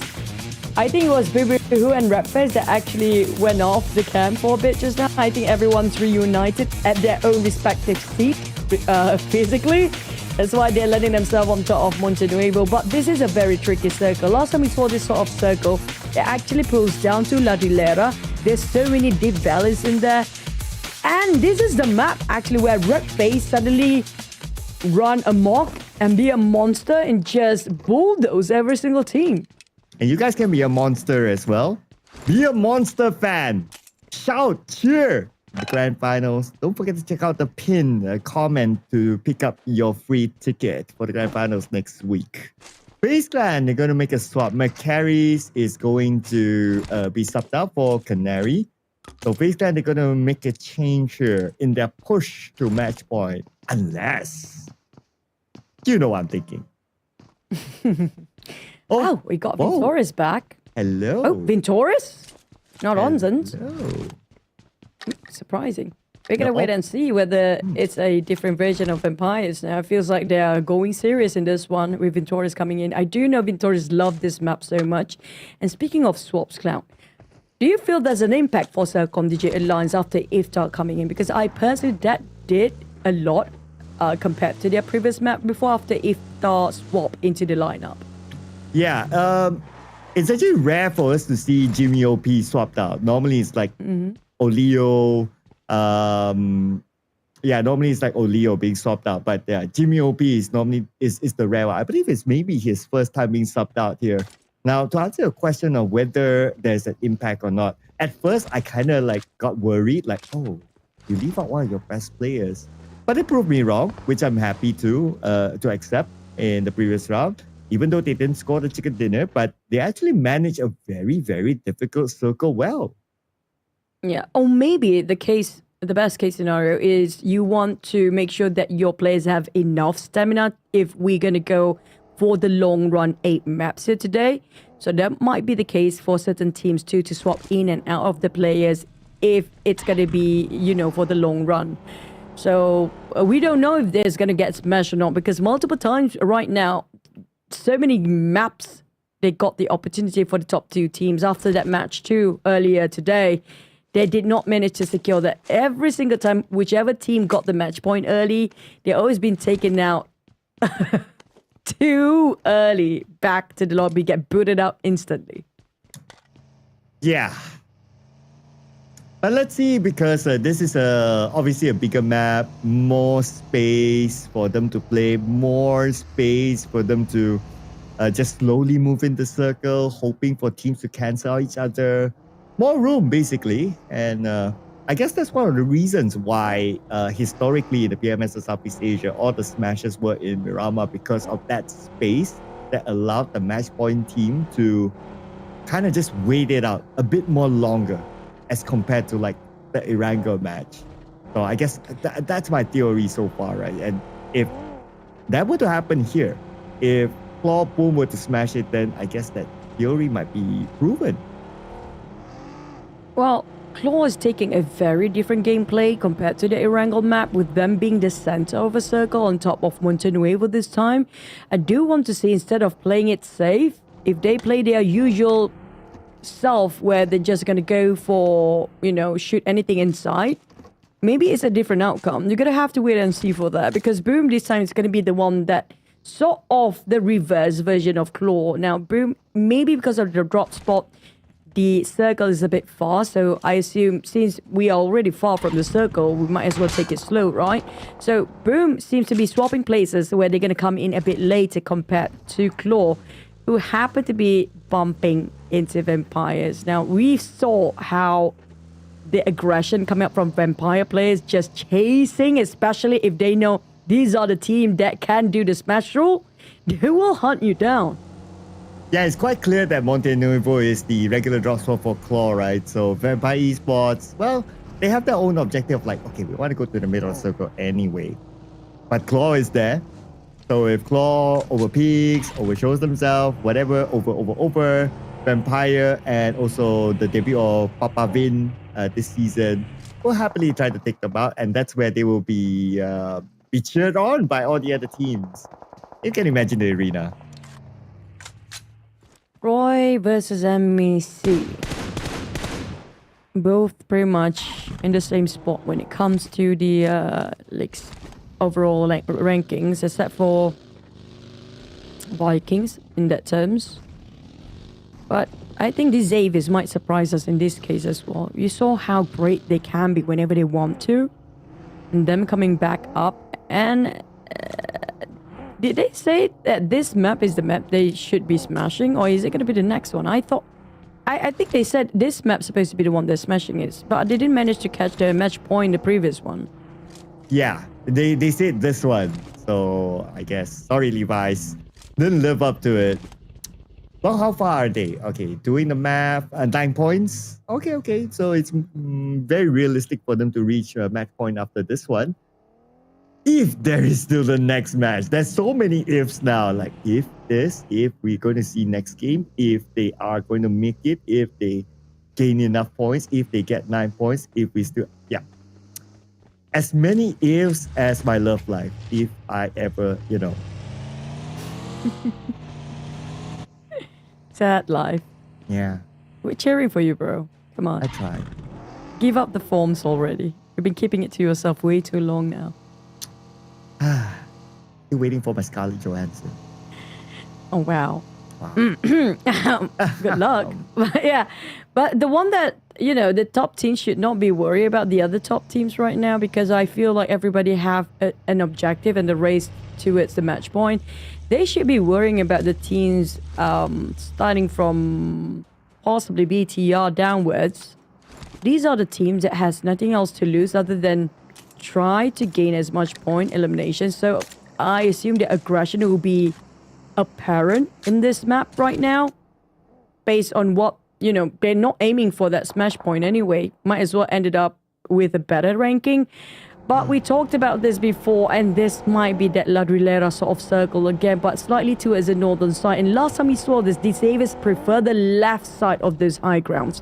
But I don't think with this circumstances that can actually go there. This is very crampy. That very small circle, not that small, but we can see it from the map just now. It's just stage 2. But 16 teams, 64 players still in here, not even a first blood yet.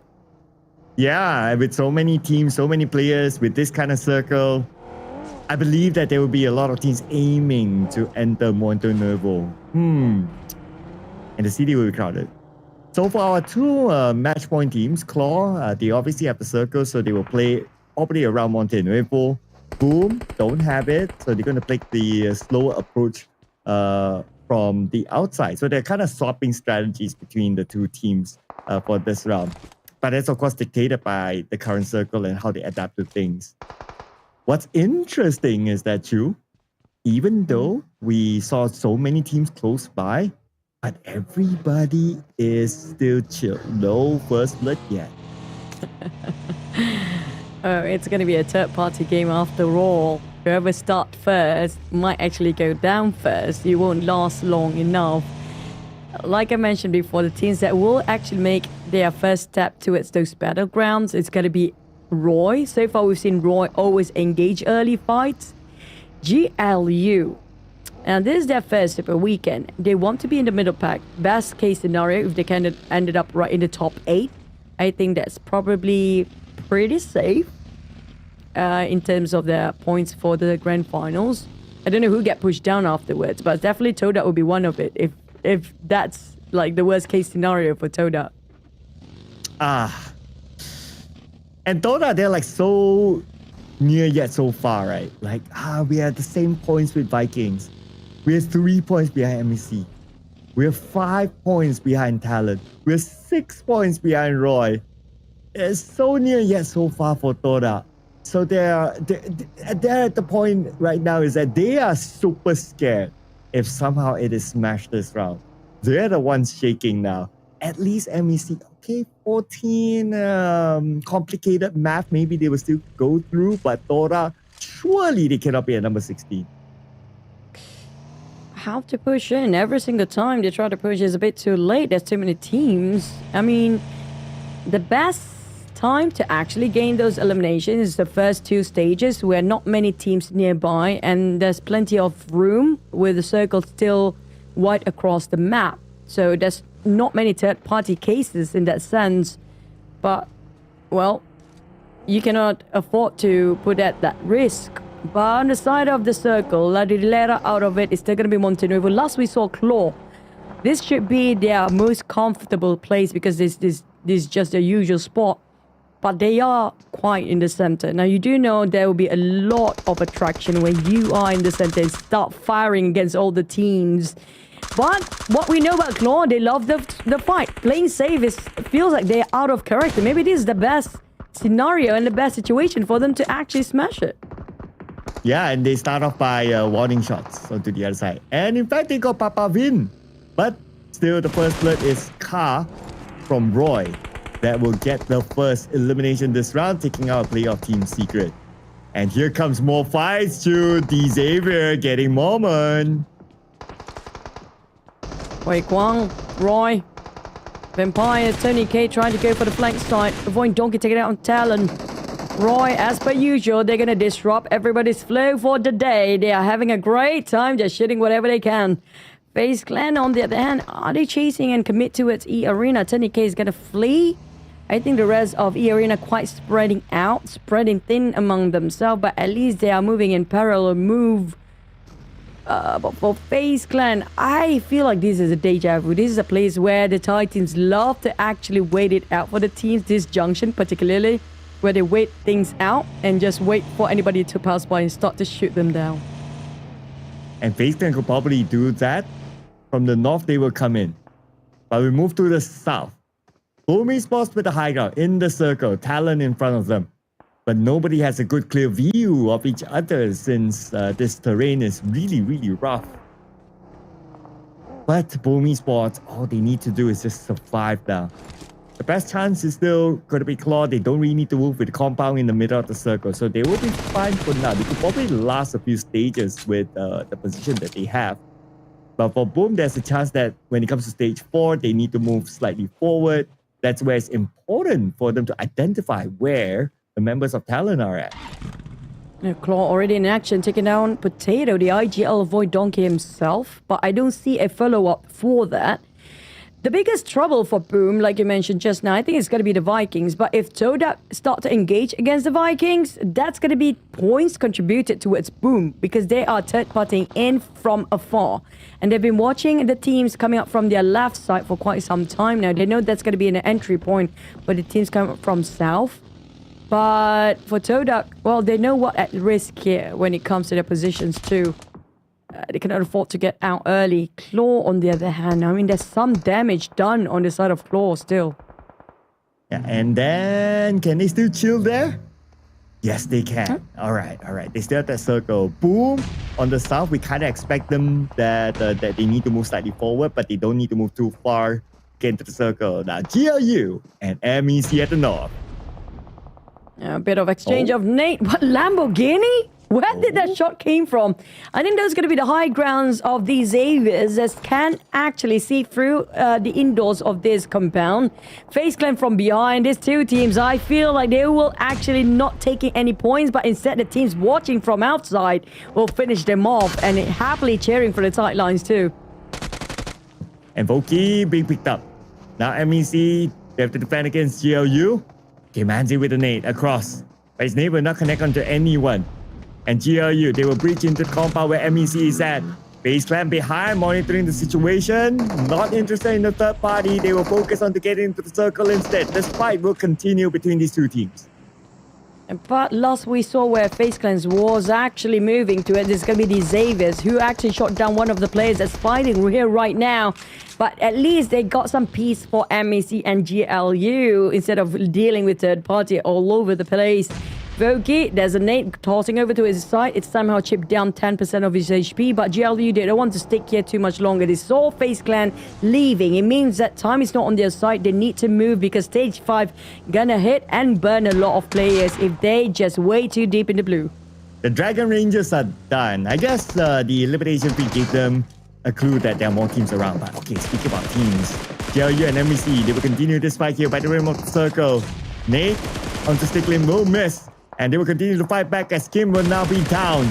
Kim calling up for help.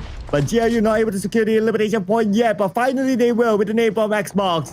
And Voki goes down to blue. Now only Manzi left for MEC. He will bail this one. SKF repositioning to us behind this tree, hoping to get a glimpse on the other side against Roy. But it's quite difficult with this curve of the geography. And Mango got hit down a bit on his headshot there. Taking quite some time for GLU to go on with still plenty of ammunition, but their utilities is running dry. It's difficult for them to keep it going if they don't have smokes to deploy anymore. And now they will also need to be aware of all the other teams close by. You can see on the minimap, there's not only two, there's more waiting. But they're going to play the patience game now for GLU. They're glad that they're able to get into the circle, even though it's a trio, but better than none. On the opposite side is going to be Xavier monitoring the situation. While we will also see stage 5 in about 30 more seconds. Now MBKE making their move against TODAK. GLU resuming against Roy with Xavier being a third party going on. That's going to be rowdy on the northern side.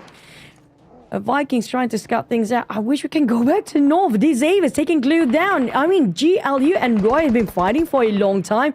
There's vampires in there too. Juke, the rest of Roy is on the other end.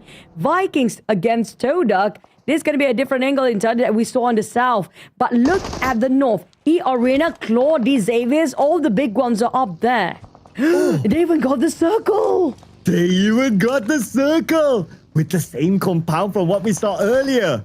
Okay. So that's Claw. Boom, on the other hand, no circle. They have to move forward. But on screen right now, it's going to be the Vikings, no circle. Same goes for part of TODAK. The Vikings, for them to punch through, they have to punch through TODAK to get in. I wonder how much utilities they have for Vikings as well. I mean, they have not engaged in too many fights if you compare with Roy. I swear to God, right now, Roy is completely dry with their utilities. But as for TODAK, they are waiting it indoors for the rest of Vikings to actually push in. Wumti arrived first, and they toss a nade if it happens to be lucky enough. Never mind, they're cooking it back. So the smokes will blind the rest of TODAK about what's happening outside, but there's nobody around the corners of where they toss except for one player. Is it going to be time to take it out by the rest of Viking? I think he just played a couple of games here today, but on the side of Roy, they are breaching towards Vampires. Next to them, they have BTR and Team Secret to steal those points away. Oh, so many teams here too. Look at this. It's so crowded on the right side of the circle. Vampire Esports and Roy, they're going to share the same area while Team Secret is monitoring on the other side. Don't forget about Roy too, man. There's just so many teams here. But the Vikings, they managed to get a molly onto Frenzy. Looks like they're winning this one against TODAK. Here comes the rush. Superman taking on Frenzy again. Frenzy's on the ground. I don't know if he got finished off, but Reels, yep, Frenzy always didn't make too much out of the team. But Superman next, Tom, managed to trade off a couple of players of Viking, but as per usual, the third party, boom, is there to steal it away. And we're talking about the Smash teams. Okay. If they can eliminate the Vikings, there will be another team out. And here comes Boom Esports as a full squad. They know they have the numbers. Here we go. While Master D is going to play the support role from behind. Bomb gets break. 2 more to go for them to finish off Vikings. They must do the business. No mistakes here by Boom. Alta's down on the ground, but they still have Misery covering fire from the high grounds, but he barely can connect those dots. Woon T on the other hand will have to revive or just go in for the run. He managed to knock one more down. Oh, Woon T will be the bane for Boom if this happens. And they will try to actually push him down. He's down to 6 more bullets in his shotgun. Yummy when it comes to CQC. This is the guy that you want to have in the team to rush into a compound. Okay. So Boom Esports they play on. Vampire Esports. Look at how many teams there are on the right side. It's ridiculous. The number of teams here. As CelcomDigi Alliance out at number 13. No elimination points at all. Vampire Esports. Papa Vin knocked out by Nati. All the bottom teams being eliminated early, but the top guns is still in the game to smash this one.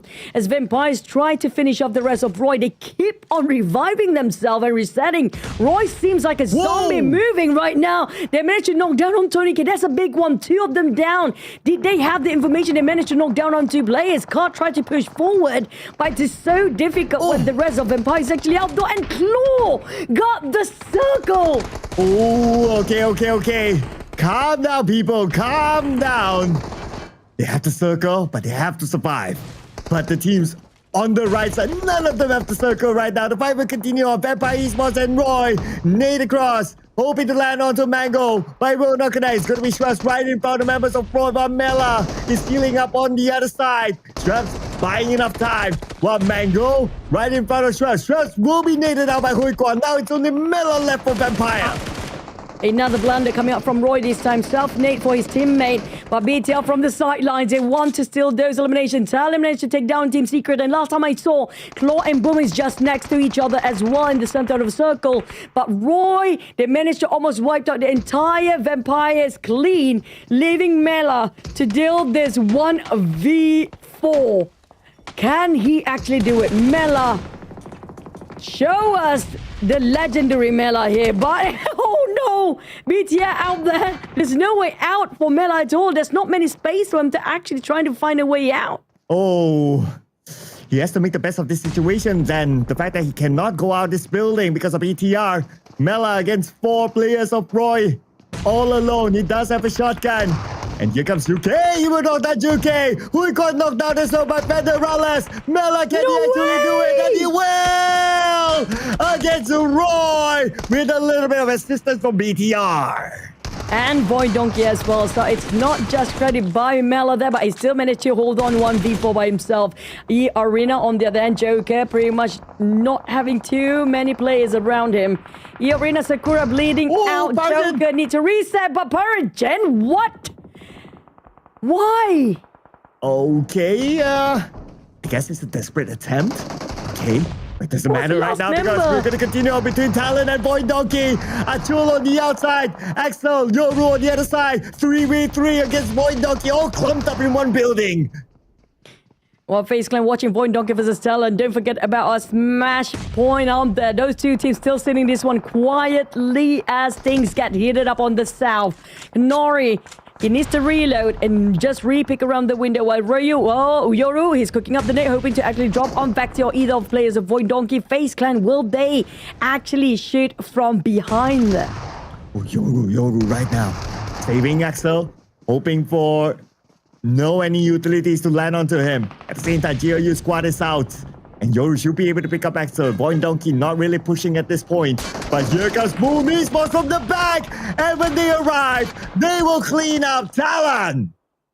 And they got 6 eliminations across the board for Boom, but it don't really matter. What they want right now is the chicken dinner to smash and end the day. But can they actually deliver? Opta, alongside with Yummy, going to close up the gap between VOIN Donkey. They managed to reset on Zeta. He's back on his feet and he's healing up. But the nade, oh, it didn't deflect to his side of Potato. Claw's waiting on the other end. But there's eArena across the map. Look at how spread out for Boom players. There's one player. Joker managed to finish off one player from behind just now. Okay, Claw gets the circle still, but the fight will continue on here. Boom Esports. They want to take out the remaining members of VOIN Donkey. They're on the 2nd floor. Boom Esports on the ground floor. Here comes Zed out to the ground floor. The moment he shows up, he gets Yummy. It's only Octa left right now, but Octa eliminated by VOIN Donkey. Boom Esports out. And on the side of eArena, if Claw don't smash this one out, they will steal the smash rule for the next one. They're already up there with their match point, and they're meeting up their ends when it comes to this map here. But for Joker, he managed to finish off Boom play from behind. I don't know why they left that one particular player behind in the middle of the desert with an open space, flat plane at that. That was a pretty much flat field for him to just let him to be shoot down by Joker. But on the side of Claw, they've been observing all this time. Very quiet indeed. Absolutely not showing themselves while waiting for the other teams to cancel out each other. Next, it could be BTR. Okay, BTR, they lost 1 player. FaZe Clan, 2 players down on the ground. The fight will continue. Oh, okay, it's going to be VOIN Donkey. butting in onto FaZe Clan. FaZe Clan now falling apart. Only one active player left. It's going to be Canary, and they don't have the circle.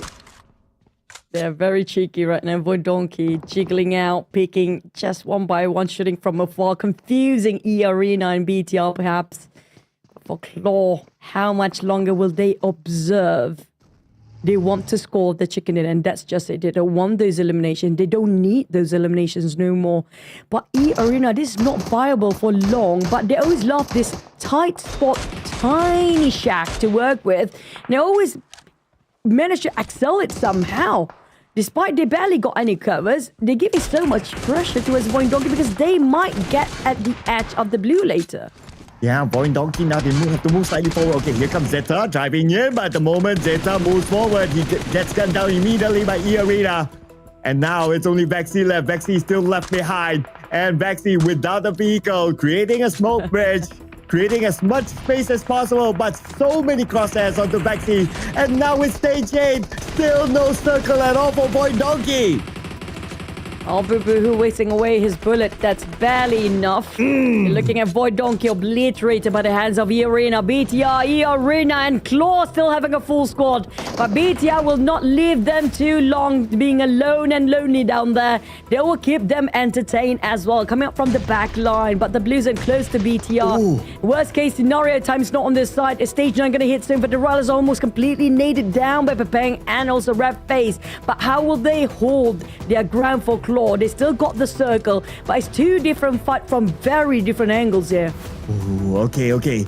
It's going to be crucial right now. Claw, they still have somewhat circle. BTR, they don't have the circle at all. They have 3 players though. On the other side, eArena, they're out in the open space. One of the players not in the circle, but they can follow up. And they're trying to get into the circle at the same time. Everyone's monitoring the situation. Who will make the first big move?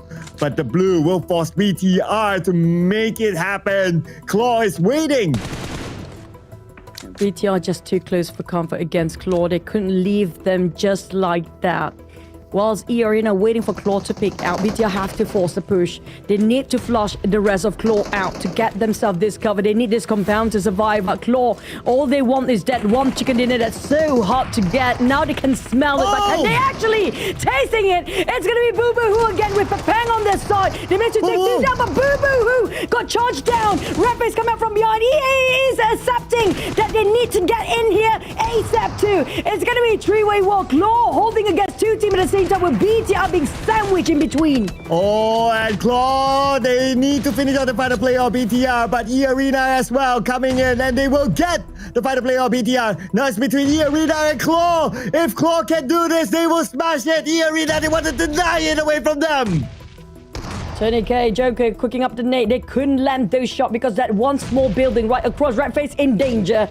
He needs to start to make a move, and Blue Zone closing into a Zuxi. He might have to reset himself, but the nade towards the side of Claw, it's not going to be easy. Joker managed to take down on Zuxi. That's the most pivotal player there is when it comes to those off angle. FaZe, can he hold? No. Pepeng next. It's going to be 1v3. It's so difficult for Claw to smash it.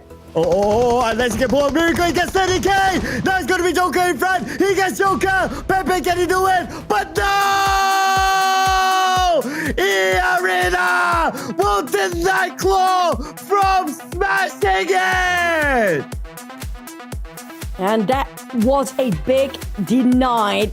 Not just refusing letting Claw to get that smash rule activated. eArena will be the teams that compete for the smash rule in the next one.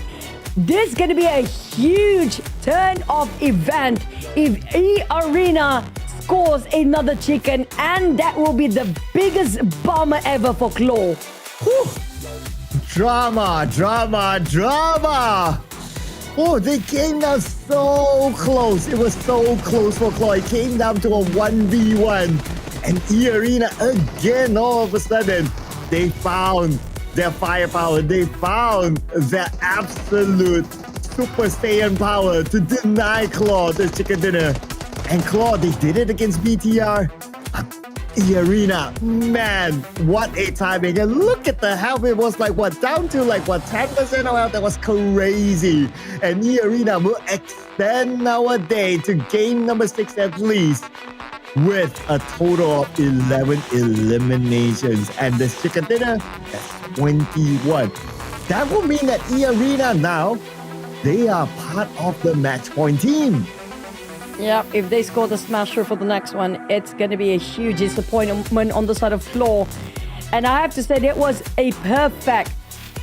The timing was to perfection. You have to give it to eArena. The moment they saw BTR coming up from in the center, they just got to go and rush it in. And the moment they finished off Zakri at the back, that's just it. No more off angle to give cover fire support towards the side of Claw. And that was the turning point for eArena. And can they actually rub the salt in the wound if they score another chicken for eArena? Now, that's what we're waiting for. And this is the drama between the top 3 teams. Will there be any other teams joining in as they already reach out to the match point? Because the contention is pretty much more than usual now. They open up too many doors, open the Pandora box, you get plenty of trouble. That's gonna be Claw and as well as Boom that's been left disappointed without any smash roll activated yet. And they got it quite a long time just now. Plenty of chances, but they did not manage to secure it despite no matter how much they tried to change their gameplay. Let's rewatch the crazy plays just now in Miramar.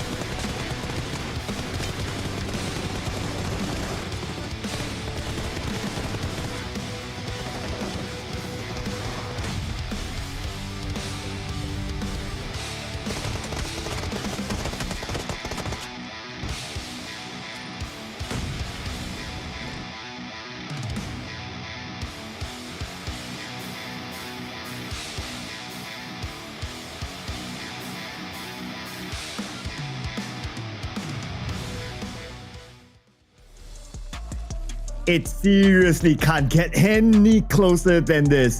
Can you imagine? Like, you get all the circles to the end with the compound, with the full team, but you're like this 1 millimeter close to smash it. Oh, that...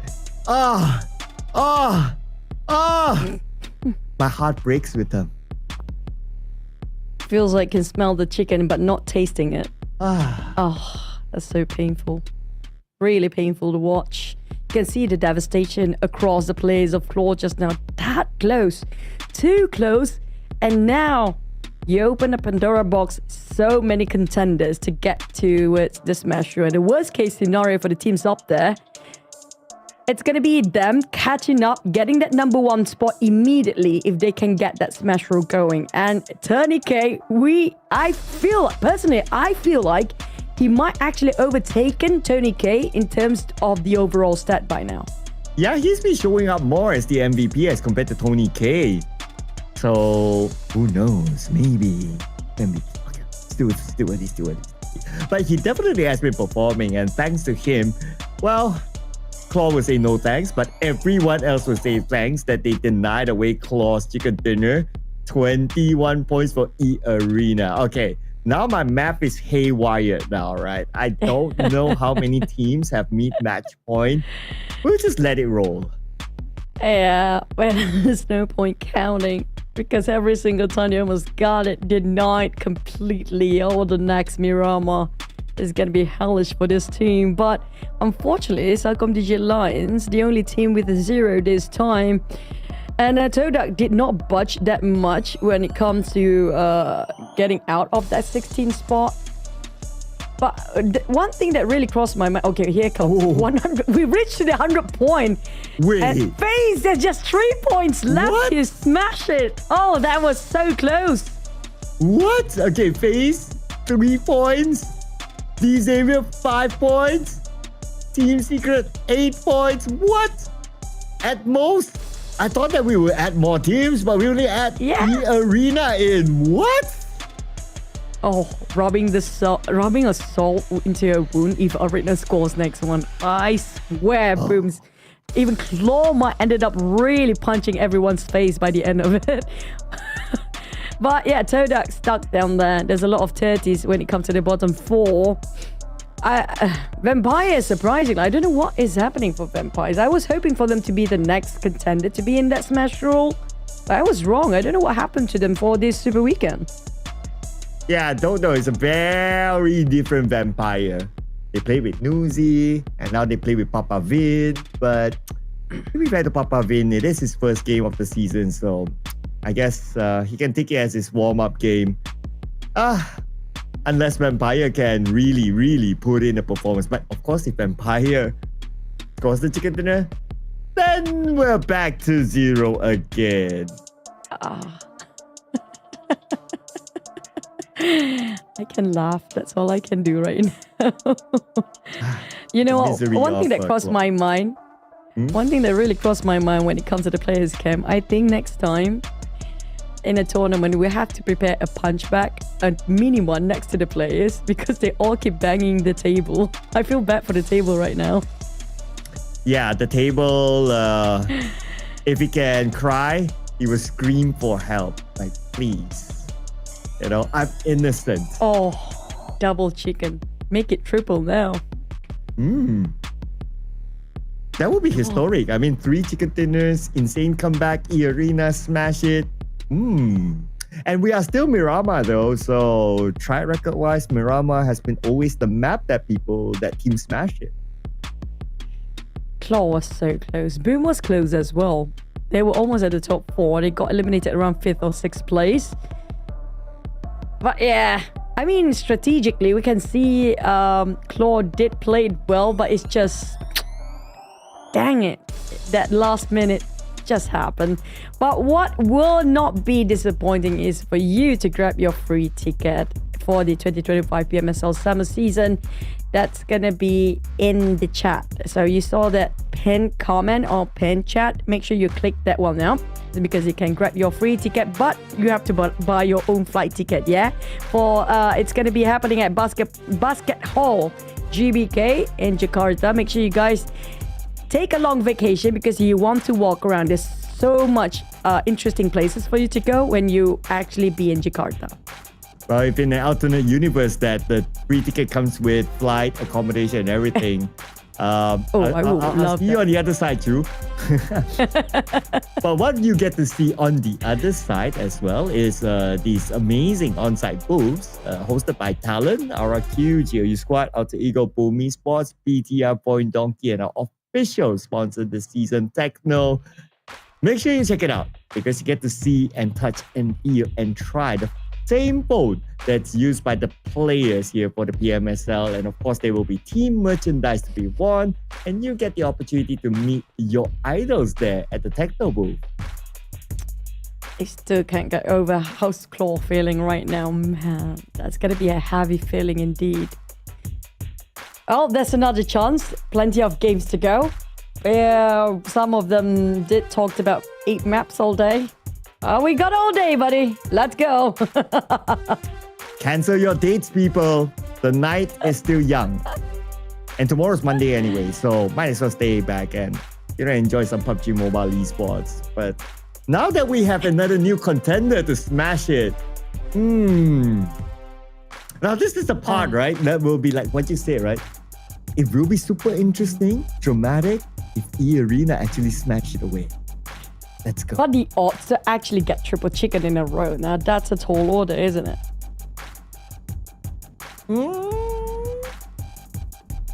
Come on, MAC, Roy, and Vikings. These are the teams that will not disappoint us. you actually put up Claw and Boom. Yeah, I mean, yeah, I wish I could change Vikings to eArena now, just because, right? Why not? Yeah, just because.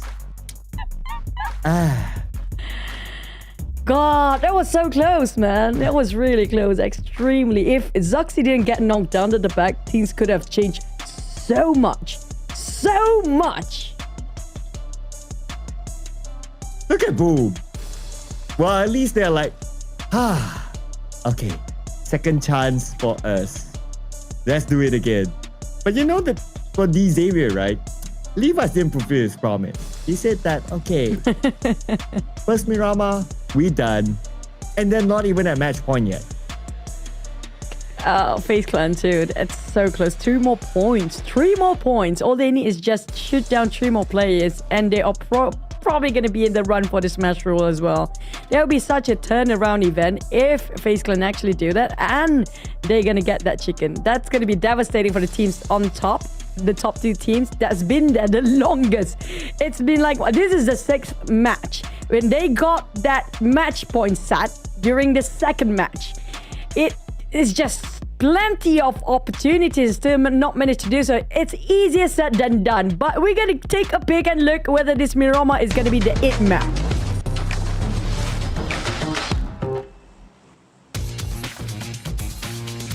I noticed that Jimmy OP is playing again for CelcomDigi Alliance, so welcome back to Jimmy OP. He thought that he's done with work. He thought like, okay, you know, substitution happened, we're done, I can go chill in my hotel. Nope.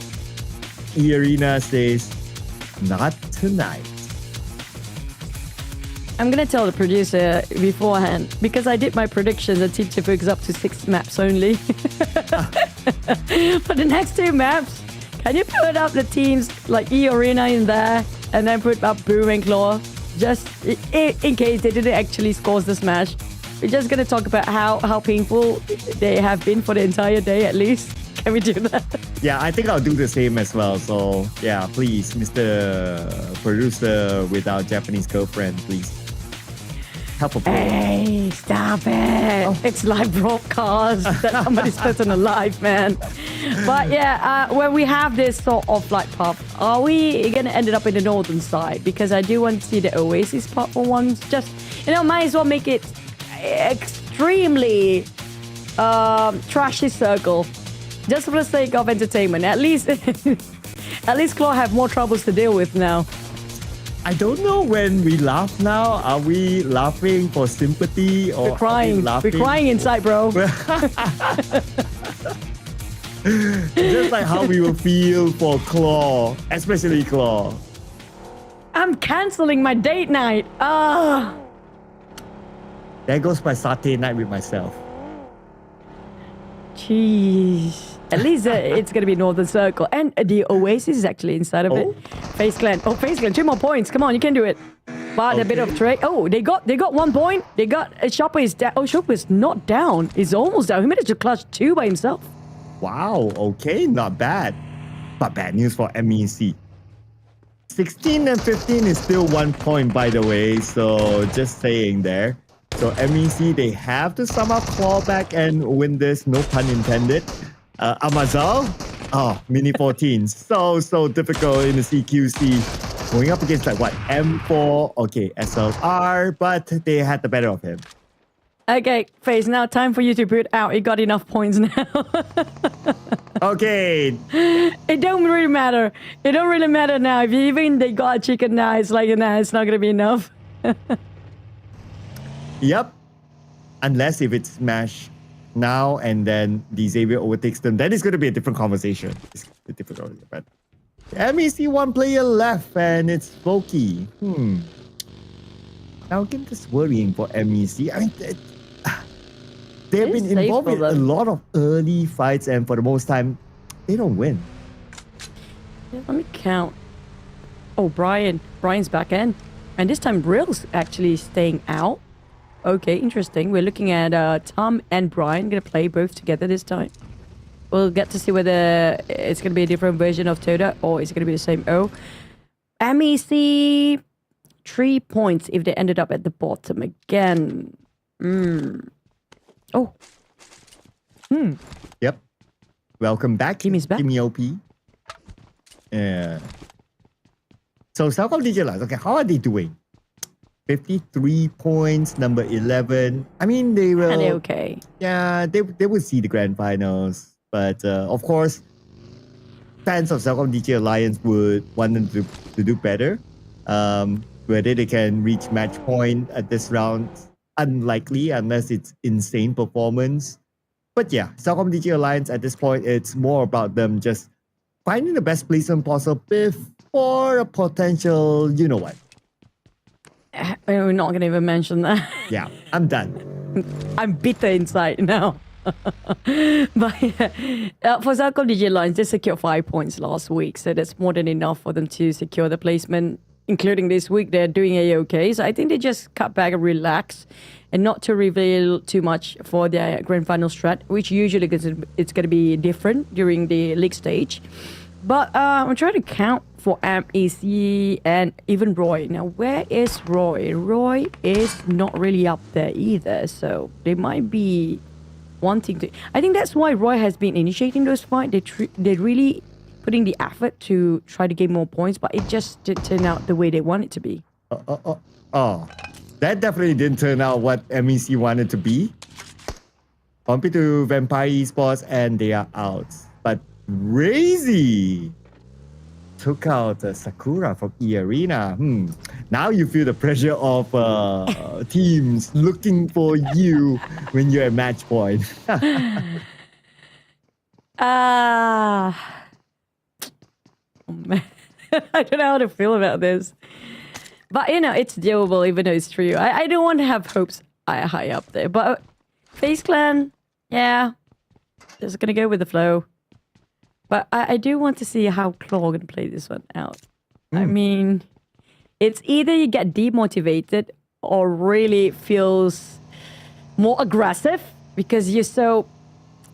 It's like so close. It's like, you know, that kind of feeling that you feel like you almost win it. Next try, probably gonna get it. Yeah, it's like all the stars align, right? Like you swipe left, I think. And then in matches, you had a good chat. You decide to meet up. Was a good date. Nice candlelight dinner. And then you hang out more. Just for the last moment, another guy comes in and be the third wheel. And everything just goes away. Yeah. And all the money you spent. Yeah. That's how you went broke and lonely. Just like Cloud. Exactly his experience, guys. True story. I'm sorry. We should supposed to be talking about the game, but DX. Yeah, DX, come on, deliver what you mentioned before. It's like, what, extra 2 games now. They're not even the smash rule right at the top. Match point yet, not even there. Not 5 points. 5 points. They got 1 now. I like how DX is like my ex. But can Leon actually do this one? Okay. Where are the members of CelcomDigi Alliance? Okay, nowhere to be found on the minimap, but that will mean that he needs to defend himself against these areas. 3 players on the ground floor. Nade after nade by Leon. Okay, they breach to the 2nd floor. It's going to be a CQC. He doesn't have a UMP, not the most touchable weapon. Instead, these areas, they have shotguns all around. Straightforward rush, straightforward flush, and Leon's out. Yeah, they're finally showing up. I think Levi is... expecting this game. They're gonna smash the next one, perhaps. I think it's a bit in the future before. Maybe this is what he was talking about before. But yeah, with MEC out, I don't know if they have another shot at changing about their scores, because if they ended up with a 1, totaled up probably around like 3 points only, and we do know 7-9 did had a 4 before. TODAK, it's all down onto TODAK really to change the flow for the overall rankings to get into the grand finals this time. Yeah, and even if TODAK overtakes MEC, it's still basically the same, 1 point. So they have to overtake at least MVK. Basically, they have to be at least 14, then you gain 2 points. If it's only number 15, then it's the same result, basically. Okay, That's but we boom. check out the result of the circle. Claw has the circle, just saying. eArena and Claw next to each other with Boom been taken out by FaZe Clan, who just got themselves the match point. It's going to be a 3v3, 3 for Boom and eArena. Now Claw and, I mean, this is going to get really personal if Claw versus eArena after the next couple of seconds. I'm holding my breath right now for Boom. I'm holding my breath for eArena and Claw. Okay. We'll be looking at them, a lot of eyes at them, including the viewers, including the players, including their coaches, and everyone else as well. But we'll check back on them later. They're going to take the safe approach, long rotation in. But Vampire and CelcomDigi Alliance. Now, CelcomDigi Alliance only one player left after all that. They're cutting across quite an aggressive battlefield down there with Vampires also trying to disengage. Look at Team Secret. I mean, Team Secret is the team that really having the toughest time to get into the match point. They've been trying the whole day, all around, and they stuck themselves at the 5th and 6th place and barely breach into the match point here. But Roy, as per usual, the most disruptive team that nobody likes at the time being. Happen to disrupt eArena. Okay, time to crash in. Momon on one side of the building, now up against the 3 players, but okay, he fights back. Okay, he gets Wukong. Okay, 2 more to go. But Momo moves onto the outside, moves back onto the inside, and he's too low to tank out further. Moment out. Only 1 player left. That's 30k.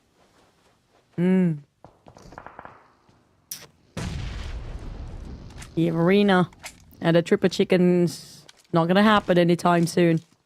But it's 30k we're talking about. At least he can hold his ground for slightly more longer with extra points.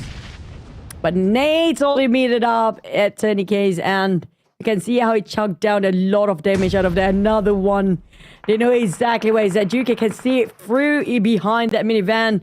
He managed to hide himself in a very, very small corner next to that small shack. But Roy, I think Mango is going to go for the push. They're not wasting any more time here for Roy. It's quite out in the open and BTR is just next to them. Okay, TODAK holding his breath now. And imagine after all that, denying Claw, and now they'll potentially be one of the earlier ones to go out. Claw will be looking at the elimination fee, is like, what this, brother? What this? What this? eArena will be like, nailed it. So annoying. I know, right? Claw will be like, so annoying, like, what this, brother? What this? Why? Why you do that? And now they're Why out. this? But at least Claw got themselves a high ground. That's pretty good around the creative fields. But there's TODAK coming into the valley side. Talon is actually getting this center. Now we're looking at some teams that are taking the blues, including CelcomDigi Alliance, that last player, and Boom is playing slightly slower this time too. They want to be it safe, but last time we saw they're coming out from the northern side. High chance if they keep going north, they might actually collide with Claw. Yep. Boom Esports, they changed their feng shui. Before this, they kept like, okay, before this, they used the south route. This time it's like, okay, we go all the way up north, and then we come back in. But speaking about north, TODAK and Roy from the north. Here we go. But TODAK says, nope. Gunshots overhead. But the entire group seems to be very interested to where BTR's at. Roy pulled over. Car. I'm not sure if they got any... I think they got some glimpse about BTR's position, so that's why they're being extra careful about approaching the other side of the street. But BTR, they're prepared and on siege. Try to take down a couple of Roy. They see the members lurking around, and Mango is being extra careful as well about his position, but they got shot from afar. I think that's going to be Talon from above. Okay. More like warning shots. While Zeta defending his ground. Oh, Xavier, they want to try to climb up? Okay, not yet. Not really forcing it yet. They don't really know how many people are up here. But while all this is happening, I'd just like to shout out to Zinya, who is the brand ambassador for CelcomDigi Alliance, who's actually currently watching. Watashi wa Secloud-san, Zinya, Aishiteru. Wait. Hajimemashite. Oh, hajimemashite. Oh, sorry. Okay, thanks. Oh, my Japanese. Only no tore wa doko desu ka? Doko? That's so important to go anywhere, okay? But we're back into the game, these Xaviers. These Xaviers deliver what you promised us before. Get into the match point. I think it's no problem for them. They do have those high ground, but it's so slippery. We've seen AT just gave up and accept the fate where he jumps down. I don't want that's going to be the same case here. But Yuri low ground. Gun down by TODAK. Oh, but Chopper's on the other side. But from the back is Frenzy. And TODAK secures the 4 elimination points. They will leap up to number 14 now. Too early to say that. There's still shots fired to the side. I think that's going to be from the high ground. High chance it's going to be either FaZe Clan or Claw from across the other side. But boom. They're going to play under the bridge for now. Lamborghini going to climb up to join in with the rest of the team to see a wider view up there. But the circle will push down, perhaps. I feel like that's going to be the case. Oh, yep, there you go. And we do have Vikings. Now, Vikings actually got a good spot themselves. The only thing that they have to worry about right now is going to be Team Secret because GK is just too close. But boom, not in a good enough spot. They lose Octa to Paragen, who deny away that point. Okay. So Xavier, as of now, they are at 80 points. They're 2 points away. Okay, make that 81 points. Now they're 1 point away from match point, if they're still around. But we'll talk about that later because right now we shift over to a lot of teams in the middle. Two of them we can see on screen, Vampire and TALON. Boom is still there, just beneath these Xaviers and seems to be engaging just now. They lost so many members down to 1 player. Claw. Oh, they're doing Claw again. Second attempt to smash it. I'm just going to say it out loud because I don't know whether it's going to happen or not at this point. But TALON, there's so many high grounds for the players, but they have to be aware about their utilities. We can see Yoru himself only got 3 hand grenades. If he have to climb down later on, the smokes, he barely got any.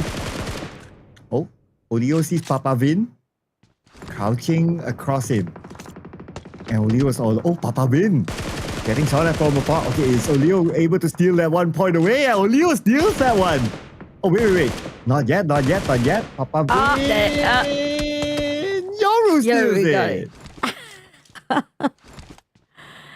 TALON pushing the numbers. That was CelcomDigi Alliance last member, a bit disappointed. Will wipe the smirk off his face. He thought he can actually steal that one out, but been stolen away by so many eyes watching out. Claw finally making a move on the northern side, and they are tailing it hot against these Xaviers. I think they spotted out and heard those gunshots while BTR a bit busy against Roy. Claw repositioning just to go against these Xaviers. Oh, they open fire towards the vehicles. Boom. Yeah. Yep. Went out boom to the Xavier. So now the Xavier is officially at match point, if they're still in. But Claw, here comes Claw. Okay. So Claw coming in. Okay, they want to get to the circle. So objectively, they need to clear off the Xavier if possible. They get 1, 3 more to go in front. 1 step at a time for Claw. Now, that's definitely going to give away so much information, despite Lamborghini being finished off, but he will relay the information towards the rest of the team regarding exactly Red Face position. But that is actually wise coming up from Claw to fan out like that, because it means that there's only 1 person. They expect it's going to be a whole team inside of that tunnel just now, while Pepeng and the rest of Claw will try to capitalize over the northern side with the high grounds. But to go against Roy by themselves, BTR is on the other end. Last time they saw how BTR... there you go. Okay. Red Face on the way. Okay, he might go in straight there. Okay, they do have the strategy. No, Red Face, not like this. Red Face, not like this.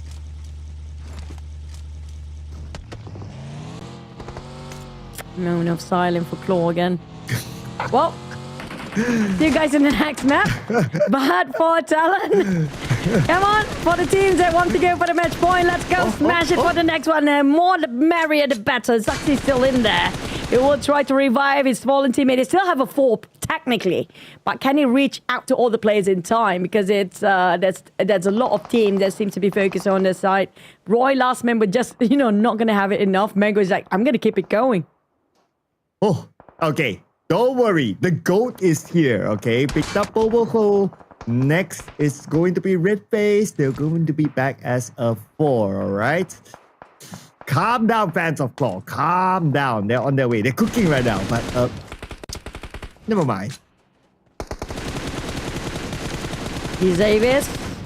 Oh, there's so much pressure on Claw's side. They're widespread as well.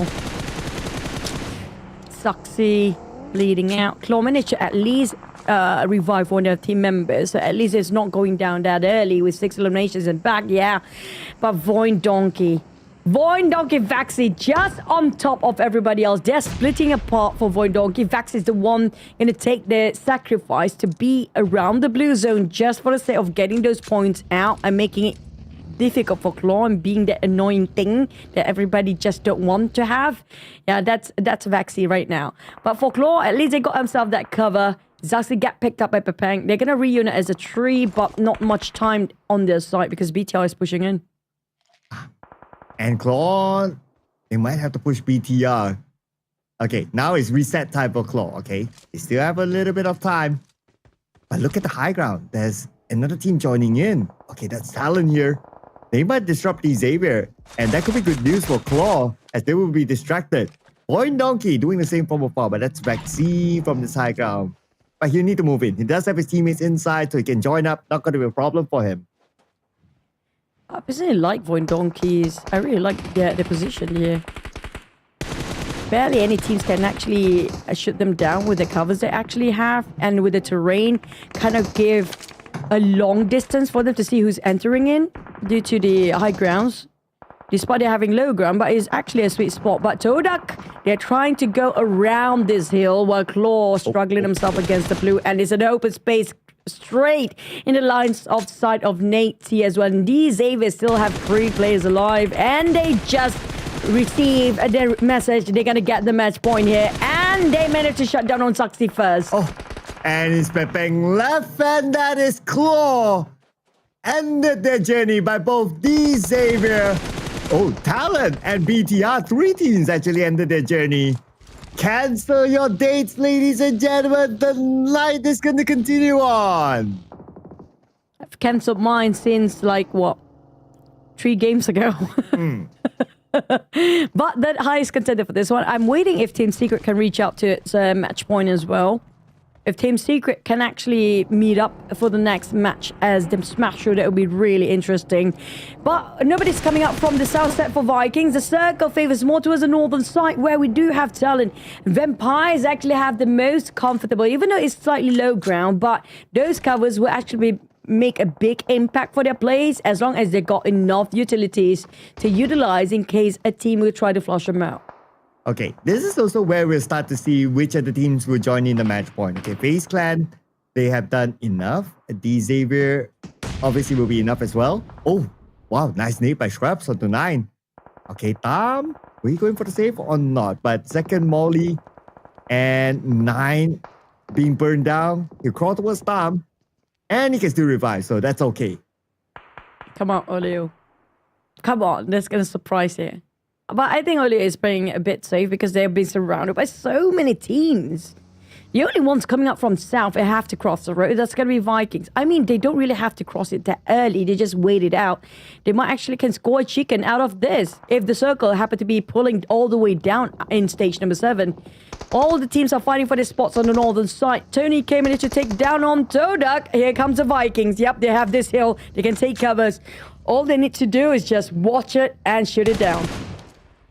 And Olio is still in the game. He managed to score that elimination point. Now on the outside of the circle, we have the Vikings who need to fight their way in. Same goes for VOIN Donkey. Okay, in front of them, do have 2 players of Viking as well. No circle, okay. On the left side, that's Vampire Esports. Olio is on the inner side. So potentially VOIN Donkey might meet up with Vikings, but Xavier in trouble right now with Talon above them. It's okay. They already got themselves a match point by now. All they need is a couple of extra points just in case things go, things not smashing by the end of the day. But for Nate T, he's still got a couple of nade. He's planning to toss it towards Achul. That Molotov will not reach to Nate T, but it's a bit overcooked and overtossed on the side of Nate T with Bluezone coming in. I don't want to see Nate T jumping down again, but this might be another case for that if he's being forced to that corner. But for Vikings, VOIN Donkey, and we have Vampires on top of this. This is going to be an interesting matchup between all the teams around this corner. Oh, Vexy now down, and he will be burned out back into the lobby by Break. Razak is alone here for VOIN Donkey. Okay, holding on for dear life, hoping for the Vikings not to push in. Okay, he moved, so they heard the footsteps. They know that he's inside. And here comes Dins and Break from the other side. Where is Razak gonna go? Okay, Razak gets one, but not able to secure the elimination point. And the point will not be given away to VOIN Donkey. MBKE reset back. Back with 4 at that. I'm still hoping Team Secret can actually break this number. They're so close of getting that. I think they want to aim for the chicken dinner because that's going to be the most straightforward way to get into the match point. But for Vikings, it's more than just getting those match points. It don't really matter for them to get those match points or not. They need to end this run really strong. Tony K cooking up the nade against Tom. Now it's all about those angles. Here it comes. Ooh, nade on the Tom. Okay. But because they know where he is, it's so hard for Tom. And now with the circle behind Tom, Vampire Esports can push. Okay, it's just a matter of time, I believe. Okay. Tom will need to hold his ground. Here comes Vampire Esports. And Tom from the lower ground with the DBS. He gets one. Can he get a second one? The answer is going to be no. As Tony K will deny away that opportunity from Tom. You have to quickly reset. A lot of teams are moving this way, including Vikings. They heard those gunshots. Tony K, he needs to pick up on Shrubs. Vikings, anytime they can actually pick over this side. And there's BTR. Last I saw, even CelcomDigi Alliance. And no, never mind. They've been taken down. We're down to only 5 teams here. Team Secret, slowly but surely, including that ranking points. If they score this chicken, they're also in the race for that smash roll. Oh, okay. Behind Shrubs, 2 players. But okay, we check back on them later because right now, up north, BTR onto Talon. 1 nade sent across. And Drunko Federalis. Okay. Long range on the BTR Federalis. Now 3 active players left for BTR. They're going to save Federalis first. Snape is on it. While Talon's still holding their ground. But a bit of damage received by Talon. So many teams close by. But wait, if BTR can score this chicken, they also can get into the race with a match point too. They already scored themselves 72 points right now. It's between Team Secret and BTR. And Team Secret, it's easier to get with those eliminations, but they're not willing to give away the position. For Talon, they might find Satar along the process, but will the rest of BTR back up Satar in case he needs the help? Yep, there you go. Oh, it would be insane if BTR joins the fray because they were not in our conversation all this while. Okay, but they have to score the chicken dinner. If they score the chicken dinner, then that's it. Okay, but anyway, now they have to take this fight against Talon. Ocho gets Satar down onto the ground. Talon looking for the remaining members of BTR. 3 players still active. Nade lobbed across onto Boychill. Axel doing the scouting work. They're not able to land the nade on the Axel. They found Boychill, but Federalis down as well. Razy searching for his next target. And looks like BTR will win this one. There are 9 elimination points. And the scores keep going up with top 14, but BTR didn't even have time to reset as Vampires marching in with 2 players. And here comes Team Secret. Oh, who wants the 4 points in the bag? Justin! But Tony can secure that 4 points just now with the help of GK. Team Secret managed to steal 1 out of the 4. And Tony K managed to get a knock, a big one. They even finished off Team Secret on top of that. Oh, Team Secret, this is going to hurt them a lot, but BTR will be enough for them to get into the race for the next one. But Vikings finally coming back as a 4. Vikings do have better number here. Oh, Okay, they could be the team to score the chicken dinner. Now it's between the Vikings and Team Secret. It's going to be an all Vietnamese finale here, ladies and gentlemen, for this round. With the Vikings having the high ground, having the numbers, but Drunkston will say no together with Frankie to take down Superman. Team Secret, they need this chicken to make sure they are qualified for the Smash Rule. If they fail to do so, a lot at stake here. They have to go for another round. But for Vikings, it's all about their ranking for end of this today. But GK, Frankie is a bit far, isn't he, to give that cover fire coming up from behind. But while the Blues will pressure Vikings to push forward, this is going to be an advantage for Team Secret to wait it out, especially with Frankie's position. Oh, here's the nade by Tron. Okay, Tins takes a lot of damage. Nade lop across. Look at the damage of the Tins. Only 10% of health left. He needs to reset right now. His other team is going to need to buy a little bit more time. Another nade across. Tins healed up to 80%, so he's fine. He can tank that one out. But the nade's not stopping yet. Here comes Strong's nade, but Woonty got drunk.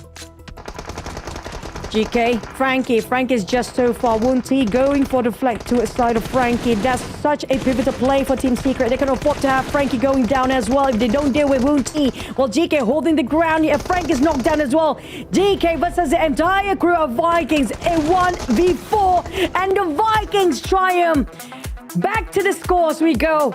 Will be addition 2 more teams to get into the Smash Rule to advance to our 7th map of the day, or will still be just gonna be 5. And the Vikings, they want to stay away from the bottom with this chicken dinner. They will definitely move up, but how far will they be from the bottom points-wise, that is? And how many teams, of course, the big question, will join in onto the match point after this?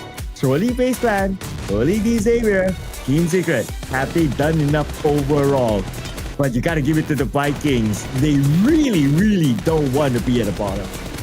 No, they need every point they can get because they don't want to get eliminated from the grand final spot here. They are very close of getting into it. But congratulations, we'll finally get to see them in the Super Weekend. Woonty have been playing so great alongside with Break. We see a lot of Superman CQC with that DBS. And Tins coming up from Vikings as well, coming with no eliminations, but he did so much cover fire for the team early before this. But nonetheless, I want to know whether BTR managed to make it through into the Smash Rule for the next one, or will we have only 2 addition team that's going to be FaZe Clan as well as Team Secret? Or is it enough for Team Secret as well? Because I feel like they needed 10 points just now and barely got enough eliminations.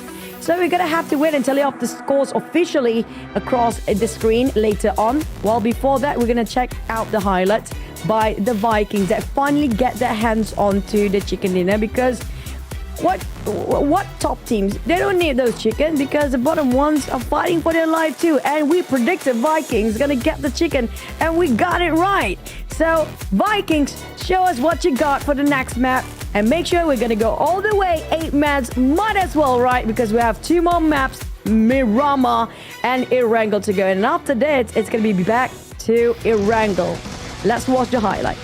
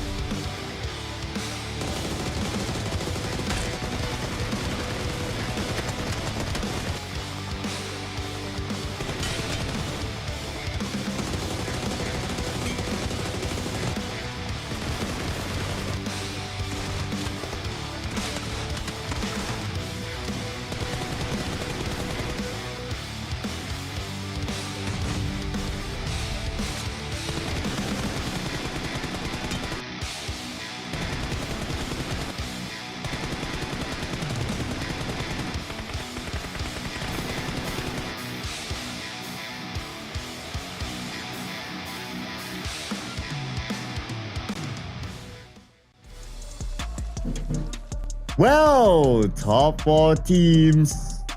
Welcome the Vikings. They will not go down without a fight, just like their name, the Vikings. Vampire Esports join us at the top 4 together with BTR and Team Secret. But, like what you mentioned, have they done enough to reach match point? Yeah, don't discount BTR yet. I have a feeling they're either very close or really just into it. But Vikings, they always do this. They love the last minute show, and they've done it again. You remember how they squeezed it into the last in the Super Weekend in the last day of the league stage? That's how they made it in with that chicken dinner too. Oh yeah, that's right. Yeah, the last game scored the chicken dinner, and then they say hello to the Super Weekend. Maybe we'll go like 8 games, and then Vikings just score like all 3 chicken dinners or the last 2 chicken dinners. Yeah, might as well, right? Let's go all the way, Vikings. You want to make it 9 maps now? Not enough with 8? Hey, I thought we had 3 more? unlimited maps until somebody smashes. Oh man, that's going to be a long day. My efforts will start in the morning then. Yeah. Whew, what a day, man, today. I mean, this claw going to hit this one hard. That one particular time close enough. And now we're talking about stamina of the players. Don't forget about that. When it comes to their mental strength, their body stamina, physically and mentally right now, everything's on the line. Absolutely right. And plus, we will surely have more teams meeting match point. So it's going to be even tighter in the next round. And we're going to switch the maps. So they have to reset their mind on like, oh, okay, we're no longer playing Miramar. We're back to Erangel again after this. So new map, new set of teams that have made match point. So new strategies, but not new for Woonty. MVP this round, 5 eliminations and 604 damage. Welcome to the MVP stats. 47 damage received. Is this the lowest we actually get for this week? Or is there anybody? I think there's somebody who scored around 20-ish as well, right? I think we even got a 0. Yeah, like total ninja. That's beyond ninja. You got an invisibility cloak. I mean, they probably got it from Snape. If he's actually playing, that's from BTR. But yeah, speaking of BTR, we're going to give the highlight first to his side of Woonty. It's either him or Break, because they have been performing so much. And I love Woonty. He's actually trying to push a fight. He really go all in, did not even think twice. But it's all about the rest of the teammate, whether they can follow his tempo or not. This guy got a really good fast tempo in the game. But yeah, for BTR, now, they got themselves double digit. We're going to cross this one. We'll wait for the overall rankings. BTR, do you think they're going to put in Ryan and Snake side by side to play here for the next? Okay. I think at this point, BTR can just put it in. I mean, obviously, if they want to. So I would like to see that as well. I believe that you've been calling out for the past week to see that duo put in and what kind of outcome they could bring. So why not? Let's do it, BTR. But now that we flip over to the next page, we have 4 teams with a 0. Boom Esports. Well, their slow move into the circle strategy up north, coming back in, still work out for them. GLU squad 0, eArena 0, but yeah. So didn't really BTR. 2 more points. Oh, BTR so close. Vampires too. I mean, that's less than 10 points. But I still, like, BTR is just too close. If they actually score that chicken, they definitely qualify for the Smash Rule. Yeah, BTR 3 Vampire. Yeah, it could have been. It's so close now. Okay, but I also want to see Vikings, right? Okay, after that chicken dinner, they shoot up to 12th place. Okay, that's pretty sweet. So they stay away from 15, 16. Nobody wants to be there because it's the same amount of points anyway. And even though TODAK, they swap places with MEC, but still the final outcome will be the same. So they have to do a lot better. Here comes match 7. Back to the OG map of Erangel. You know what's funny is that and this guy scored so many chickens. Like we can see Boom got 3 before, but those chickens don't really matter when, you know, you need it the most right now. It came at the wrong time. I don't know, I'm crying or laughing right now. But okay, I want to talk something about the grand final slot, right? Because as we can see, MEC do have 1 point into it. If they ended up like at the bottom, it's going to be 3 points. TODAK, there's a chance they're going to not qualify into the grand finals at this state. If they... We never know, because we have more contenders for Smash Rule right now. So they have one last shot to at least really get the numbers up for those eliminations here. Okay, my logic is simple, right? So if TODAK ends up number 16, and our newcomers, GLU and Team Secret, which Team Secret is obviously doing very well. GLU is okay, somewhere in the middle. What was GLU's position again? I think they're like, what, 10 or so? I think they're top 8. Or top 8, or was it? Okay. Or was it top 8, top All right, 10? so if they are top 8, then TODAK will be booted out. Because who else joining in? Because we do know 2 teams will be booted out too. Yeah, so TODAK is at the biggest risk now. Yeah, because 5 points. Because 5 points for GLU and TODAK only 2 points, assuming that it ends now. So yeah, so TODAK cannot be at 15-16. Cannot. It's gonna be MEC and TODAK, the riskiest right now. And don't forget about Roy too. Roy is among the bottom teams right now, because we do know if they score another 2 for TODAK, that's pushing Sam9 all the way down after this. They're gonna be at a tie.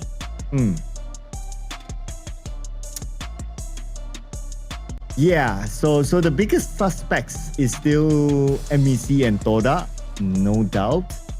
And that, okay, if MEC and TODAK both perform, Vikings continue to perform, and they are, say, roughly somewhere in the middle, then Sam9's in trouble.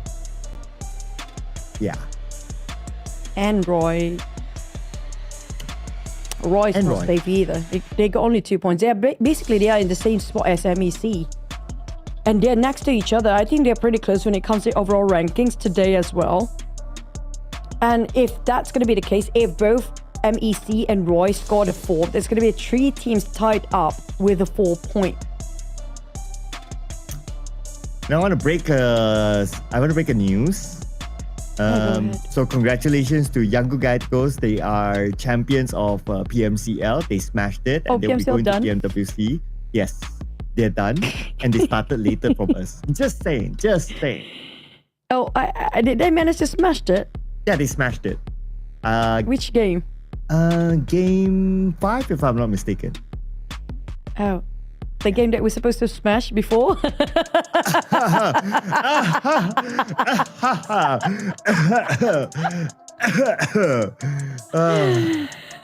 Well, you know, guys, let's get back into your wrangle. Smash it or not, don't really matter. We're down to the 7 games here and 2 more maps, including this one to go. Let's go.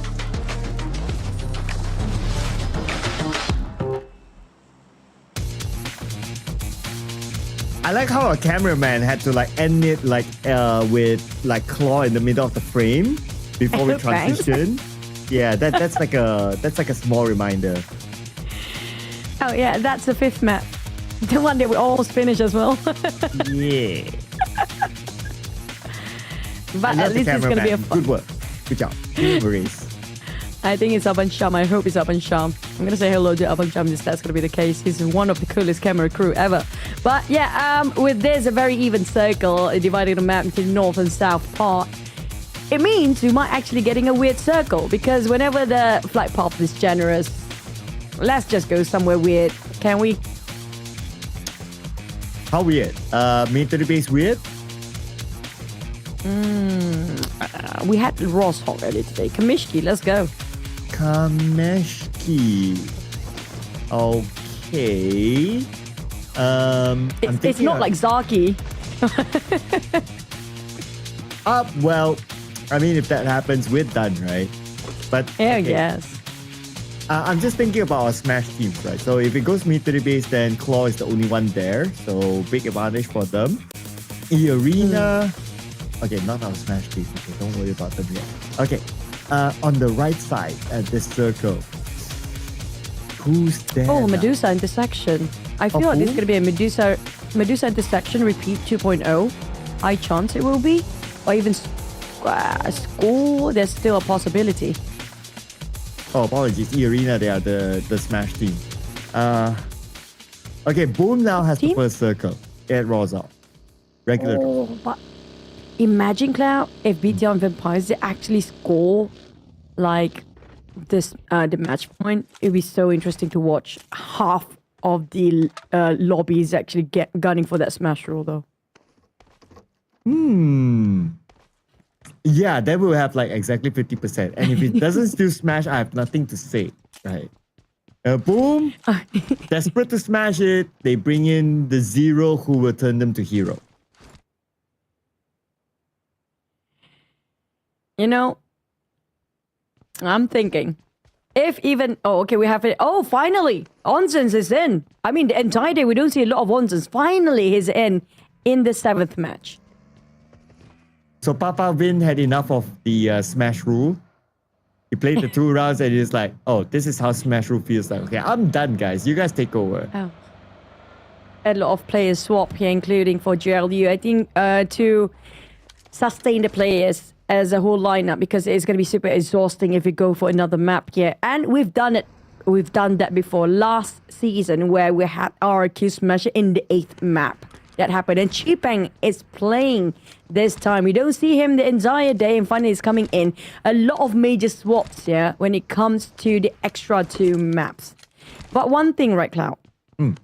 Even if we have half of the lobby to get the Smash rule going, I don't think we're still going to get the Smash rule activated, because it's going to be the bottom teams that are going to get those chicken. Yeah, all of a sudden it's like maybe MEC, TODAK maybe, Roy again. I don't know. But you know what? If it does go to that, it's already at stage 8. So, I mean, it's already at map 8. So it's like, it's still the same amount of games. It's just a matter of who automatically moves up to number 1. That's all. Yeah. But it will be devastating for the number 1 team to get pushed down in the last minute, because of the 6th place team like Team Secret actually get those Smash rule. And that's still going to hurt. And it's a big impact for the team at the very bottom when it comes to qualify or eligible for the Smash rule. And BTR, they're so close. Must be kicking themselves that they are not eligible to match point yet. But they still can smash it for the next one, though. Yeah, which is game 8, right? Yeah, but it still make a big difference, especially for Team Secret. If they can smash even this one, they are going from 0 to the max to hero straight away with 15 points. They're 100% secure, because right now, when it comes to the grand final points, they're having a 0. They didn't get in last week. And if Vampire somehow, okay, they meet match point this round, and then they smash in next round, then all of a sudden it's like, oh, Vampire is back. Again. Them again. Smashes. Yeah, and then everyone will forget about like, oh, Vampire, why they not performing and all that. It's like, that's all out the window. This is a test of the endurance right now. And if they actually got it, why not? Why not? But don't forget, don't discredit and don't discount on VOIN Donkey too, because there's a huge gap between the 9th and 10th place. I think for GLU, CelcomDigi Alliance, MVKE, TALON, Roy, and TODAK, even MEC right now, it's all about finish better position and rankings overall, try to be in the middle pack. But for BTR, VP, and VOIN Donkey, they still can smash if we still have a next one. I don't know, but maybe. Yeah, we have been doing the I don't know, maybe, what if, since like what, game 3 onwards? I'm gonna blame El Doggy for this. He keep bringing up about how many maps you think today. It's gonna be 2 maps. Yeah. There you go, guys. It's him. It's him. It's him. Claw, if you want to find somebody to blame, it's El Doggy. And you were right about GLU before. They are actually in 10th place. And they are actually divided between the top 9 teams at the bottom teams. That's going to be the margin that's quite wide open. And it's still quite a stretch for them to catch up. But GLU, well, if they finish at 10th place by today... They're like the gatekeepers now, right? It's like you want to go up, you have to like overtake us as in GLU. That's interesting. And then we talk about like VOIN Donkey, who has a decent gap, but that's like 15 points. That's quite decent. It's quite big. But you know what? Okay. I'm putting out this theory, right? Now we are looking at this round. So far, no first blood. One of the reasons is because we have 6 teams at match point. So these 6 teams will play it like, I'm just going to avoid everything. I'll see you in the final circle. You want to know why? Hmm? Because there's another 6 or 7 teams that's dying to meet up for their points better. Because we haven't talked enough about GLU. If GLU ended up in 10th place as well by end of today, another team that scores a total of 4 points for the league rank points. That's make 4 teams tied up in the same spot for the top 16. Wow. Okay, interesting point. Oh, there's so much math right now, right? I'm already like... You can't math anymore. Yeah, I can't math anymore. But if I want to simplify my math, TODAK MEC, no number 15, 16. They have to get more. Yeah. Right now, I give you TLDR, 4 teams that might actually tied up at 4th place, at 16th spot with 4 points. Okay. That's going to be GLU, MAQNA Esports, or MEC. Sam9, of course. I think Vikings are doing okay. And probably Roy, if they score another 2 points this week. So there's plenty. That's so much. 4 team. Okay, if that happens, we're talking about a 4-team tiebreaker then. Wow. There's a lot of tiebreakers to do at that point. Like, you have to recount all their Super Weekend chicken dinner, placement points, then only elimination. And there's a high chance that might ended up a tight point at that, even though despite we have all the tiebreakers lined up. Man, our referees are going to have an interesting time trying to calculate all that. Well, Xavier is having an interesting time now. Taking out Hui Guang. Okay, that's 1 player down, out in the open. It's just a matter of time before Xavier secures that elimination point. And Xavier, now that they are part of the match point team, they will surely change up the play style. But it looks like they're still kind of active though. Lamborghini is still going for it. But they have to be extra careful. These are the top 6 teams we're talking about. Don't forget about the rest of the 10 teams that don't have anything else to lose, except for BTR, Vampire, VOIN, Donkey. They definitely want to go aggressive in this one to make sure they will get into the match point. And these 6 teams should be extra careful regarding all the others who try to wipe them out. But at least for FaZe Clan, they're fighting back. They might lose Gil in the process, but it's TODAK we're talking about. They can afford to go down early as well. Ooh, Nate, 2nd floor. Okay. Does it go down to Canary? They jump up. Frenzy. Shooting from one side. Oh, Brian with the name on the other side as well. And now Frenzy with the Molly in hand. Molly into the building. Alright, nobody's home yet. TODAK, they're finding an entry. Finding a reason to push it, but Frenzy shot from one side. Where did those shots come from? Okay, TODAK now has to be extra careful with the amount of teams now closing in. Thumb gets needed down by Canary, finishing off Brian in the process. Wait, there's and one look at HP. TODAK. Yeah, falling apart. FaZe Clan. All of a sudden, the comeback against TODAK. That 1 HP lasted such a long time. But that was close enough. But TODAK, oh, is this it? Will they be disqualified from Grand Final? But for FaZe Clan, there's no enough rest time for them yet. eArena, Claw, both taking out of FaZe Clan, who's also in the run for smashing this game. This is going to be the three teams that will try to finish things strong. But with them going against each other's throat, this open up so many opportunities for the bottom teams too. Oh, okay. This is going to be super interesting. Claw and eArena in the same area. Claw, they want revenge. They're like, and FaZe. We're not your. We don't want you. We want eArena now. Just to show up to Claw. Now things getting really personal between Claw and eArena right now, but I wouldn't mind FaZe Clan butting into this business as the rest of FaZe Clan down to 2 players. And nobody spotted out Macaris. One with nature? Okay. Nobody knows because of that tree. That animation blocking him.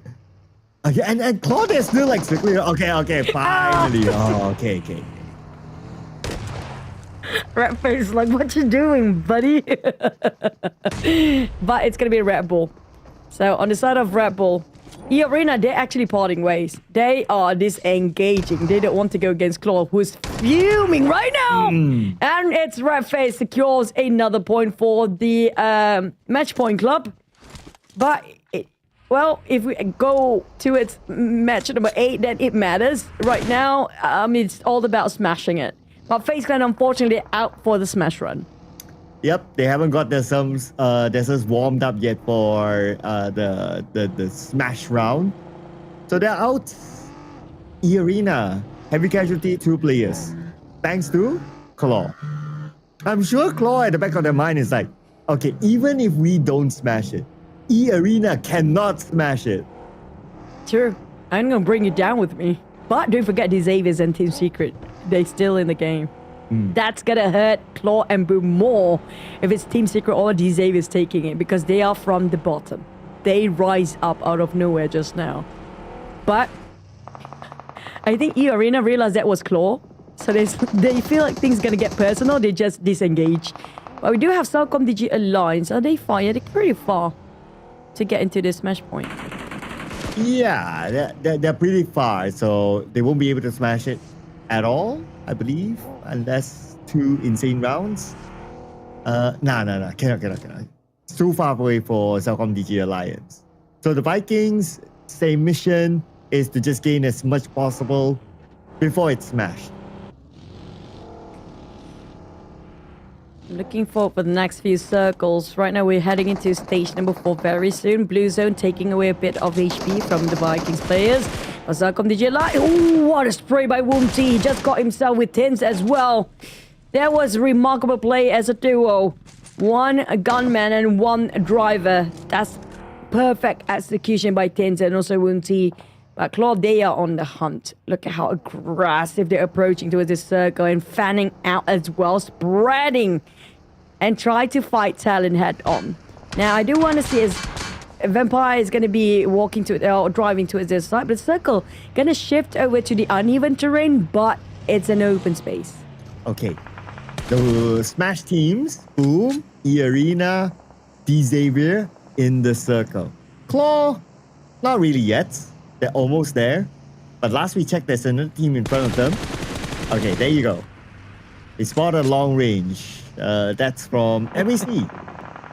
But on the other side, now we have Team Secret pushing it in. Okay, Team Secret, another Smash team now in the circle. Oh, but this migration, this navigation is not the best right now. They're giving so much information, but they are making a U-turn going straight for BTR.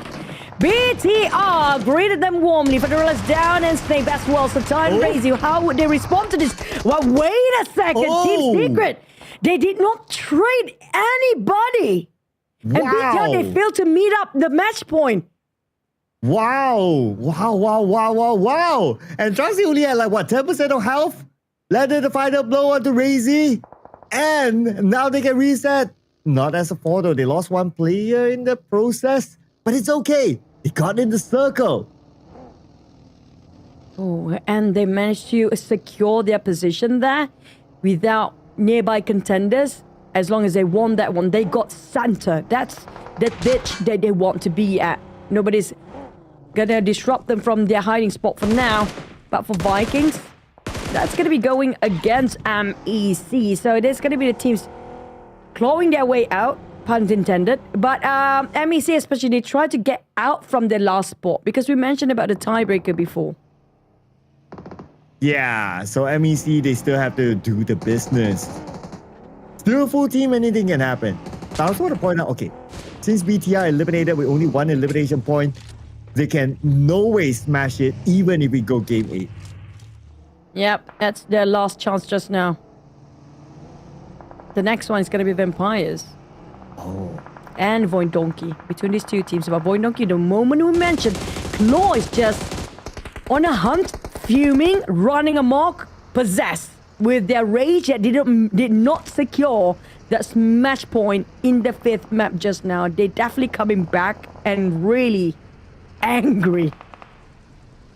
And they want to release it onto VOIN Donkey and maybe even TALON. Okay, they have about 50 more seconds. Oh, okay, this is the replay earlier. Wow, what a crashing by Team Secret, and this one final blow by Transin. Man, that was crazy. Okay, reaction time. Okay, crazy. Loss is cool though. Can't see this disappointment. I worry more for the table. Yeah. But Team Secret, that was slither of health. That was amazing. But VOIN Donkey, will they be meeting the same fate as BTR here? They're not that far off. They're just 9 points away to get that much point in this one and can smash it for later. But if they being eliminated, yeah, but we're talking about Claw. They are venting out their anger towards VOIN Donkey. And this is VOIN Donkey meeting their demise. But there's TALON on the other end. He might be stolen away. Okay. Who got the point? Okay, it's Claw. By the way, the points don't really matter. As long as they can clear off teams in front of them. And now they're looking for the remaining members of VOIN Donkey. They're clearing off well. Okay, nobody's in the smoke. Keeping just blind firing in case his hit marker activates. TALON on the other side though, they don't have to circle. TALON in a similar position with Claw. But Claw, they will try to push into the circle. This is survivability for Claw. I think Zaxi kind of get the idea where TALON is because they toss the nade over towards the players of VOIN Donkey just now. That's why he's being extra careful about approaching towards finish off Zeta with using a vehicle instead. But MEC, well, they like the waiting game. But the wait have to do something now. They need to get out from that trench. 16th spot, it's not the base, it's not where they want to be. But Vikings for the outside CelcomDigi Alliance, they crash into it straight away on the ground. Oh, and Jimmy OP looks like he's doing it for CelcomDigi Alliance. 1v2. Olio will be eliminated. Now it's really down to only Jimmy OP, the man who can do it against Vikings. Finding that angle with Astro K, very clutchable weapon. The remaining members of Vikings, one on the other side and one on the left side, and it's Jimmy OP clutching the Vikings, taking them out at number 13. It's worth swapping him back in for Jimmy just now, but for GLU, here comes Boom! One last player! Boom? Oh. Boom. Boom out. Boom, boom, pow. Okay. So now 4 teams left. 4 teams that could smash it. Boom missed another chance. And not just that, even though we're gonna have eArena, it's doable for them to smash as long as they survive, Boom might get pushed down if eArena keep on gaining points because anytime they can take away for that second place by end of today. Next, Team Secret, I'm looking forward for Team Secret to actually smash this one coming up from behind. But they're gonna have to deal with GLU first. There's also eArena in there. GLU, eArena, Sakura's down. Oh boy, eArena, you block Law from getting that smash. And how are things playing on their end right now? Oh, unless Moment can clutch this one, 1v2. Moment, finish up by GLU. Denied away the smash. Now only 3 teams can do it. Are we getting there? Yoru avoided that nade coming out from Zerus. Trung is cooking it one as well. repositioning from the Talon side. GLU is shooting towards this side, and Roy as well is focusing towards the side of Talon. They're going to overpick themselves. Team Secret, they got quite a very comfortable ditch down there and plenty of space to run and avoid from this explosion. And they fought their way in against BTR early on just now. Talon, they need to reset themselves, but the ones coming up from bottom is going to be D-Xaviers. D-Xaviers can still smash it though. Yeah, and they have PUBGM in the circle with the airdrop. And they can follow in. Okay, they are the only team that can smash it that's in the circle right now. Team Secret, they have to win this fight against Talon first before talking about getting into the circle. But at the same time, they have to be careful because Car from Roy is behind Team Secret. Talon will block Team Secret from approaching to the circle. Oh, this is going to be tough. Here comes the name. What a team! Achul dropping it on Team Secret. Trunks down to 1 HP, and that's going to be it. Team Secret, another one bites the dust, and it's left with 2 teams. Is it it, or is it not? We still have 8 teams remaining. 2 out of the 8 can smash. The other 6, all they want to do is just keep on going, especially Vampire and VOIN Donkey. They still can smash for the next one if they secure more points. I'm interested to see how long Car will be able to stay alive here. Okay, here comes Car showing himself against Achul. Almost getting Achul, but he failed to get a knockdown to Achul at least. And Boichi will follow up. That's going to be the final play of Roy. Only 1 place on point. 10 seconds.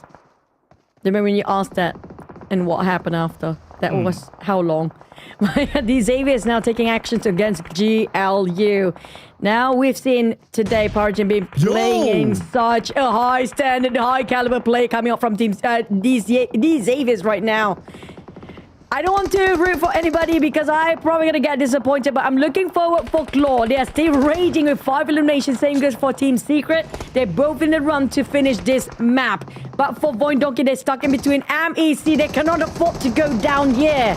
Oh, but they just did. To the hands of D-Xavier. Oh, another side. Claw is now in the fight. They will clear off another team. And that is going to be the end of VOIN Donkey. Now we're in the top 4.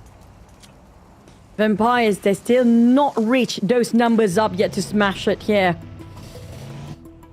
2 teams not getting the match point. Another 2 want to smash out. Talon still having a 4. Same goes for Claw. Claw, here comes a Nate flying over on the side of D-Xavier. The smash teams are going to fight each other and cancel each other out. Can they actually do it? While the side of Talon and Vampires in the center, observing all this happening right across their eyes. And Vampire is not having any part of this. They're allowing all the other teams to cancel out each other as the nades being rained down on both D-Xavier and Claw. But it's Yoru that gets a knock onto Red Face. And it's going to be Talon butting in as well. PUBGM gets Achul. 3 teams fighting while Vampire is just observing. Talon, Boychill, reloading. Achul's bleeding out. While the other 3 right now managed to get down on Claw. Claw got a 2-way war. They got that overcraft, but it won't last longer. Not viable for a long run. Here comes a nade. Redface managed to reset. Chipeng is still bleeding out. They're reaching out to Chipeng, but it's just an open space. They managed to pop the smoke. Trying to get over to Chipeng to revive him, but it's so difficult. But at least they're still inside of a circle. But stage 7 hits. Here comes the circle. Still got a bit of it, but Claw in trouble. Ooh, Yoru still got the pixel shot. And it will blow up the hovercraft. And it's going to be Succeed now. Buying a little bit more time with that smoke so that they can reset again. Talon full team from the northern side. But they're also very, very close with Vampire. Talon still have a full squad. They have those elevations. 1 player placed outside of a circle just to be the off angle to shoot and relay all information regarding what's happening inside. And that's going to be Boychill. He got so much information. He can see all 3 teams right now. Yeah, that's a good spot. But still, he needs to get into the circle. We're back onto the Xavier and Claw just next to each other. Again, Vampire Esports not really butting in yet. They're enjoying the circle together with their compound. But the closest team to them is going to be Talon. There is a chance that Talon might push Vampire Esports. They just need to get enough information with the right timing against Vampire Esports. Still staying chill in the compound while looking at D-Xavier. They're waiting for the right timing. It's all about timing here. Achul giving the pressure on Claw. Vampire, I think they can actually see exactly where Talon is. They have the best position to see what's going on top of this hill. But based on the circle, we're heading over to stage 8. If it pulls downwards, then Vampire will be forced to get out. And the worst case scenario is going to be Claw. Oh yeah, that means they need to pass by Vampire unless they can somehow find space on the left or on the right, but it's going to be rather difficult. Anyway, we know that decision in about 35 more seconds. Pretty much everyone's holding their ground. Xavier, one player, Levi's on the outer side trying to get an angle against Claw. He sees them, but he can't get a good clear line of sight. Vampire is playing this very cheeky. Claw, here comes a nade flying over. Hit Chipang a bit. They cornered down. They still cannot even budge from the initial spot before this. They're stuck down there. There's no way for Claw to get up at all. Xavier is firing on them. Talon is watching. Vampire is observing too. The moment they try to pick out, just jiggling their way out. There's no way to do that. And Vampire gets the circle. Together with this combat, it's going to be a fortress for them. Oh my god. Oh, both Claw, especially Xavier, no circle at all. At least Claw, they still have some amount of space. It's going to be the hardest here for Xavier in this round. All the nades now launched in. Nate preparing his own nade as well. Nate receives that damage. He has to back off to heal. They built the bridge mode to cross over to the side of Xavier's to take them down. Now is the good time, but Nate is still resetting while they try to... they are passing their health utilities. They barely got enough. They're running dry with the resources. When it comes to bullets, we have to keep them observed as well. Claw and Xavier's are exchanging, and they got on one. It's Zaxi. Zaxi's on the ground. Here comes. They are responding back for Claw. But Vampires, do they sit this one out, or do they take actions now? Oh, they could be busy with Talon anytime soon. And here comes Xavier from the back. Rushing in, immediately getting Momoho. Levi's got down. Looks like Chipe will deny that one away. But here comes the rest of Xavier. Chipe will be taken out. And from the other side, looks like it is game number 8. Yay! Vampires, they want to get those points. They're definitely going to hit the smash if they want to for the next one. But for Talon, it's a 3v3 between these two teams. Why, oh why, the Smash teams have to cancel each other out? But we'll leave that question for later. Talon, they managed to reset their 4th member back up their feet. It's going to be them against Vampire. But the thing is, Vampire got the circle, they got the compound, they got every condition needed to win this chicken dinner. Absolutely. Absolutely every condition.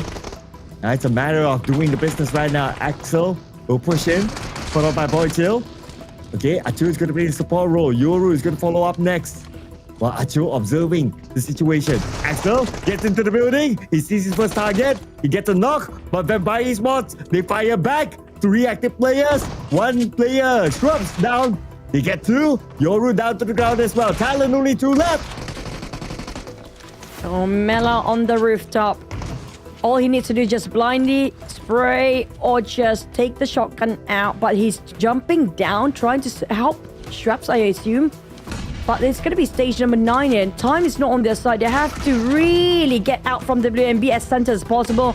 And that's what Talon is doing. Boy Chill's knocked down. Axel is there. Here comes a nade flying mid. Exploded. Straps. Acho's bleeding out as well. Down to only Axel. 2v1. Mela and Ontons. There's no way this can go wrong for Vampire. But never mind. 1v1. Vampire, can they close the game? They got every conditions right. Can they actually secure this one chicken where all the fans been waiting for? Oh boy. Axel still managed to corner himself to a point that he can get those covers. Axel healing up. But Onzens, he found an angle. Okay, but Axel managed to heal up back to 80%. It's still a 1v1 between the two. They're dancing around. Axel right now, critical situation. Onzens, he needs to land his shots.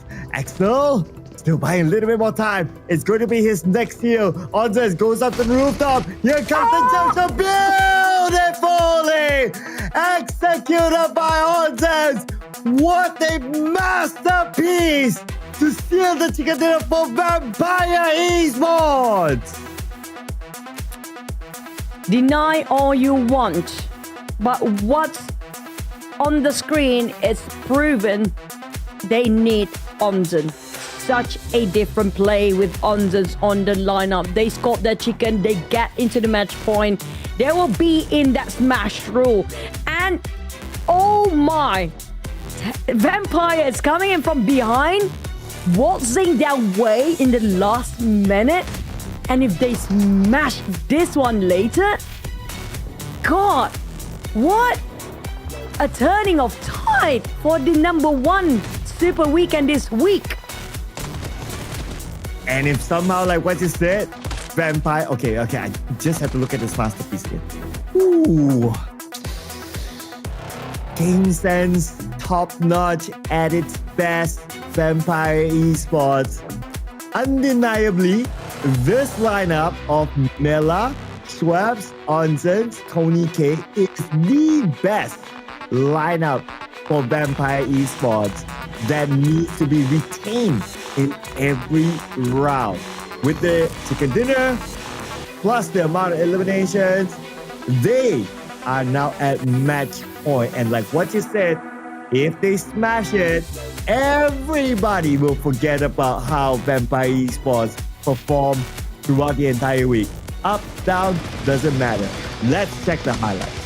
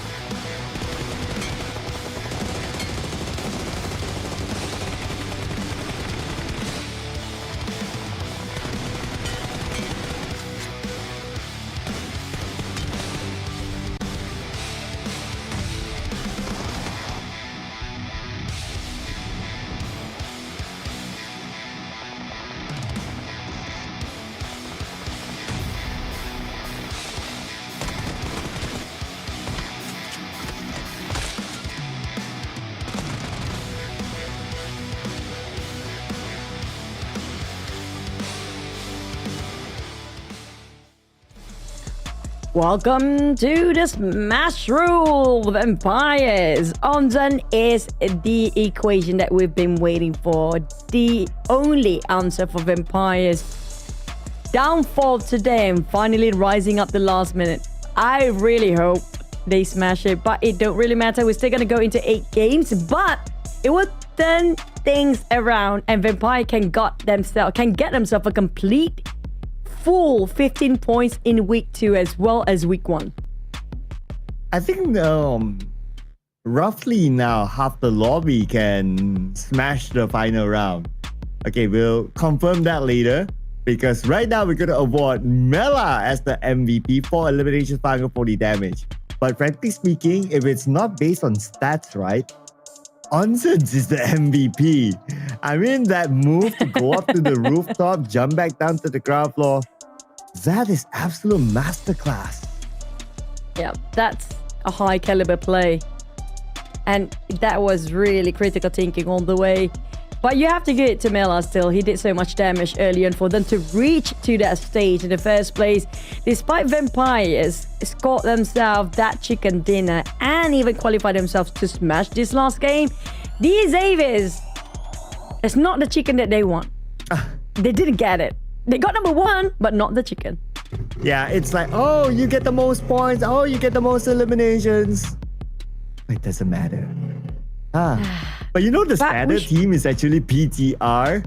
After that push by Team Secret, they were just like, what, 1-2 points away from meeting match point, and Now they just play like any regular team. And then it's also sad for Team Secret. After they fought their way in towards the push against BTR, they ended up just like BTR did too. We're gonna go back to the rankings. Team Secret, the only team without a chicken on the top 6, of course. But oh man, BTR, they lost that shot to get that smash rule as well. Because if not, it's gonna be fun if they can make a Cinderella story to be at the 8th place and shoot up to number 1 in the very last minute. Now, Claw, congratulations for holding that number 1 spot the longest. But we gotta wait and see whether they can hold it by end of today. One more game for Claw. I wonder, like, are they like sitting next to eArena? You know, they'll be like super That'd be fun. fun to watch. Like when they pass by each other, it's like, I wonder what the reaction is. But okay, that's like the first page conversation, right? Like second page conversation, we are still looking at MEC and TODAK. Now, the points are still close enough. If they can really perform, they can get out of 15-16. They need to overtake Sem9's point by end of today. That's it.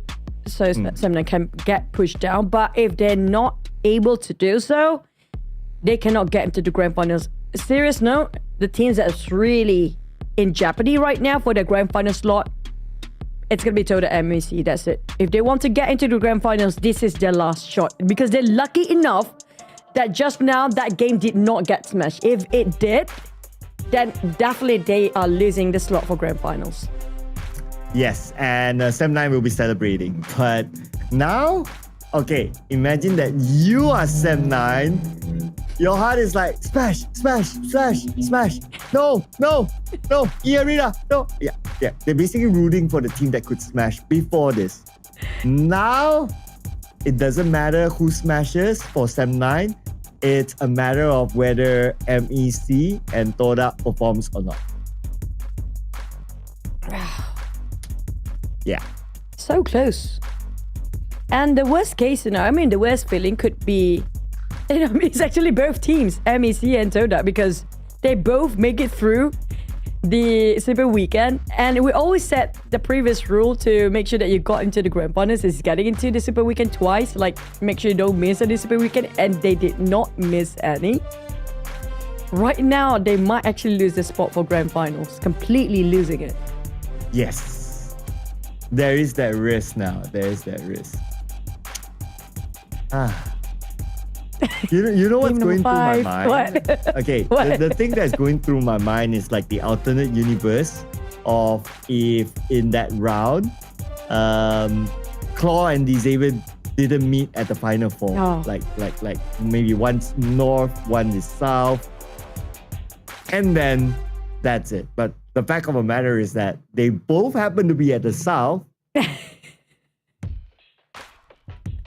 And then we get to see the masterclass from Onsets.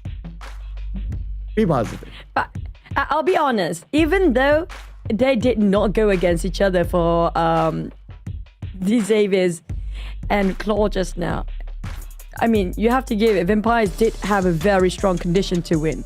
And they almost botched it the very last minute just now. I was glad that they're actually coming back because I can see the fans will be super disappointed if they couldn't get that CQC going. Yep. One of the teams that is super disappointed. Well, not Xavier. They're okay. They're like coming back. Vampire, they're pretty happy, of course. Okay, they'll be pumped up for this one. We can see Tony K is in a smiley mood, of course. Now that they have the chance to make a super duper comeback. CelcomDigi Alliance, they'll be playing just for the best position possible in this round. And Jimmy OP will continue to play. How many teams have smashed this one? 7? 7 or 8? 17. BTR, sorry. Sorry, BTR. 2 points. But hey, worst case scenario, nobody's smashing it. But who knows? This is the last game anyway. And one last shot for MEC and TODAK to change their fate, whether they can get into the grand finals. A lot at stake here. Not just the top team, the bottoms are fighting for survival as well. Let's head into the last Mirama of the Super Weekend.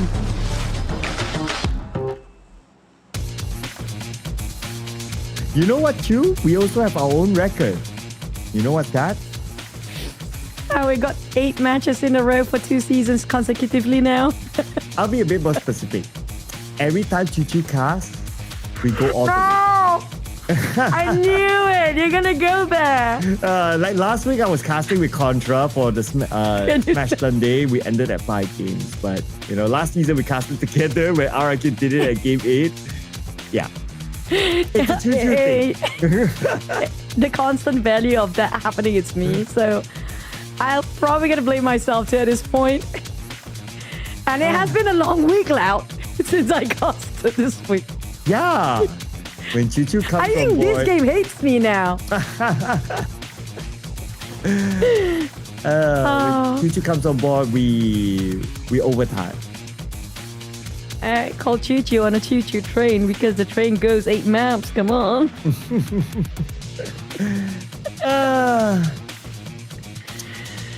But at least this is a very different flight path, very vertical indeed. We don't see this the entire day until now. Maybe because it's the last map anyway. Yep. I'm like, okay, do whatever, guys. Except for the Lost Wilderness ending, please. I think you're the reason for this right now, no? You've been calling out all the teams about them getting those smash and they're not getting the smash. The moment you said it, it's not gonna happen and it's gonna get worse. Yep, I take the blame. Because of that, you guys get this level of entertainment. What's Monday? Monday is a holiday, right? You guys, I mean, we're PUBG Mobile community and PUBG Mobile passionate players and people out there. Mondays, you know, holiday for us. Yeah. Yeah. It might as well just, you know, right now in Malaysia it's 11, almost 11:15. So this is actually, if we ended up over 12 a.m., there's going to be another, I think last season we ended up almost over a day as well. So it's like 2 days to complete one super weekend day. Yeah. I think we crossed the we crossed the clock as well at +8 GMT. Well, if you happen to be watching from Indonesia, that is +7 GMT. So to you, it's like, oh, it's still 11. the same day. You know, it feels the same. Now things not feeling the same for Claw, of course. Oh man. Oh man. You just had to bring that up, right?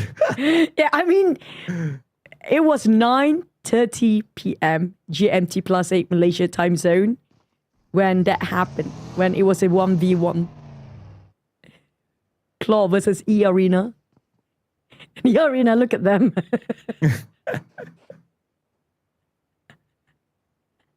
What a pain.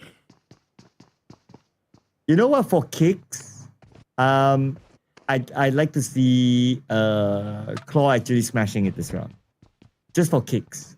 No. No? I don't want. And it's gonna be in the normal, like, you know, number 1, 2, 3, 4, 5, 6, 7, 8. And it's gonna be just according to this ranking. But FaZe the most bottom of the team that can smash it to actually climb up.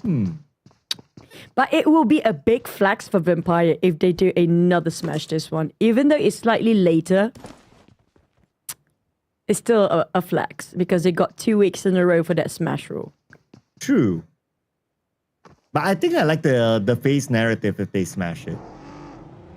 It's like, you guys, you know, cancel each other. Like, oh, Claw, eArena, oh, Vampire, oh, Masterclass. And then it's FaZe.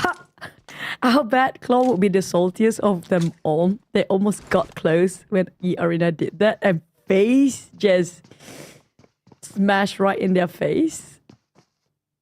Oh man, that's gonna hurt Claw so much. I don't know what's gonna happen during the grand finals. Things get personal, I guess, when it comes to the grand finals. That's gonna be very exciting to watch. If Claw really get things personal with eArena and FaZe, if that's gonna be the case, grand finals, they're gonna redeem that back up. Yeah, and just for fun, right? Like when they rearrange the seeding for the grand finals, just put Claw and eArena next to each other.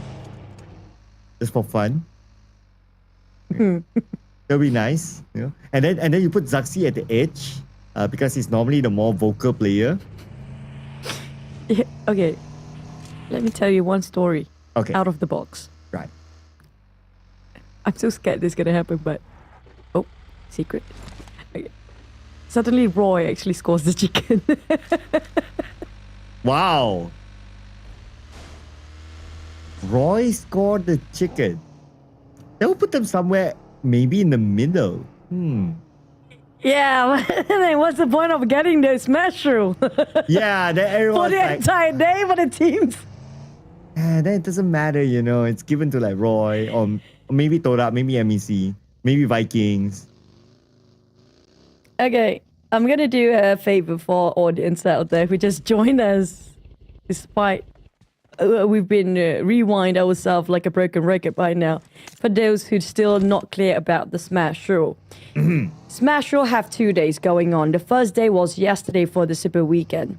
So yesterday is the setting of the benchmark point where the number one team will, the highest point of amongst all 16 teams, will set the benchmark. It's going to be plus 10 points. For example, why is the match point now is 82? Because I think it was Boom like yesterday. Boom got 72 points. So for the Smasher, it's going to be only 1 day Sunday. So we add another 10 point in there. Whoever get across or get more than the match point or exactly the match point after the first map, they are qualified to smash it. So the smash rule implies that whoever got over the match point, if they have to score chicken dinner, and they will automatically be pushed to number one spot and get them so that 15 points for that Super Weekend and the entire day. But we still have in total in a day 8 maps for that to happen. It didn't happen. Yep, because you choose casting. Oh man. Oh. I was really looking forward. Is this going to be the shortest Super Weekend ever for once in my life, you know? Every single time. It's 8 match. Last season was RRQ that smashed it in the last minute, right? In the 8th match as well. Yep. And he still went 8 matches. Thanks for the reminder, buddy. Hey, you blame eArena for that. I mean, they managed to set themselves the match point, but it was against Claw who against the Smash rule. So that was 9:30 p.m. That was like what, 3 hours ago almost. Yeah, you know, my favorite satay restaurant is still open. Now, it's hopeless. Hey, if you're talking about satay, if you guys actually get to go to Indonesia and get that free ticket in the chat section where it's already pinned in the comment section chat, you guys should fly in Jakarta and try the satay Padang. It's very different version of satay, and it's really, really good if you find the right place to find to eat it. Like, a lot of them are really good, but there's some that seems more exquisite than the others. But yeah, BTI is a bit salty. They're not getting the match point just now. They're like, if we don't get it, nobody gets it. And that's Vampire. They lost Trumps to BTR. Yeah. I'm sorry, we are losing our minds here. Me, at least, I'm losing my mind. I think you too. At this point, everyone does. Hey, Boom is taking some action. It's against Team Secret. Why do they love to fight against each other for these Smash teams? Well, I guess now it's like, you know what? Nobody, well, you can still smash it. So this will be the side quest, right, for the teams that can't smash it. It's just to not let anyone smash it. That's a nice side quest. A flex. Let's go, MEC, TODAK, and Roy. Go. Hey, don't forget Vikings too. But Vikings, I think they're pretty okay to get themselves the slot for the grand finals. I won't worry too much for them because last week I think they're doing pretty okay in the middle pack. They got 3 points in there. So, but if they get into 16 spot, there's another team to tie it up with, another 4. Oh. But that will make a dramatic, like, post-game. I wouldn't mind that. Might as well, right? We're already at game 8. Just give us a 4-way tiebreaker. Let's go. Let's go. Make it 6? Why Yeah, not? make it 6. Let's go. Oh, okay. I'm trying to... Oh, that goes the replay for Federales. Federales. But Vampires, I feel like they're being tamed down with this lobby this season. It has been a crazy, such aggression in this lobby when things really matter most. But I spotted out one of the comments. Might as well just entertain all of you guys out there. Playing mood was also another factor, and I don't know if this caster can see our conversation. Big Salavine, I really want to hear. Absolutely. What are you talking about? Why do you think Claw was angry in the last game? What are you talking about? And I just want to call you Mr. Salavin. I worry that if we mention the first name, you know, people might take it differently. So Mr. Salavin, yeah. Bro, I didn't see it that way. Oh my god. What? I'm so sorry. What? Because I thought it's like adik. Adik as in little brother. Oh, okay. I I mean, I'm that's very just me innocent, by at the way. game number 8. So I'm just very ignore me. innocent. You're losing it. You're losing it. Oh, yeah. It's been a long week, brother. Yes, I'm already hallucinating about my favorite burger stall closing. Sadly. I'm hallucinating that there's a chicken floating in front of my eyes right now. Fried chicken would be nice. Oh no. Hot fried chicken, spicy ones. Oh. Spicy like Claw right now against BTR. Oh.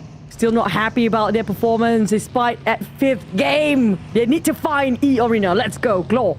Got it against eArena. Let's go, eArena. Okay, if Claw wants to blame another team besides eArena, it's BTR. Because they were like the other team that stopped them from smashing it.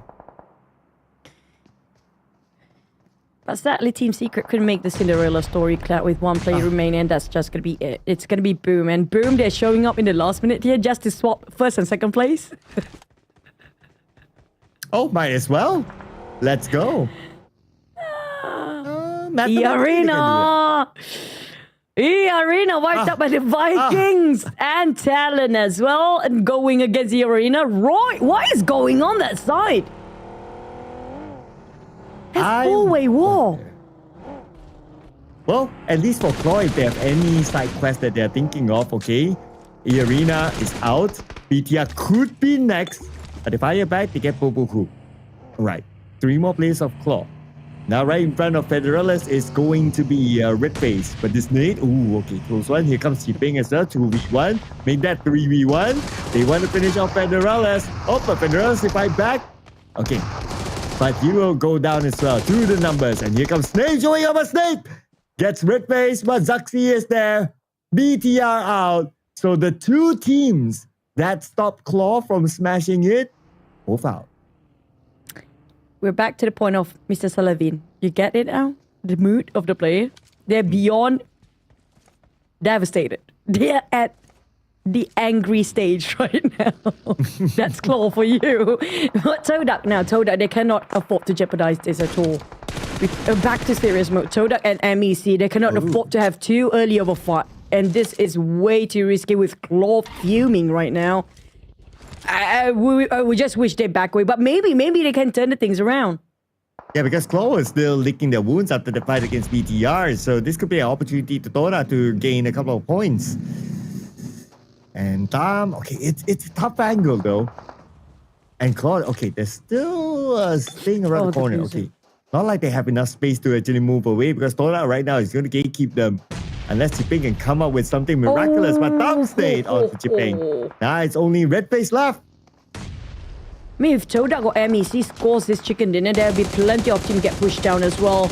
But Tom, he took the risk with Zaxi knocked down on top of him. There's nothing they can do for Claw. Redface have to confront this by himself. He's the last man standing. Where are the rest of TODAK? They need him. They need to save Tom. He is the national treasure for the team. Please don't. I like how you get creative at game 8. Tom is the national treasure for the team. Same goes for Frenzy, the national treasure. The IGL for the team now out. But Nine will be there. Okay. I think the players are hallucinating as well. It has been a long day. twice now. TODAK, they lost to Blue Zone, the invisible enemy. They couldn't secure Babuhu, they couldn't secure Red FaZe. That's 3 points down the drain. They only managed to score 1 out of Tom's endless effort just now. And now DJ response, Roy. But I also want to point out the fact that the last time we were showing the circle, Boom Esports actually in the middle of the circle. Who cares about the circle? Who cares? It's about whether the teams can smash it or they were completely taken out. Because right now we only have... The funny thing is all the Smash teams actually fighting against each other. Yeah. And we already lose like what? Almost half of the Smash teams? No, even Vampires too. Okay. And in front of them is going to be GLU. Okay, that's going to be interesting. But they're going to stop somewhere halfway, not in the circle yet. GLU, they're going to take a better position, better stance in the circle, while Tony K with the high ground tries to gather the information. Okay, but GLU, they see another target in the name of MEC. Exos. Talk about GLU ended up with a 0 last week. If they ended up in the top 10 here, then we only score 4. There's so many teams with 4 points when it comes to this Super Weekend. Adding up who will get into the grand finals, that's the issue here. GLU, they have to get more than 10 place. But to catch up to VOIN Donkey, that's such a huge gap. 76 points for VOIN Donkey. In fact, because BTR just got eliminated before, VOIN Donkey potentially can overtake BTR, so that's another narrative to look at. That's kind of true. That will actually add extra points for their points later on, because we do know. I mean, it probably by end of today, if they ended up in the top 10, it's gonna be a-okay. They secured more than enough points to get into the grand finals, but definitely going to give them such an impact for the head start. But the Xavier, CelcomDigi Alliance, here comes Lamborghini. He's down to only 30%, and there's not enough manpower for him to deal CelcomDigi Alliance by himself. They managed to get the revive, but the shots come out from TALON all the way downtown across the other side of the street. And CelcomDigi Alliance, okay, they need to pick up Leon's. They need to do it quick because Levi's now lobbing a nade across. Oh, this nade. Oh, lucky enough for them, there's a stone right in front. But here comes the blue. Moving on to stage 5. Maybe will be knocked down again. Oh, he actually came for Axel from the other side of the road. Oh, TALON. But they're out from the circle. They're way close to the blue zone. But it's good for them to have a clear pathway in. Vampires, Roy. Now, this is really going to be comical if what I mentioned that Roy will secure this chicken is happening, because we are cancelling each other out for the top teams. Yeah, the funny thing the funny thing right now is that most of the Smash teams have been eliminated. Only 3 more. But FaZe. I mean, I wouldn't mind FaZe to actually smash it, but if Vampires can smash twice in 2 weeks, 2 weeks in a row, that's huge, man. That's really big. Let's go Vampire. But they have to win this fight against CelcomDigi Alliance. Oh, Mela straight up to the high ground. He gets a Leo. Oh, Mela. Very low on health. Oh, okay. He still survives somehow. Wow, what a push by Mela. That was insane. That was a clean one, and not even a second of hesitance in there. But GLUBLUG trying to do the same push just like how Mela did, but he prepared himself already with the shotgun. But GLUBLUG knows what's coming for him, and Mela can actually 10 steps ahead too. But GLUBLUG, how? He swapped from that nade straight to the shotgun within less than a second. That was a fast swap. And because of that fast swap, there goes Vampire Esports. Now between FaZe Clan and Boom to smash it. And Boom is in the middle of the circle with the circle, obviously. FaZe Clan. I want to check out where really smash.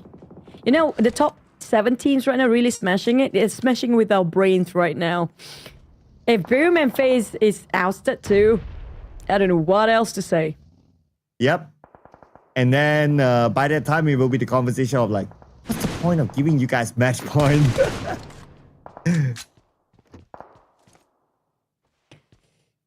GLU to catch up to the top 8. It's doable for them, but they have to score that chicken. Because when it comes to the elimination points, there's nothing in the bag for GLU yet. This is the team that didn't score anything, Cloud, last week.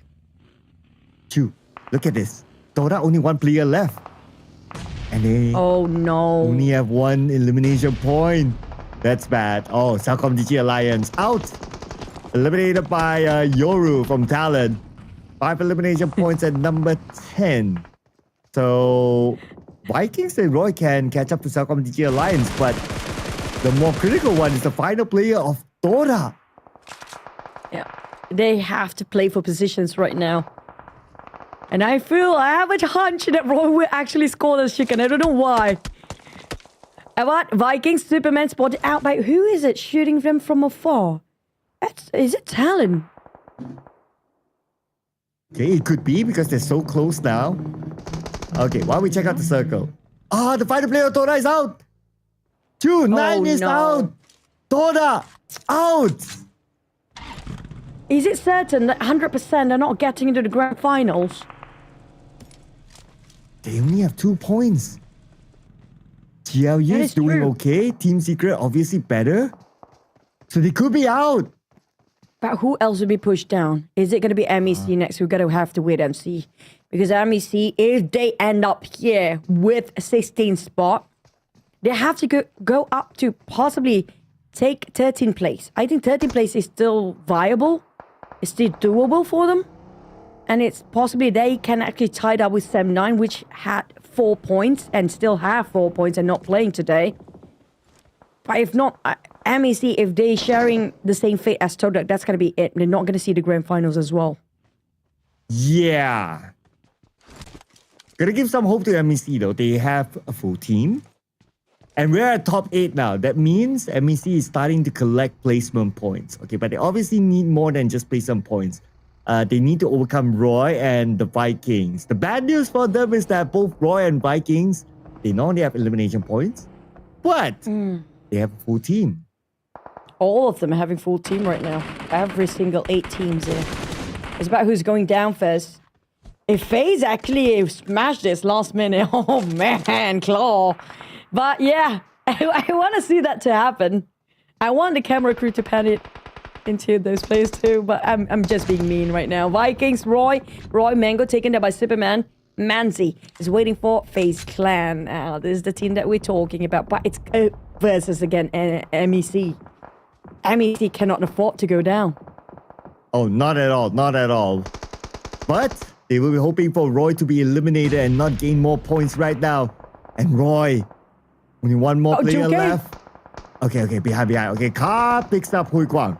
So they're back as a duo, but Juke in a bit of trouble. I think he burned himself just now, no?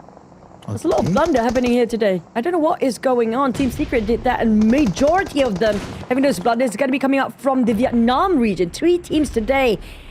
Even Paragin did that too early before, but FaZe Clan now, Manzi's in trouble.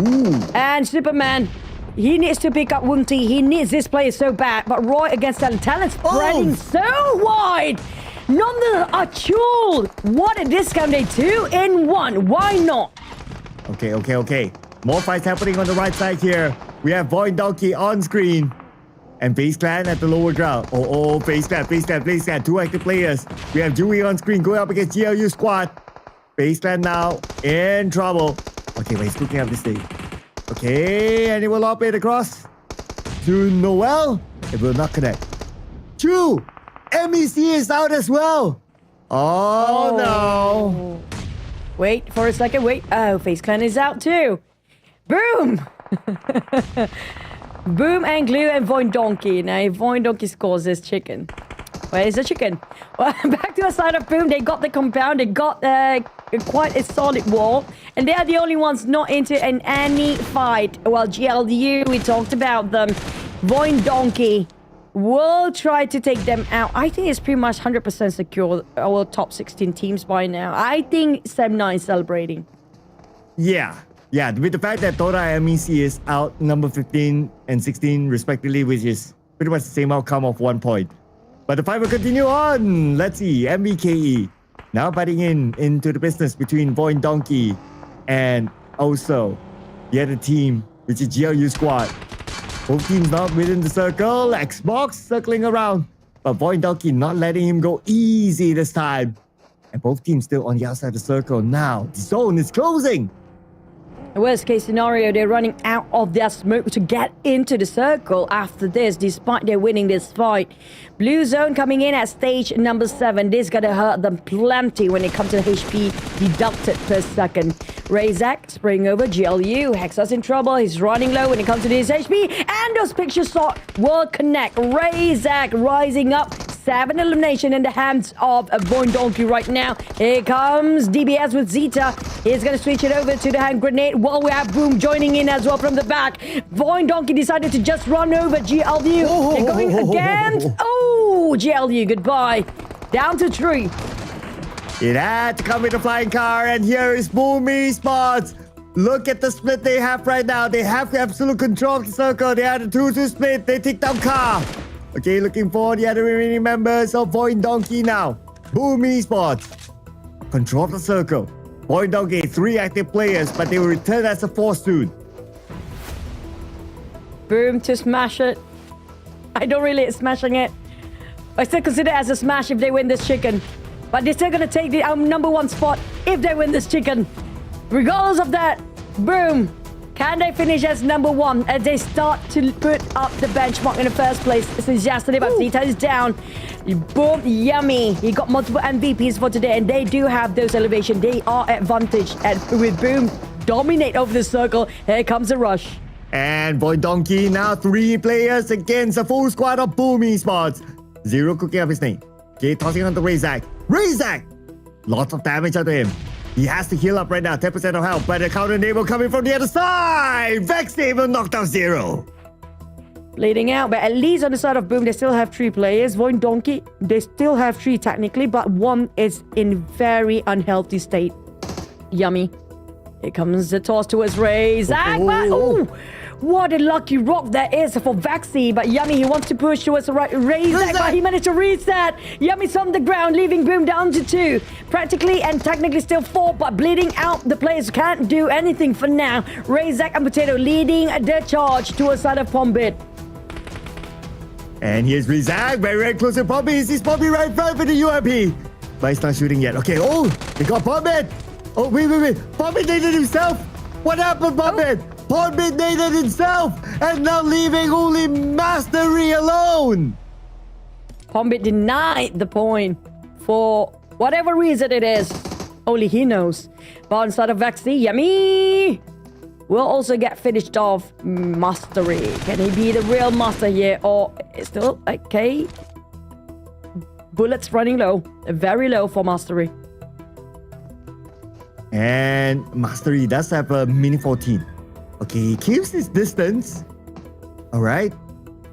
But when he goes to stage 9, okay, we'll talk about stage 9 soon because right now they're going to push on to Mastery. 1 player is going to play the support role. There's going to be Potato, the IGL. Here comes Razak. Vexy is going to follow up next. And here is going to be the 1v1 between Razak and Mastery. Mastery 50% of health. Razak, M4, switches to UMP. And Vexy with a nade into the building. And VOIN Donkey will deny away the smash.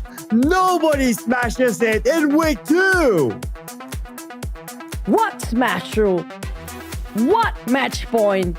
We don't need it. Because we got VOIN Donkey to close our game, our 8 games today. And here comes a bomb face coming up from the players of VOIN Donkey.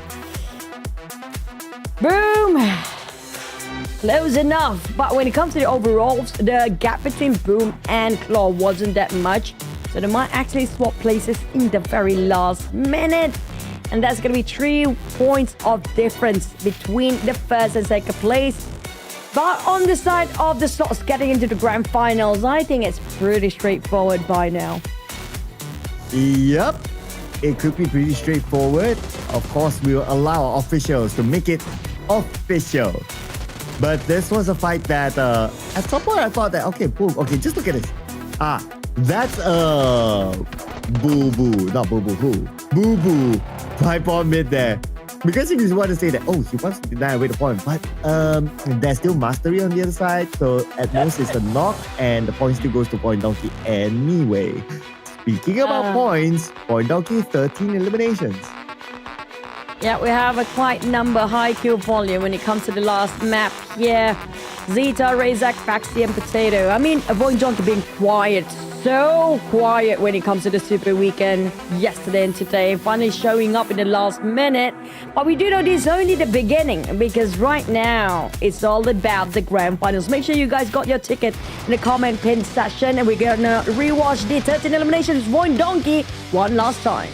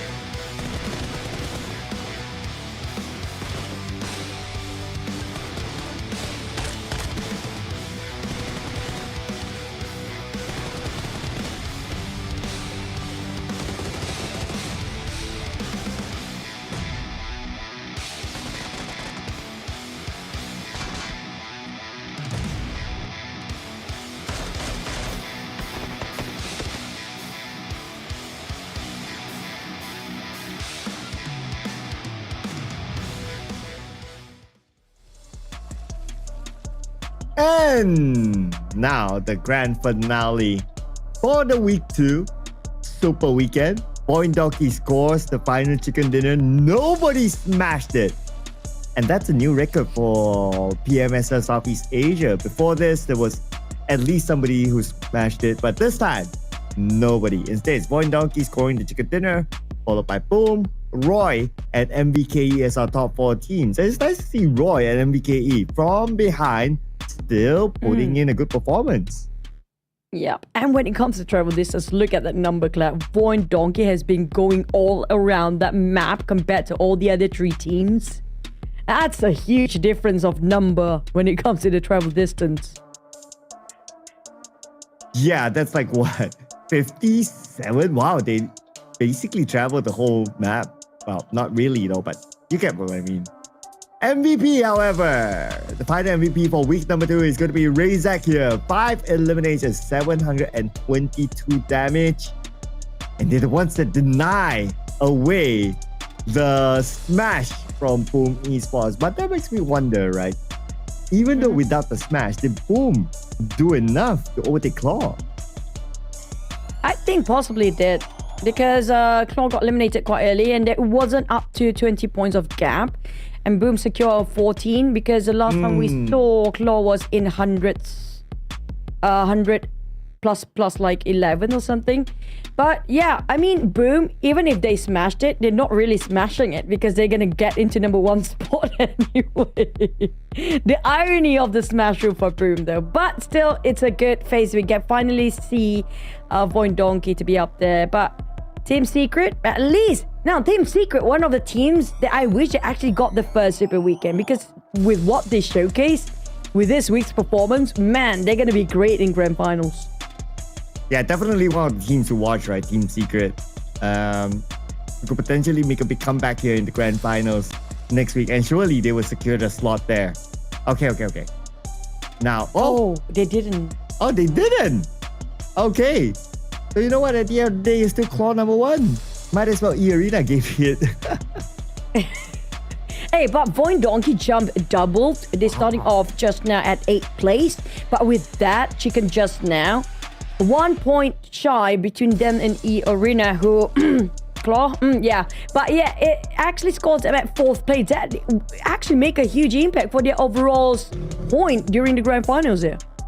Wow, I can't wait to see like the official like 1 to 24 coming up next. But now that we stop over to page number 2, rather sad for TODAK and MEC. They have been like rooted down there the entire day, not able to come out at all. And well, we're waiting for officials, right? But unofficially, it could be out. And the only team with the chicken dinner on second page is going to be Viking. It just shows how inconsistent it is when you are on second page and you still get that chicken. But for the Xaviers, in between Paragen and Levi, it's so hard to see him under the spotlight with Paragen, and Lamborghini always takes the MVP spot. But this time it's a nice face to see once more. Levi is back up here for a daily MVP in this Super Weekend, week number 2. And fun fact, somebody from Vietnam actually told me that she has a crush on Levi's. You know, if you're somehow watching this broadcast. Okay, here comes, right? So, first half, top 12 teams, no problem. We're going to see them next. But we still have to congratulate Vampire Esports, still able to hold on to that number 1. So they will gain maximum starting points in the grand finals. Yep. And 1 point difference between Boom and the... Oh, this is it. That was so clear. MEC. It's what I worry about them. If MEC can score 1 more point, it will be a tiebreaker between them. Look at that force. Roy, GLW, Sam 9. If MEC just slightly score higher, there's going to be another team that scored another 4. And that's going to be a hellish calculation for all our marshals and our league ops out there. Yeah, and... well, I guess we'll never know now who will win the tiebreaker if you have a 4-way tiebreaker. So we have to congratulate Sam9, who actually set out on week number 2. They barely made it. Number 16. And we will see them again in the grand finals. And here are your qualified grand finalists. Congratulations to all top 16 teams. We're going to see them again in next week, where it's going to be 3 days long of grand finals. Sam9, GLW, Roy, Team Secret, BTR, MVKE, Alter Ego, CelcomDigi Alliance, VOIN, Donkey ID, TALON, FaZe Clan, Xaviers, eArena, and next to it, it's going to be Claw, Boom, and as well as the Vampires. Now I'm waiting what kind of drama, maybe I would say it, when it comes to the grand final. Some teams will want to take revenge. Yeah, but we'll check out the interview. Let's go.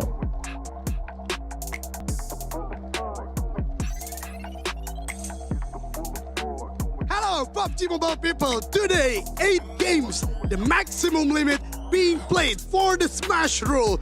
What a long day, what a competition between 16 teams, and on the top, right now, Close Slayers getting not the last winner chicken dinner, but the total point is on there. And join with me right now, Bagas or Zuxi from Close Slayers, and also Jangs as the translator.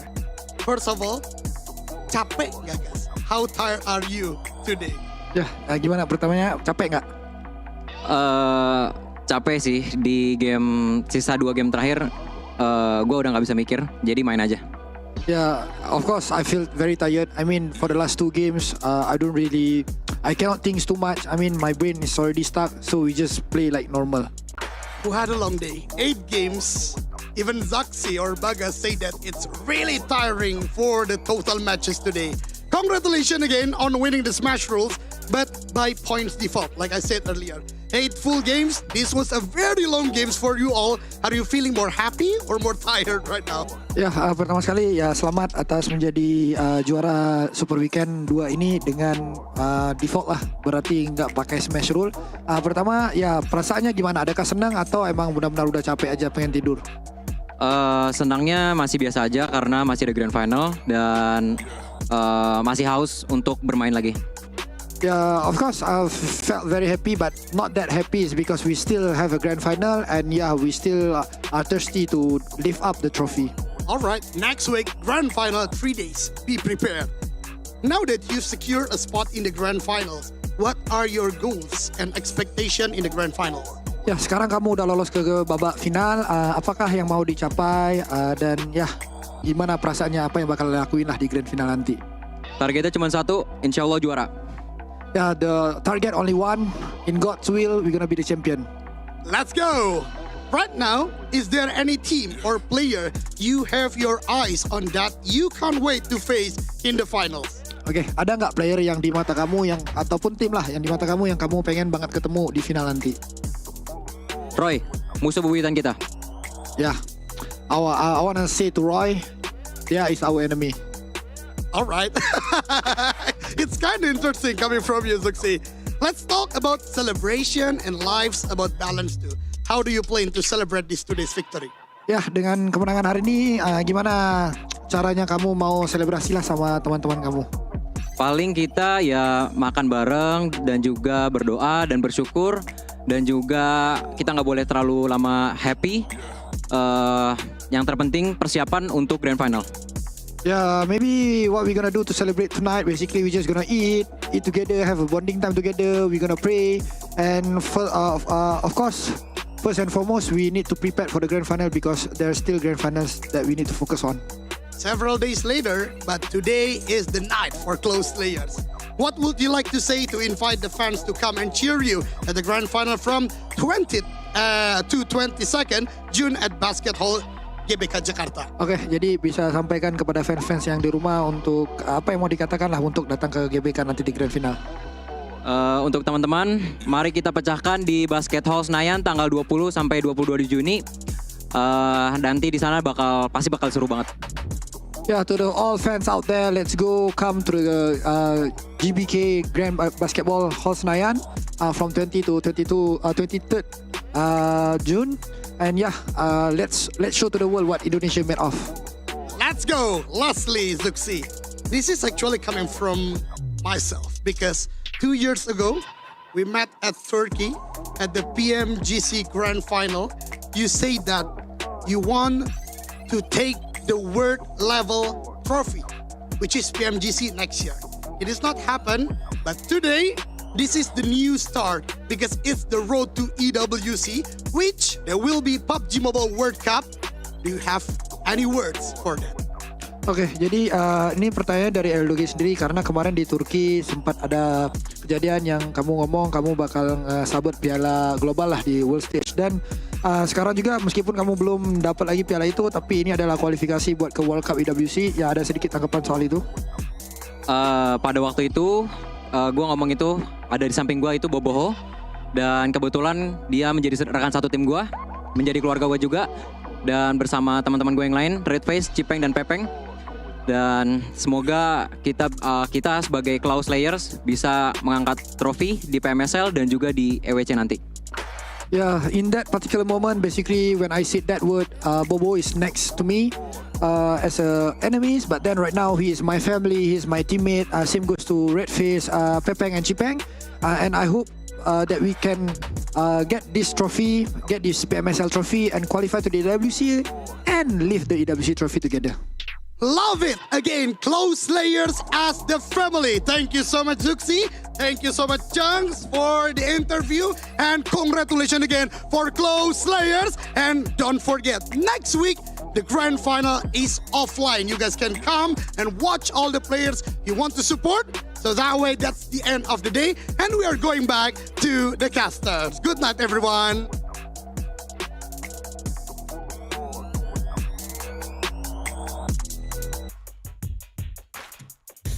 I was kind of hoping that he says eArena, but he said Roy. So, I wonder what happened between them and Roy. Yeah, we're gonna ready up for match number 9. Oh, yep. Let's go. But I'm kind of worried if they actually lift the PMWC trophy though, because I feel like Zoxy did mention once with me one-to-one talk that he will not stop until he lifts that trophy. I don't want him to retire yet like his twin, because I feel like he's still got a lot to offer. Well, he clearly has a lot to offer. We can see based on the performance. So, We can expect more from Zaxi and Claw Slayers later in the grand finals. That will happen next Friday, ladies and gentlemen. Friday until Sunday. Make sure you book your calendars. You definitely don't want to miss out on this one because only the top 3 will move on.